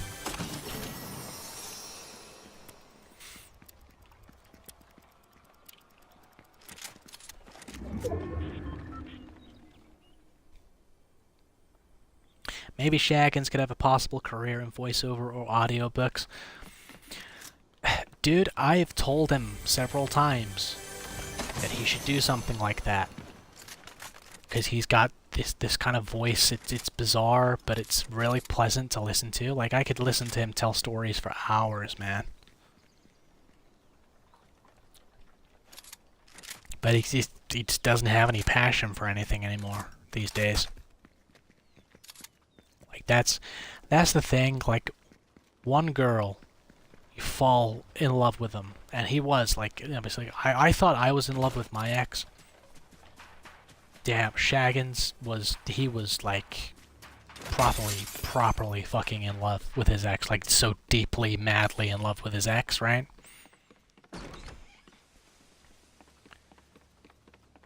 Like, he used to just spend, like, we were hanging out, like, and you'd be trying to have a conversation with him, and you couldn't have a conversation with him. Because if she was there, he would just, his eyes just on her, and he would look at her with this look in his eyes. I can't even describe it. It was like the most loving look you could ever give somebody. And she broke his heart and pretty much completely fucking destroyed him, you know? Like, he's my cousin, and he's like recognizable again. Like, after that really dark period where he was just like, I was just like, is this my cousin? I don't know who this is anymore. He's recognizably my cousin again, but he is not the same as he was, like, before her. You know, he's really, I don't think he's ever gonna be the same. Unless, like, the next woman he meets, like, turns out to be the love of his life. Because he said to me, he's like, dude, she was the love of my life. And I'm like, dude, the love of your life would not treat you the way that she treated you. Get a hold of yourself, you know?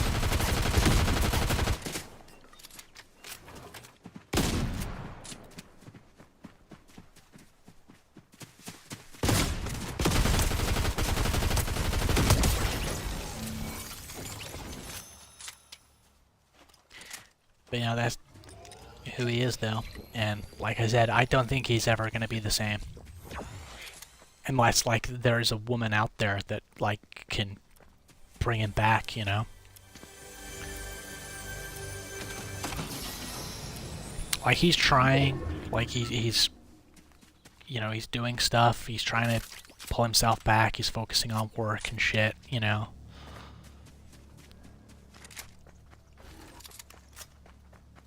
He's trying to do all the healing and shit. He's in therapy, too. Like, that's how, like, much she fucked him up, you know, in the head. He's had to go to fucking therapy. Like, he was in therapy before to combat the depression and stuff, because, like, his depression's so much worse than mine. But, like, he had to, like, seek out a completely different therapist for the shit that she put him through. Different type of therapy, too.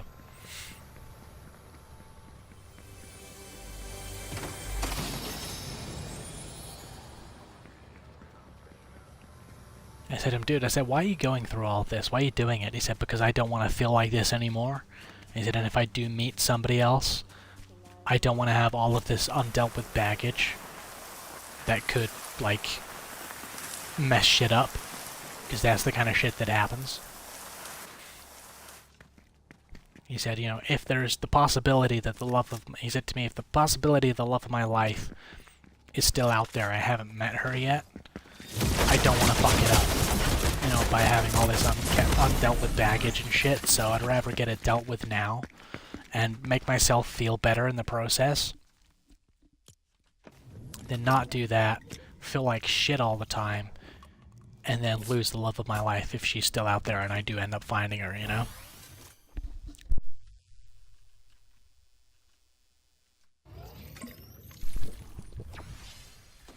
Well, I don't know for sure, but the oldest pictures I have seen of my granddad were when he was like 1920. Nothing earlier, and I know that great-granddad worked against the regime and survived. Based? Fuck, mate, your great-granddad's fucking based as fuck, dude. That's awesome. Legendary.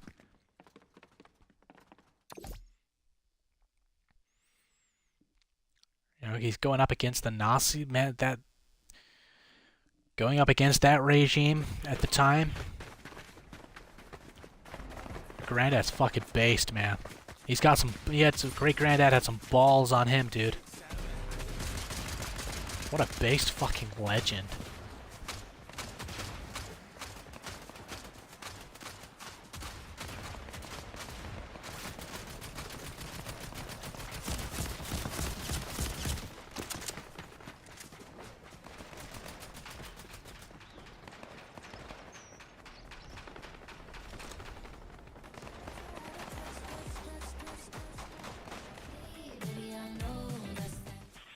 Like, I know my granddad on my mom's side he was at the D-Day landings.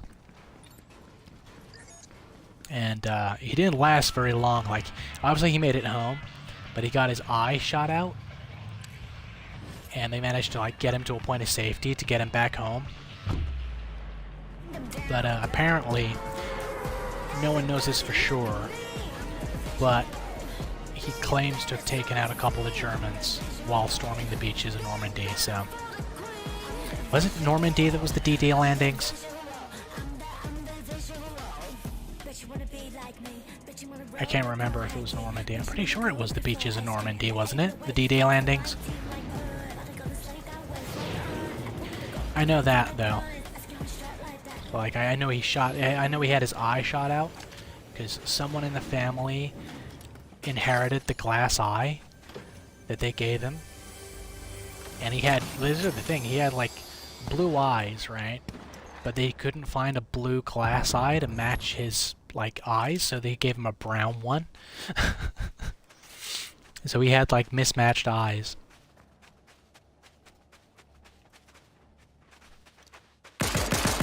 Go go Power Rangers! Do do do do do go go Power Rangers! I was never really a Power Rangers kid. My younger brother was. Not me though.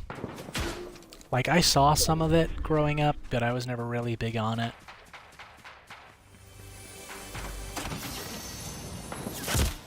Ooh! How dare you! How dare you, sir! How dare you!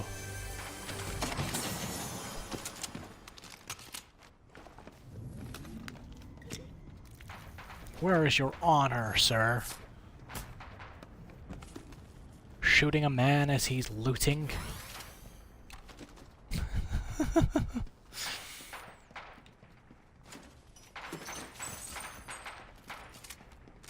I'm like someone from Oregon right now, looting shit. I'm gonna get in trouble if I'm not careful.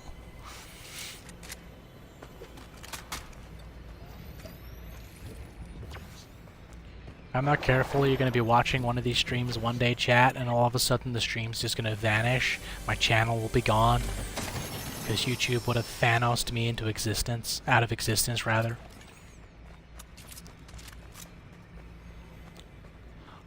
Chat, I'm not gonna lie, that freaked me out for a second. That blue-ass light coming towards me, I was like, what?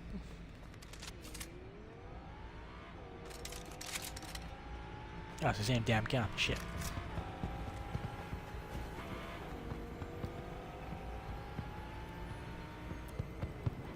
As far as I know, he gave some intel. Oh shit! Who got me?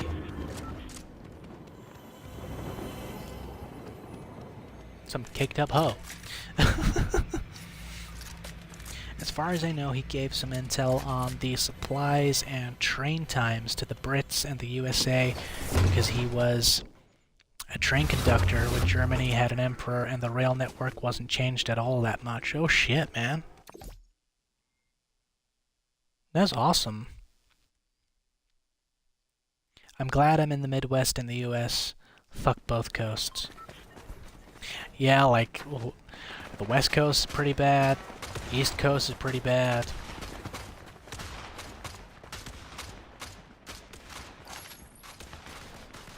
Like the middle America, man. That seems to be like the best place to be now. Or south, if you're down south. Like I've heard Texas is still pretty much okay. I know that like Austin's had a massive influx of Californians who are like trying to escape how bad California is, not realizing that they're the fuckers that voted to make it so fucking bad.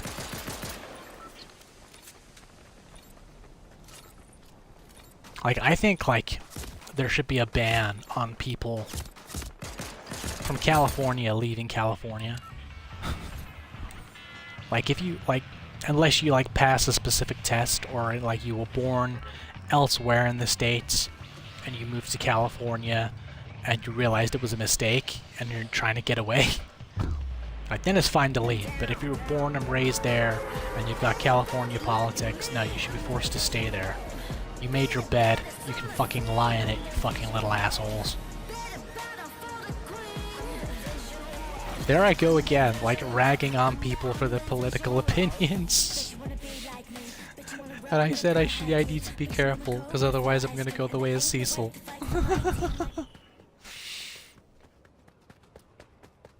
God, I hate my fucking laugh, it's so girly.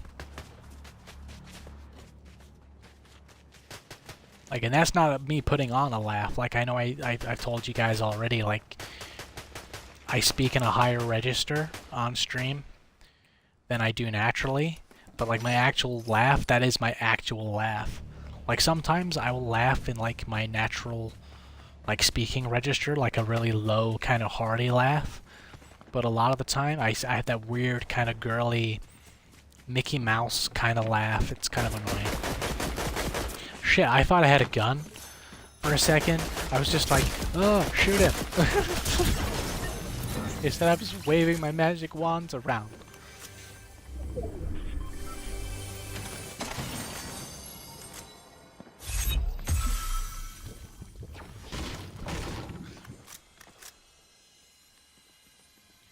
Ammo cache, lovely.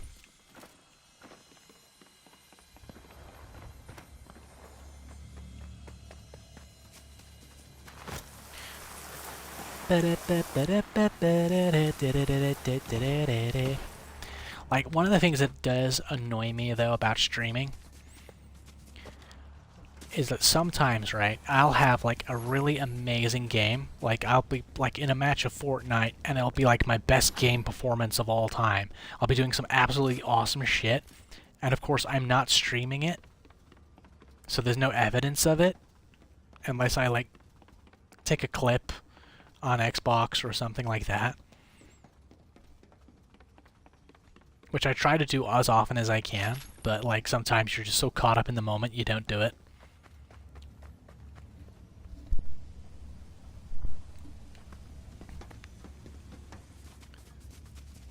Like some of the best Helldivers runs I've ever done have been like off stream before I started streaming, of course.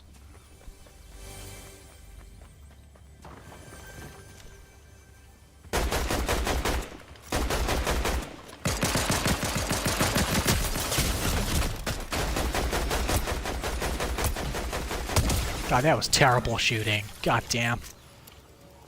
I was spraying shit all over the place. What am I doing?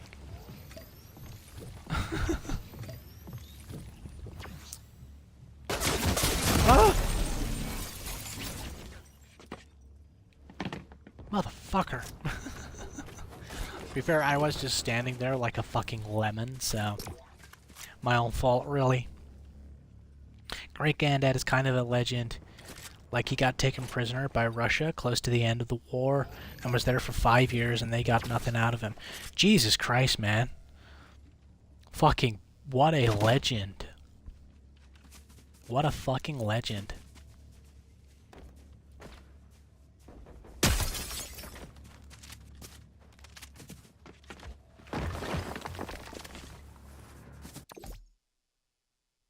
Your great-granddad's fucking a legend, dude. He's not kinda a legend, he is a legend. Certifiably a legend, dude.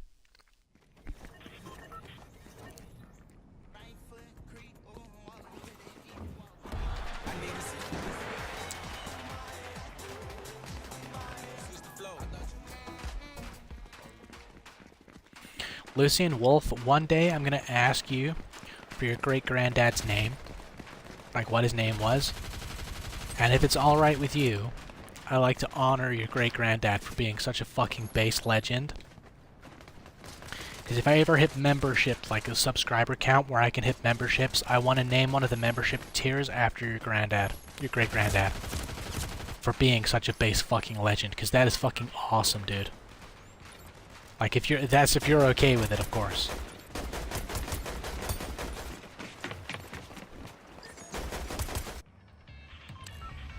Like, not that I'm ever expecting to hit, like, membership levels, like, hit that level of subscribers, but, like, if I ever do.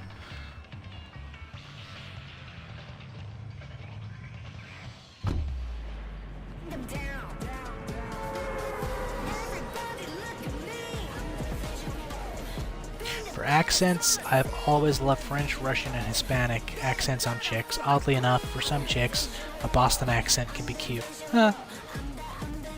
Like, accents on chicks, man, like the Russian one, yeah, I agree with you there, that's kind of hot. Like, she has to be hot, too. Like, if she's not hot, then the accent kind of loses its charm.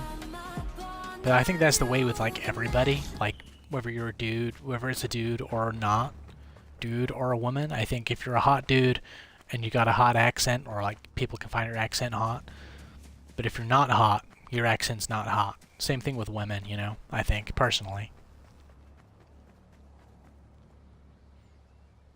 Hispanic accent, yeah, like the Spanish kind of accent on chicks is kind of hot.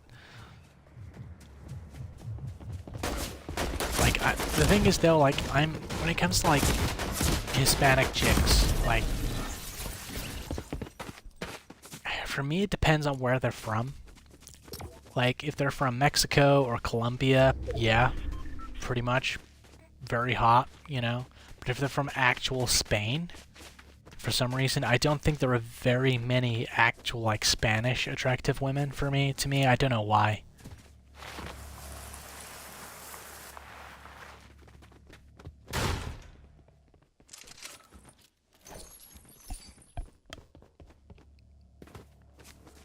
Yeah, like Mexican women, there's a lot of Mexican women I think are really hot, and like Colombian.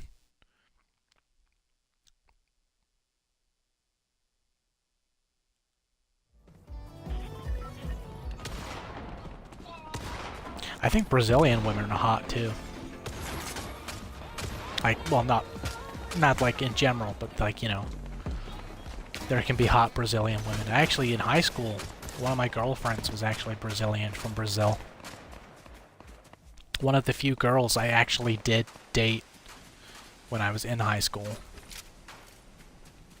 She was fucking wild too, dude.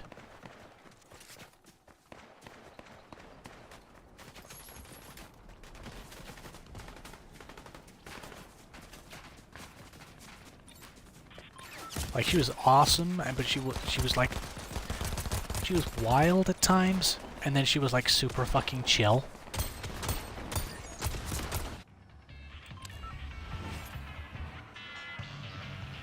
Like, she used to smoke weed.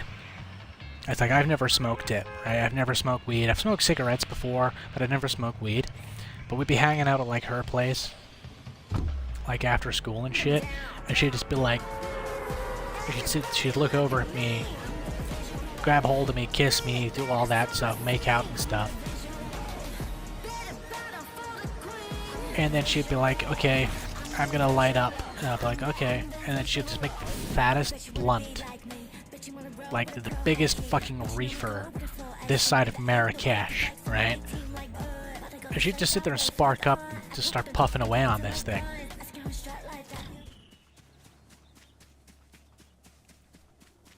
And we're like 14, 15 at the time.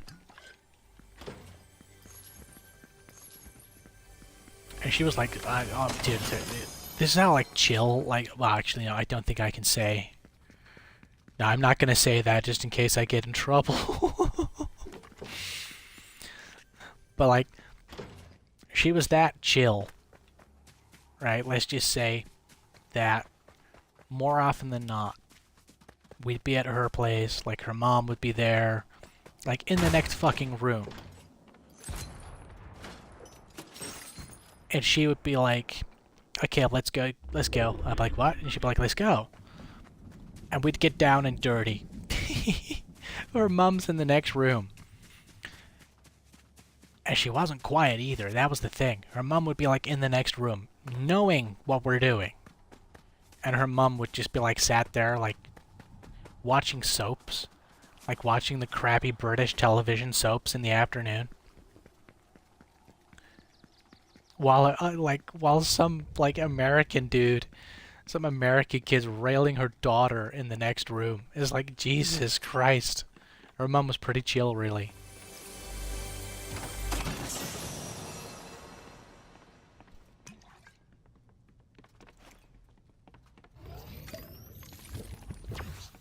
Like, she was one of, like, the most chill girlfriends I've ever had, to be honest.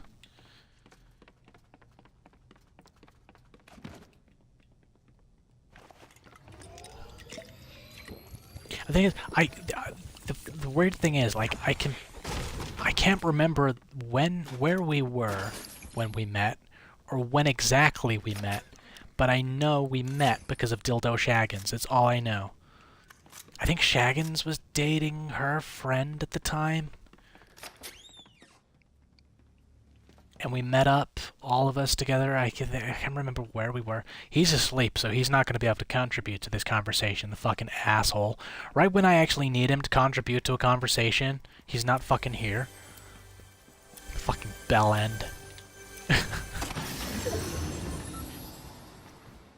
That's another British insult I've picked up since living here. But, like, yeah, she was awesome. She was an awesome girlfriend to have. Like, at the time, like, you know. Like, I remember thinking she was, like, the best thing ever. And I remember doing all the typical, like, cheesy teenager in love shit. Like, sneaking out of my mom and dad's house to go to her house and shit.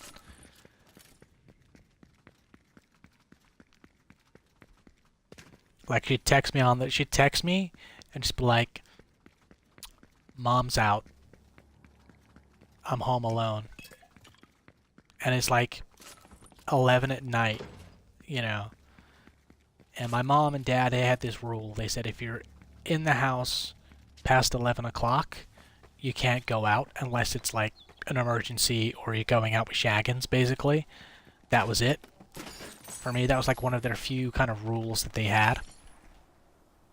So I remember climbing out of my bedroom window, climbing down the front of the house, on top of the garage, and then jumping down into the backyard, then getting across the backyard, hopping over the fence, and then, like, running halfway across town to go to her house while her mom was out, or her mom was on the late shift at work, because her mom used to work nights, but, like, late nights. Like, she'd work from, like, 11 to, like, 7 or 8 in the morning, something like that. Insane.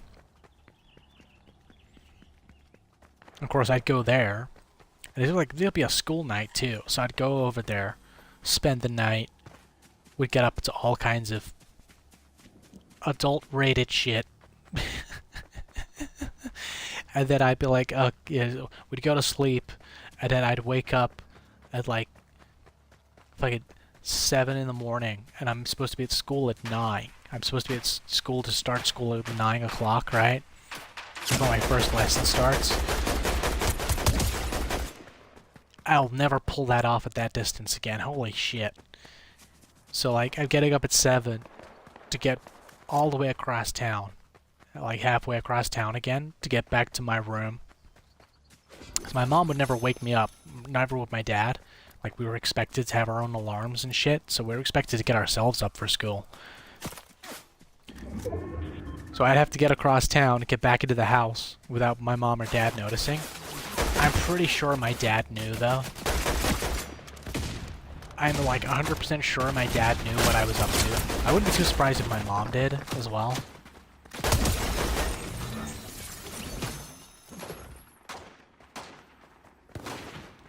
Like, I know for a fact, like, my dad knew that I was sneaking out. Because, let's just say he walked in on me and that particular girlfriend one time.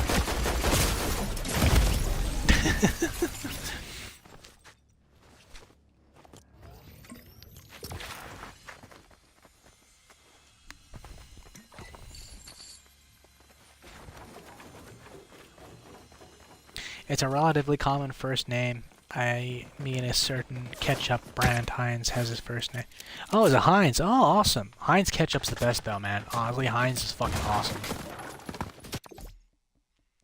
Like, it's expensive, though, so it's like, you know, you've really got to be careful. Like, if you want, like, quality, you gotta go with the Heinz, man.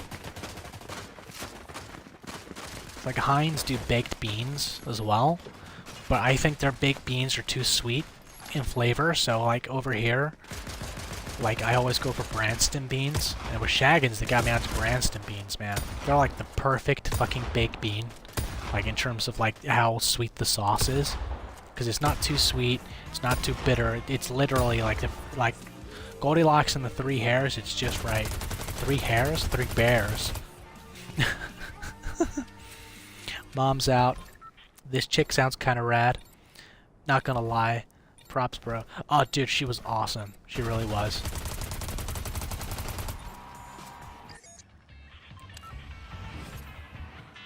Like, I was absolutely, like, gutted when she broke up with me. Like, she broke up with me not because she didn't like me anymore.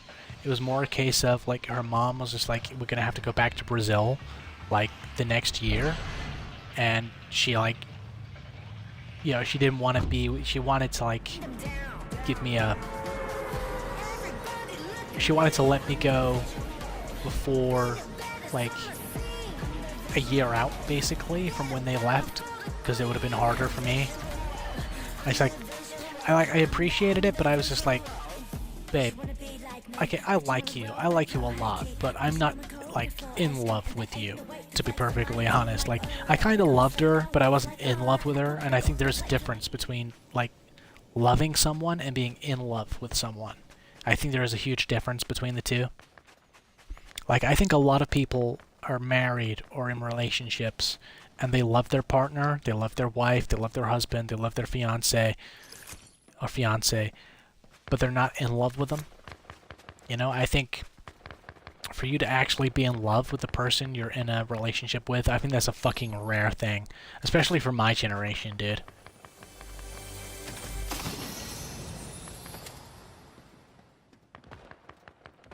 Like, I've been in love before. Like, I was in love with my ex, and when I was 12, when I first, like, not long after I first moved over here, I fell in love with a, like, I had my first love, you know.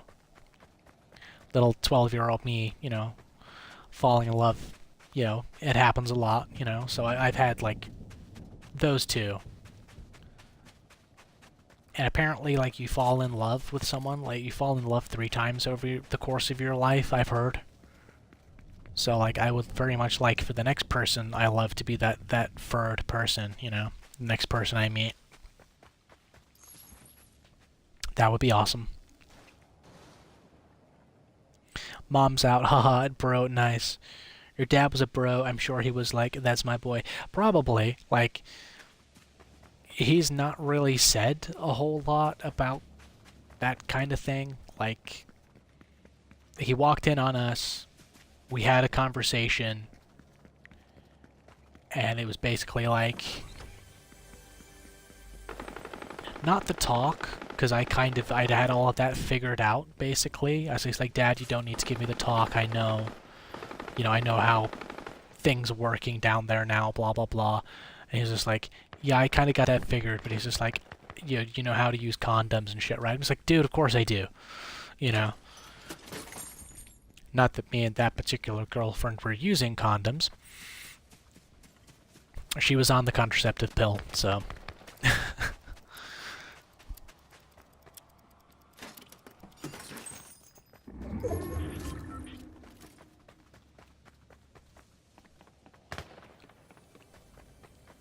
Yeah, she was awesome, not gonna lie. Yeah, like I said, yeah, she was just like, oh, you know, I decided to leave you like a year ago because I'm leaving this year. We're going back to Brazil. And I was just like, yeah, I loved you and everything, but I wasn't in love with you. Like, yeah, I'd have been cut up a little bit for a couple weeks, few months, a month or two maybe, but like, I'm not in love with you. I'm not going to be so devastated like I fall into a depression like I did when my last ex decided to leave me, you know?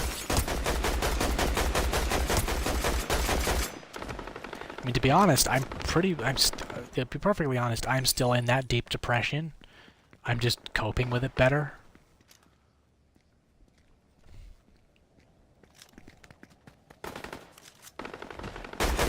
Like, there are days, like, sometimes, like, when I wake up, you know, I have to take a moment because I just, like, if I don't, I'm gonna start crying, you know? So I have moments like that when I wake up, whether that be in the morning or in the afternoon or whatever. Shit, I'm trying not to get too personal on these streams.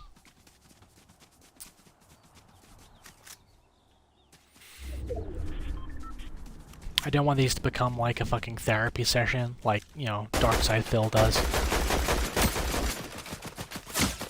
That seems to be like a thing I've noticed with a lot of lolcows. Like, DSP does it, iDubbbz and Anissa do it. Like, they'll just dump loads of shit that's going on in their lives on the chat, and it's just like, why are you doing that, bro? Go to a fucking therapist or something. Call your friends and talk to them. Of course, DSP doesn't have any friends, so... Ooh.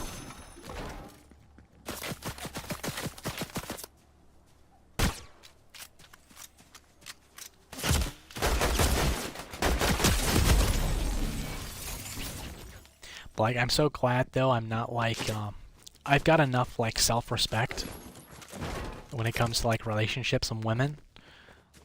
Unlike, iDubbbz, man. Like, the shit that Anissa has put that guy through...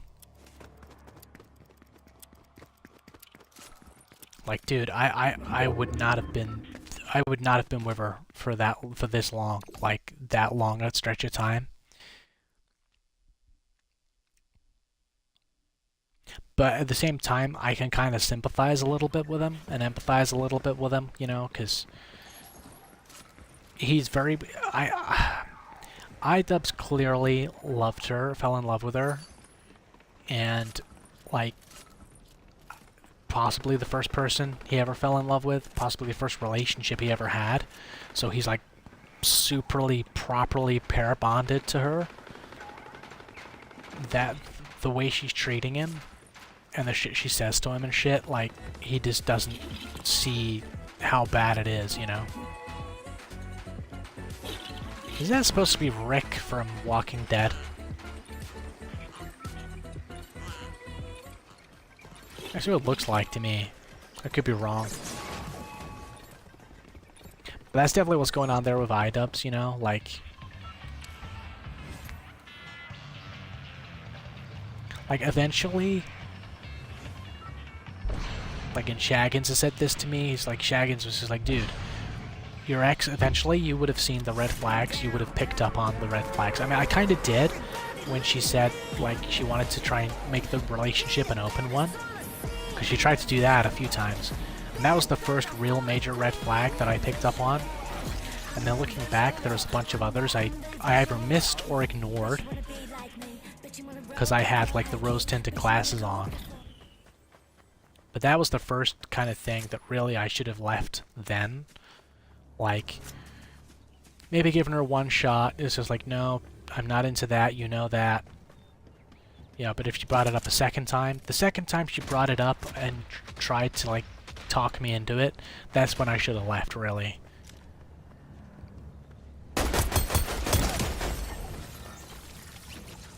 So I kind of, like, get where iDubbbz's head is at, to a degree.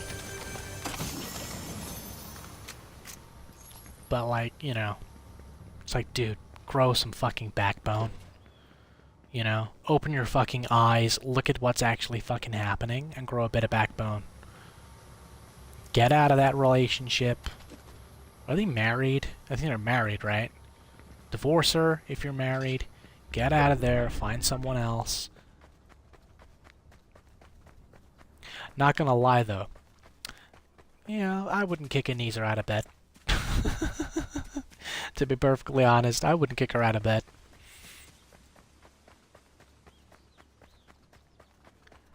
Then again, like, I also wouldn't kick Caseytron out of bed either, to be honest.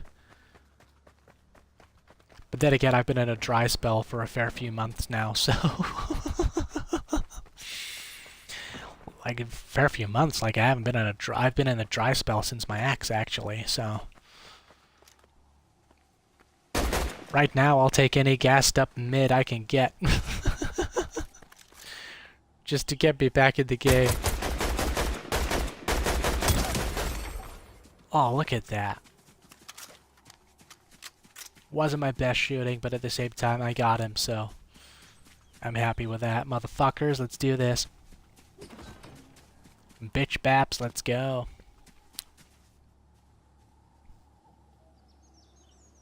Definitely important distinction, love and in love. I also feel people mix up love and deep lust a lot, too. Oh yeah, dude, definitely. Like, I'm certainly guilty of that. Like... mistaking like lust for love, like not in like recent years, but like when I was in my very early 20s, about 21, I was like seeing this girl, and it was like essentially what they call a situationship now, and we were both like very much into each other that way, in like the physical kind of sense. In a lustful sense. And,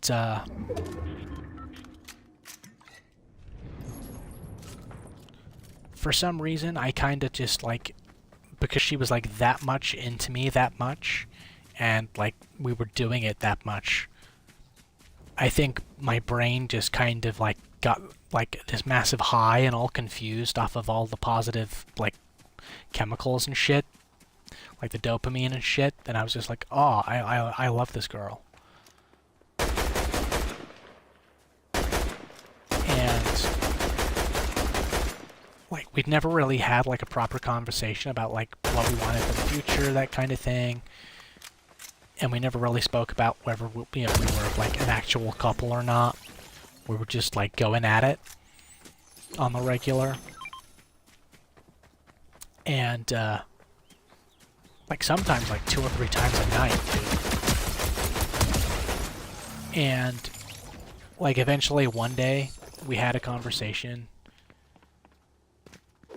Because she was just like, oh, by the way, I need to talk to you about something. And I'm like, what? She goes, I've been seeing so-and-so. I'm like, oh.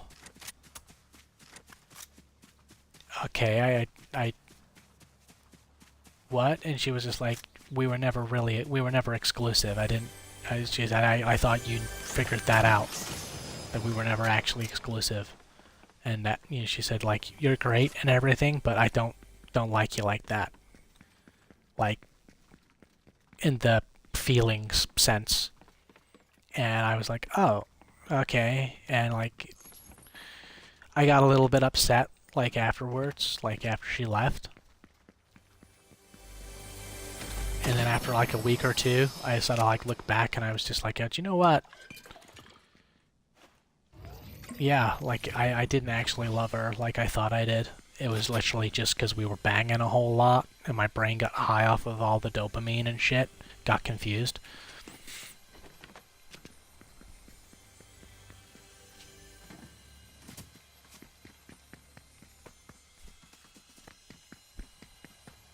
Then again, I think that was around the time my depression got really bad the first time too, while that was going on. So I think that might have been why my brain was so easily confused, because it was like, oh, the happy thing's back. This must be what love is like, you know? Because like I've had like depression since I was in my mid-teens, and like it had been like manageable. I was like functioning normally, and then around the time me and her met, things got like really, really bad, and so I got to that non-functioning kind of point where I wasn't really like taking care of myself the way I should have been. You know, I was drinking a lot and stuff like that, and then of course she came along and put a little bit of an end to a lot of that kind of behavior, but I was still very much a in that dark place. So I think that's where a lot of the confusion came from, a mix of being in that headspace, all the dopamine from all the sex that was going on. I think that's what it ultimately led to the confusion.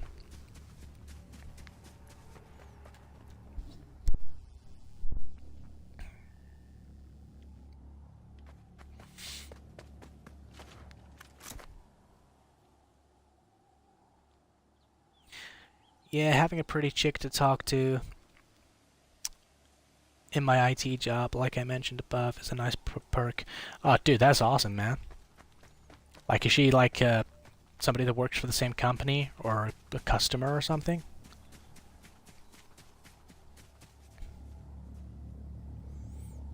I know I know that feel with dry spells, bro. Sometimes you just need a quick one to get by. Ha ha ha. Like, dude, honestly, that's what it is, dude. Sometimes you just gotta go out there and you can't be too picky. I probably sound like the biggest piece of shit on the planet right now. Talking like this. But, like, it's true, though. You know, you gotta, sometimes you just gotta go out there and take what you can get, you know?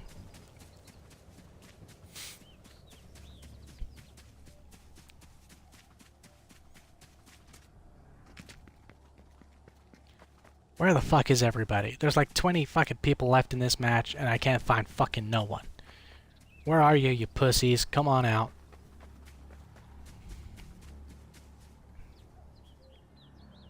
Two to three times? Damn, bro. Good shit. Yeah, 2 to 3 times, bearing in mind, that was like, what, 8 years ago? Well, no, 7 years ago? I'm a lot older now. And it's not like I was going for hours at a time either, you know. Good half hour, 15 minutes, 20 minutes, half hour each go. Not like fucking Shaggins, on the other hand. Jesus Christ. Like, his name, Shaggins, like, he's called that for a fucking reason, alright? Like, we went on like a guy's holiday, right? We went out on like a boy's holiday, vacation, like a long weekend thing. This was like 2017. So we're on the other side of the county, different town, having a good time. And we meet up with this group of chicks, right? We go back to our hotel with these chicks. These are local girls, too. We're all in there, we're having a good time. And me and Shaggins were sharing a room. Just to cut down on, like, the, you know, on the, you know, money side of things. The other two guys we were with, they were sharing a room, too. quite a common thing over here. So I'm in the bed with my chick, right?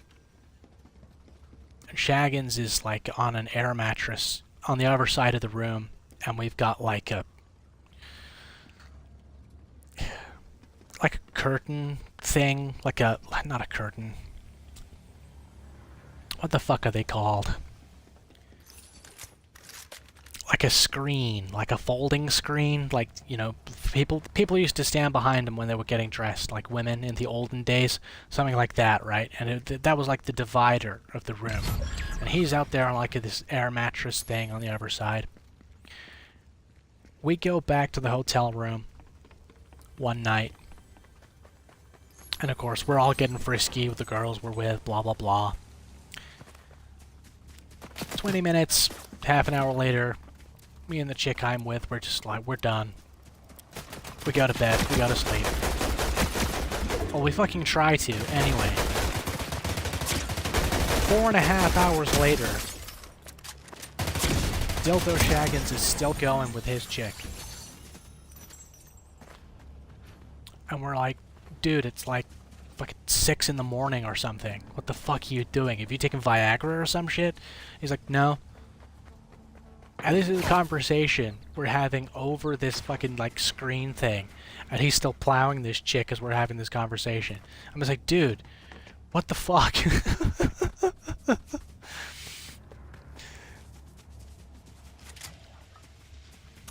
Like, she wasn't complaining. She sounded like she was having the best time fucking ever. But I'm just like, dude, like, that fucking long? How? How are you? What?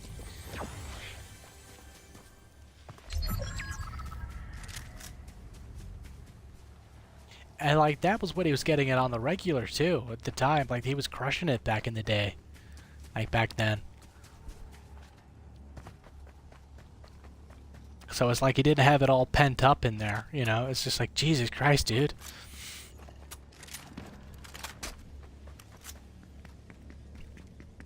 He's probably going to be fuming when he watches this on the playback. He's just like, how dare you go out there talking about my bedroom time activities, you fucking asshole, degenerate spitwag.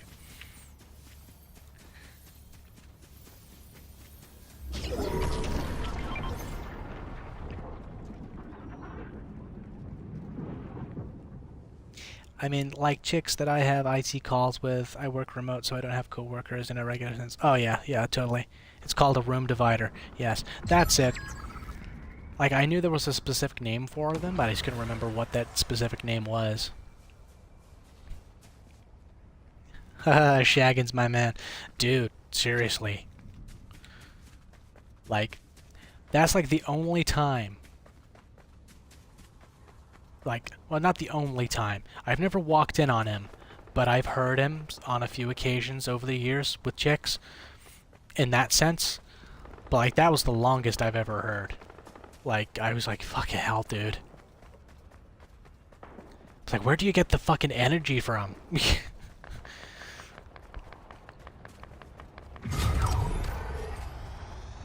But, well, like I said, she sounded like she was having the time of her fucking life, I'm not gonna lie.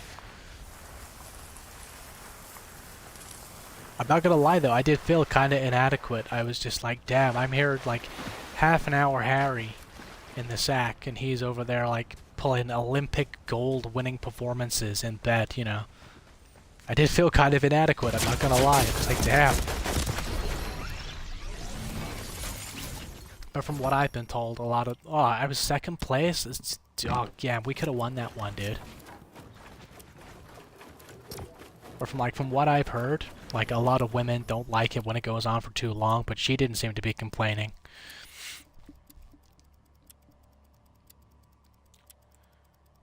I'm just surprised we didn't get, like, a noise complaint or some shit, you know?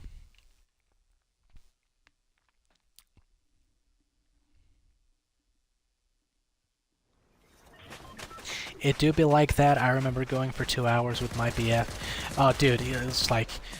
The longest I've ever gone is an hour. Like, that's the longest I've ever managed.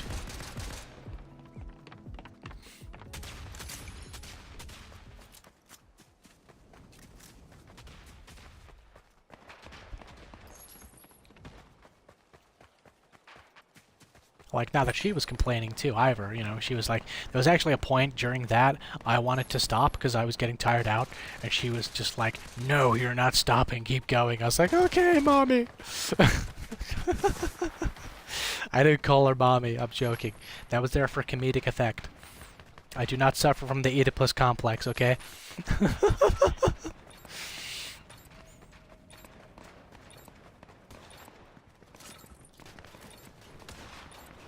That was with the oldest chick I've ever banged, too, actually.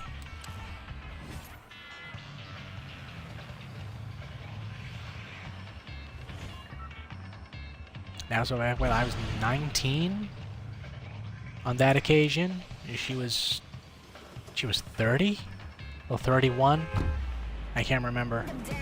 She was either 30 or 31, but I was definitely 19, I remember that.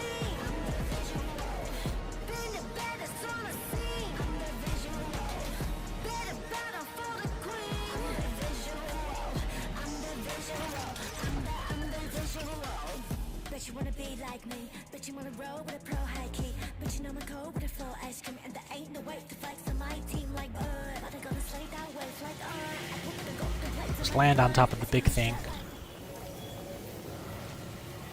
Oh no, I'm probably gonna die jumping off of this. Yeah. Oh no, but my stomach kind of went in knots. Oh god.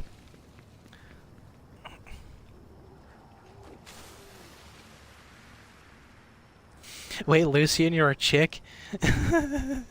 No, I'm in a gay relationship. Oh, gotcha.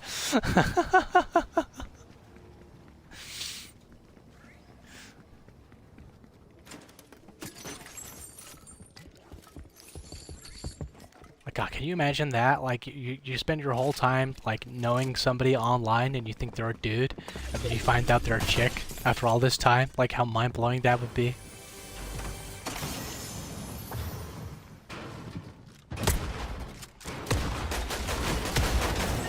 Okay, Lucian, okay, right, I gotta ask you this, right? You're bi. So, is it a gay relationship?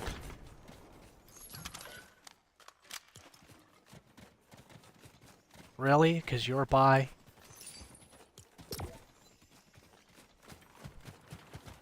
Because, like, I asked my ex this, because my ex was bi.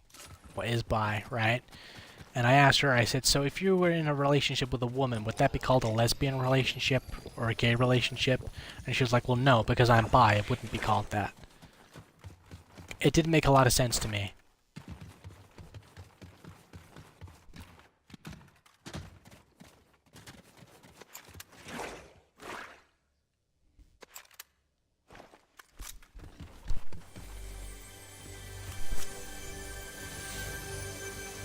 Holy shit, man. I'll be going for 5 hours? Fuck.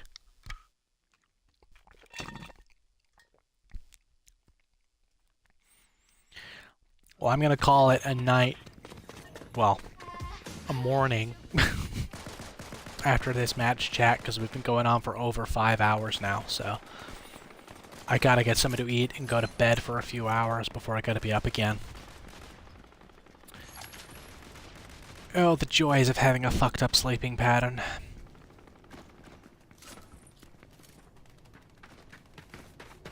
Well, yeah, we had 2 dudes, and I'm loyal to my BF and he is to me. Alright, see, that makes sense, you know? Like, because you're 2 dudes, you know? But for some reason, because my ex claimed, because she was bi, not lesbian, it didn't count as a lesbian relationship. Like I said, it made no sense to me.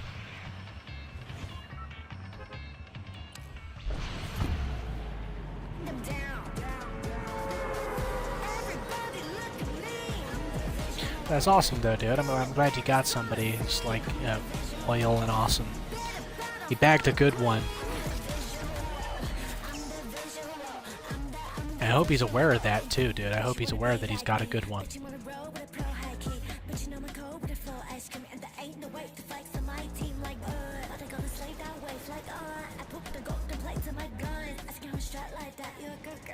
How long y'all been together?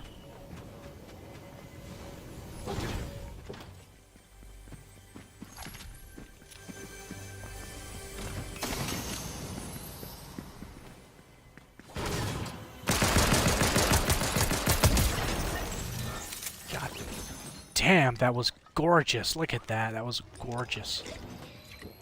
That was some gorgeous gameplay right there.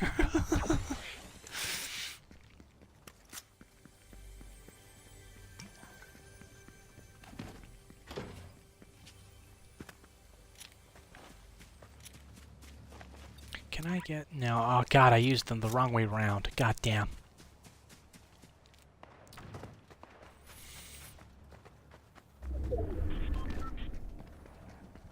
Take that med pack. Lovely jump. Oh, there it is. I knew there was a chest over here. I just couldn't remember if it was on top of the rock or on top of the shelter building.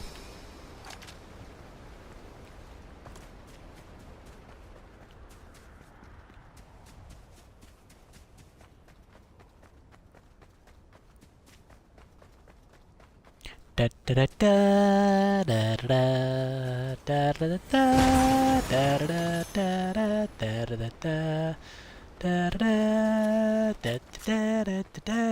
da da da da. I'm gonna have to go watch Indiana Jones now. And yeah, there's only 3 Indiana Jones movies. Everything after Temple of Doom does not count.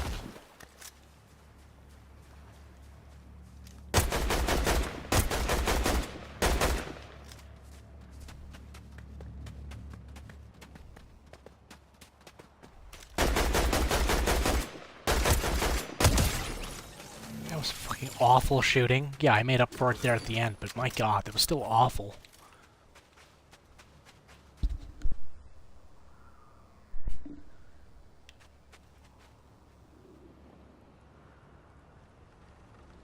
Pretty sure we're aware it's been a thing for over 10 years. Holy shit, dude. That's long haul, man. That's awesome. That's awesome, dude. I'm so happy for you. That's awesome, dude.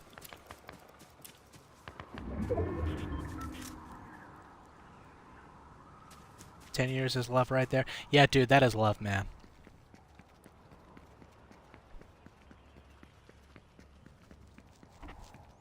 Like 10 years, dude.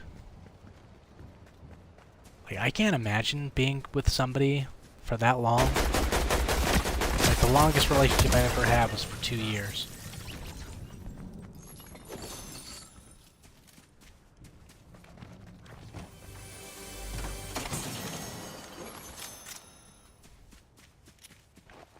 Like 10 years, man. Like, I can't imagine it, dude.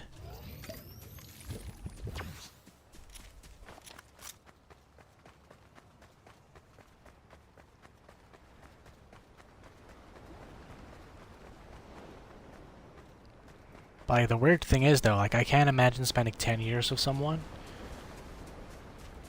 And, like, I don't mean that in, like, a negative way.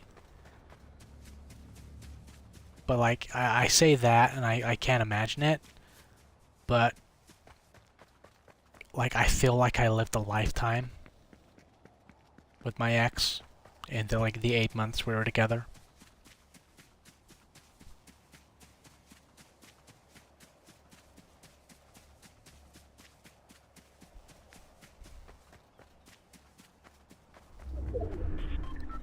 I say the 8 months we were together, more like the 6.5 months where things were actually, like, good, where she was who I thought she was, before the mask slipped for her, too. So...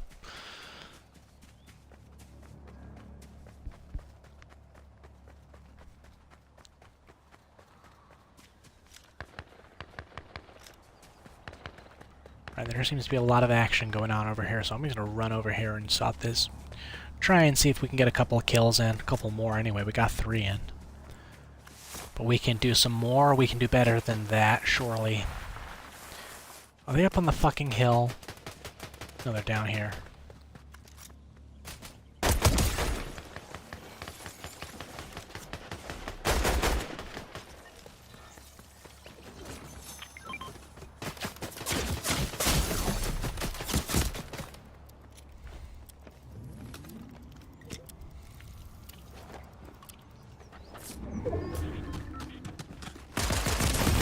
God damn.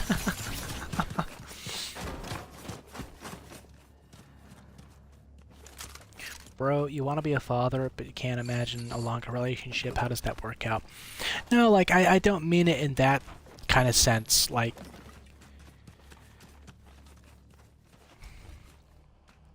I should have rephrased it. I should have phrased it better. Like, I can't imagine someone loving me enough to be with me for that long or longer. That's what I should have said. That's how I should have phrased it. My apologies.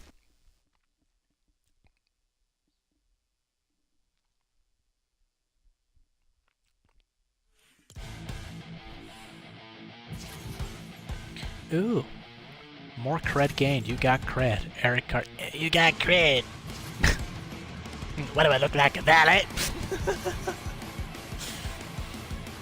Emote, rest well, Kenny. Express yourself on the battlefield. Part of that. Gonna have myself a time set animated. Well, I'll claim that, because anything for free I can get in this game, I'm gonna claim.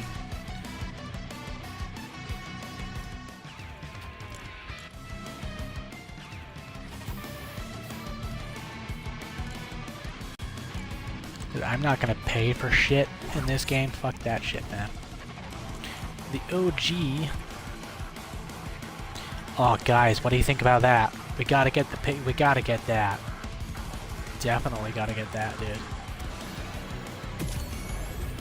I'm putting that on. Oh, look at that! Look how awesome we look.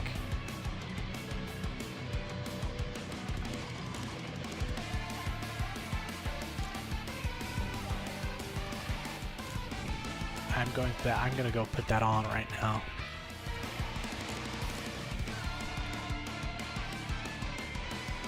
Oh, it's not pink. I was hoping it was gonna be pink, man.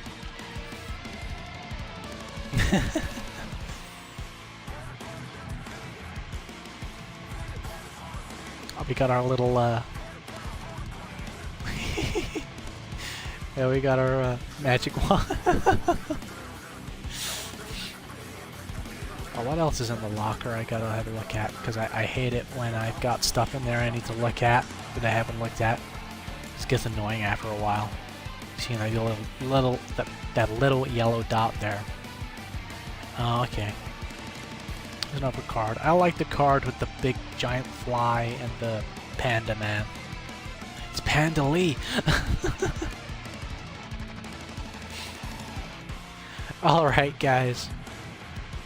I'm gonna call it a stream, bring this stream to a close. Because I've been going for like 5 hours and 15 minutes, essentially. It's gonna be in a few seconds. 5 hours and 15 minutes in total. Another really epic long stream. It's been chill though, it's been fun. We've had a laugh, we've talked, and all that kind of stuff. It's been awesome to have you all here hanging out. We've had a few viewers over on Twitch. We've had quite a few of you over here on YouTube, so thank you all for coming in. Big thank you to Elucidator, Lucian Wolf, Dildo Shaggins, of course, who's in the, probably still fucking asleep. Like an asshole.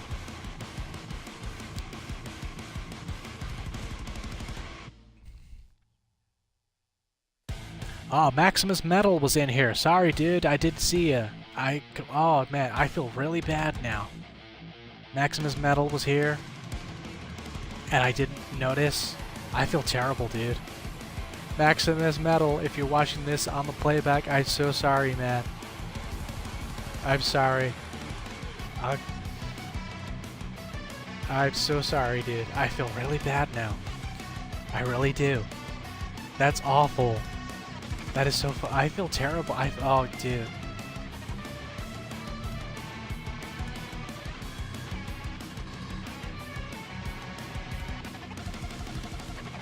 God, I feel so bad. I'm so sorry, Maximus Metal. I'm so sorry.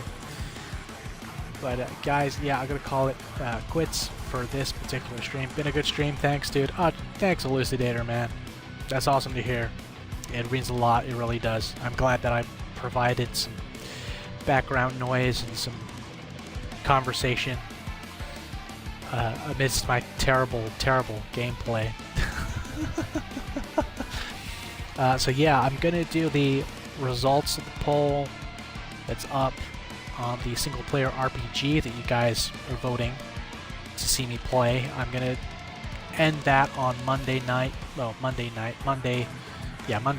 So we'll leave it on until the start of the Helldivers stream on Monday, and I'll announce what the most voted for one was. So if you haven't voted, guys, please go and vote on that.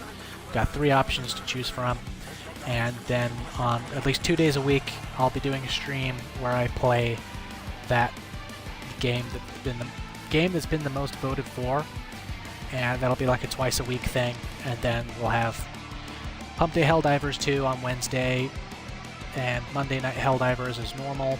We'll have Chivalry 2, Medieval Boogaloo on Tuesday nights, and on Saturday or something, we'll figure out what to do with the Battle Fodder Edition episodes in future. We'll figure something out. But yeah, so I'm going to bring this stream to a close. I hope that all of you have had fun. I hope we've all had a good stream. I hope you've all had a good day, good night, good evening, good afternoon, good morning, wherever you are in the world. Tell your loved ones you love them. Give them a hug. Stay happy. And if you can't stay happy, try. And stay safe. And I shall see you all again on Monday night. Peace.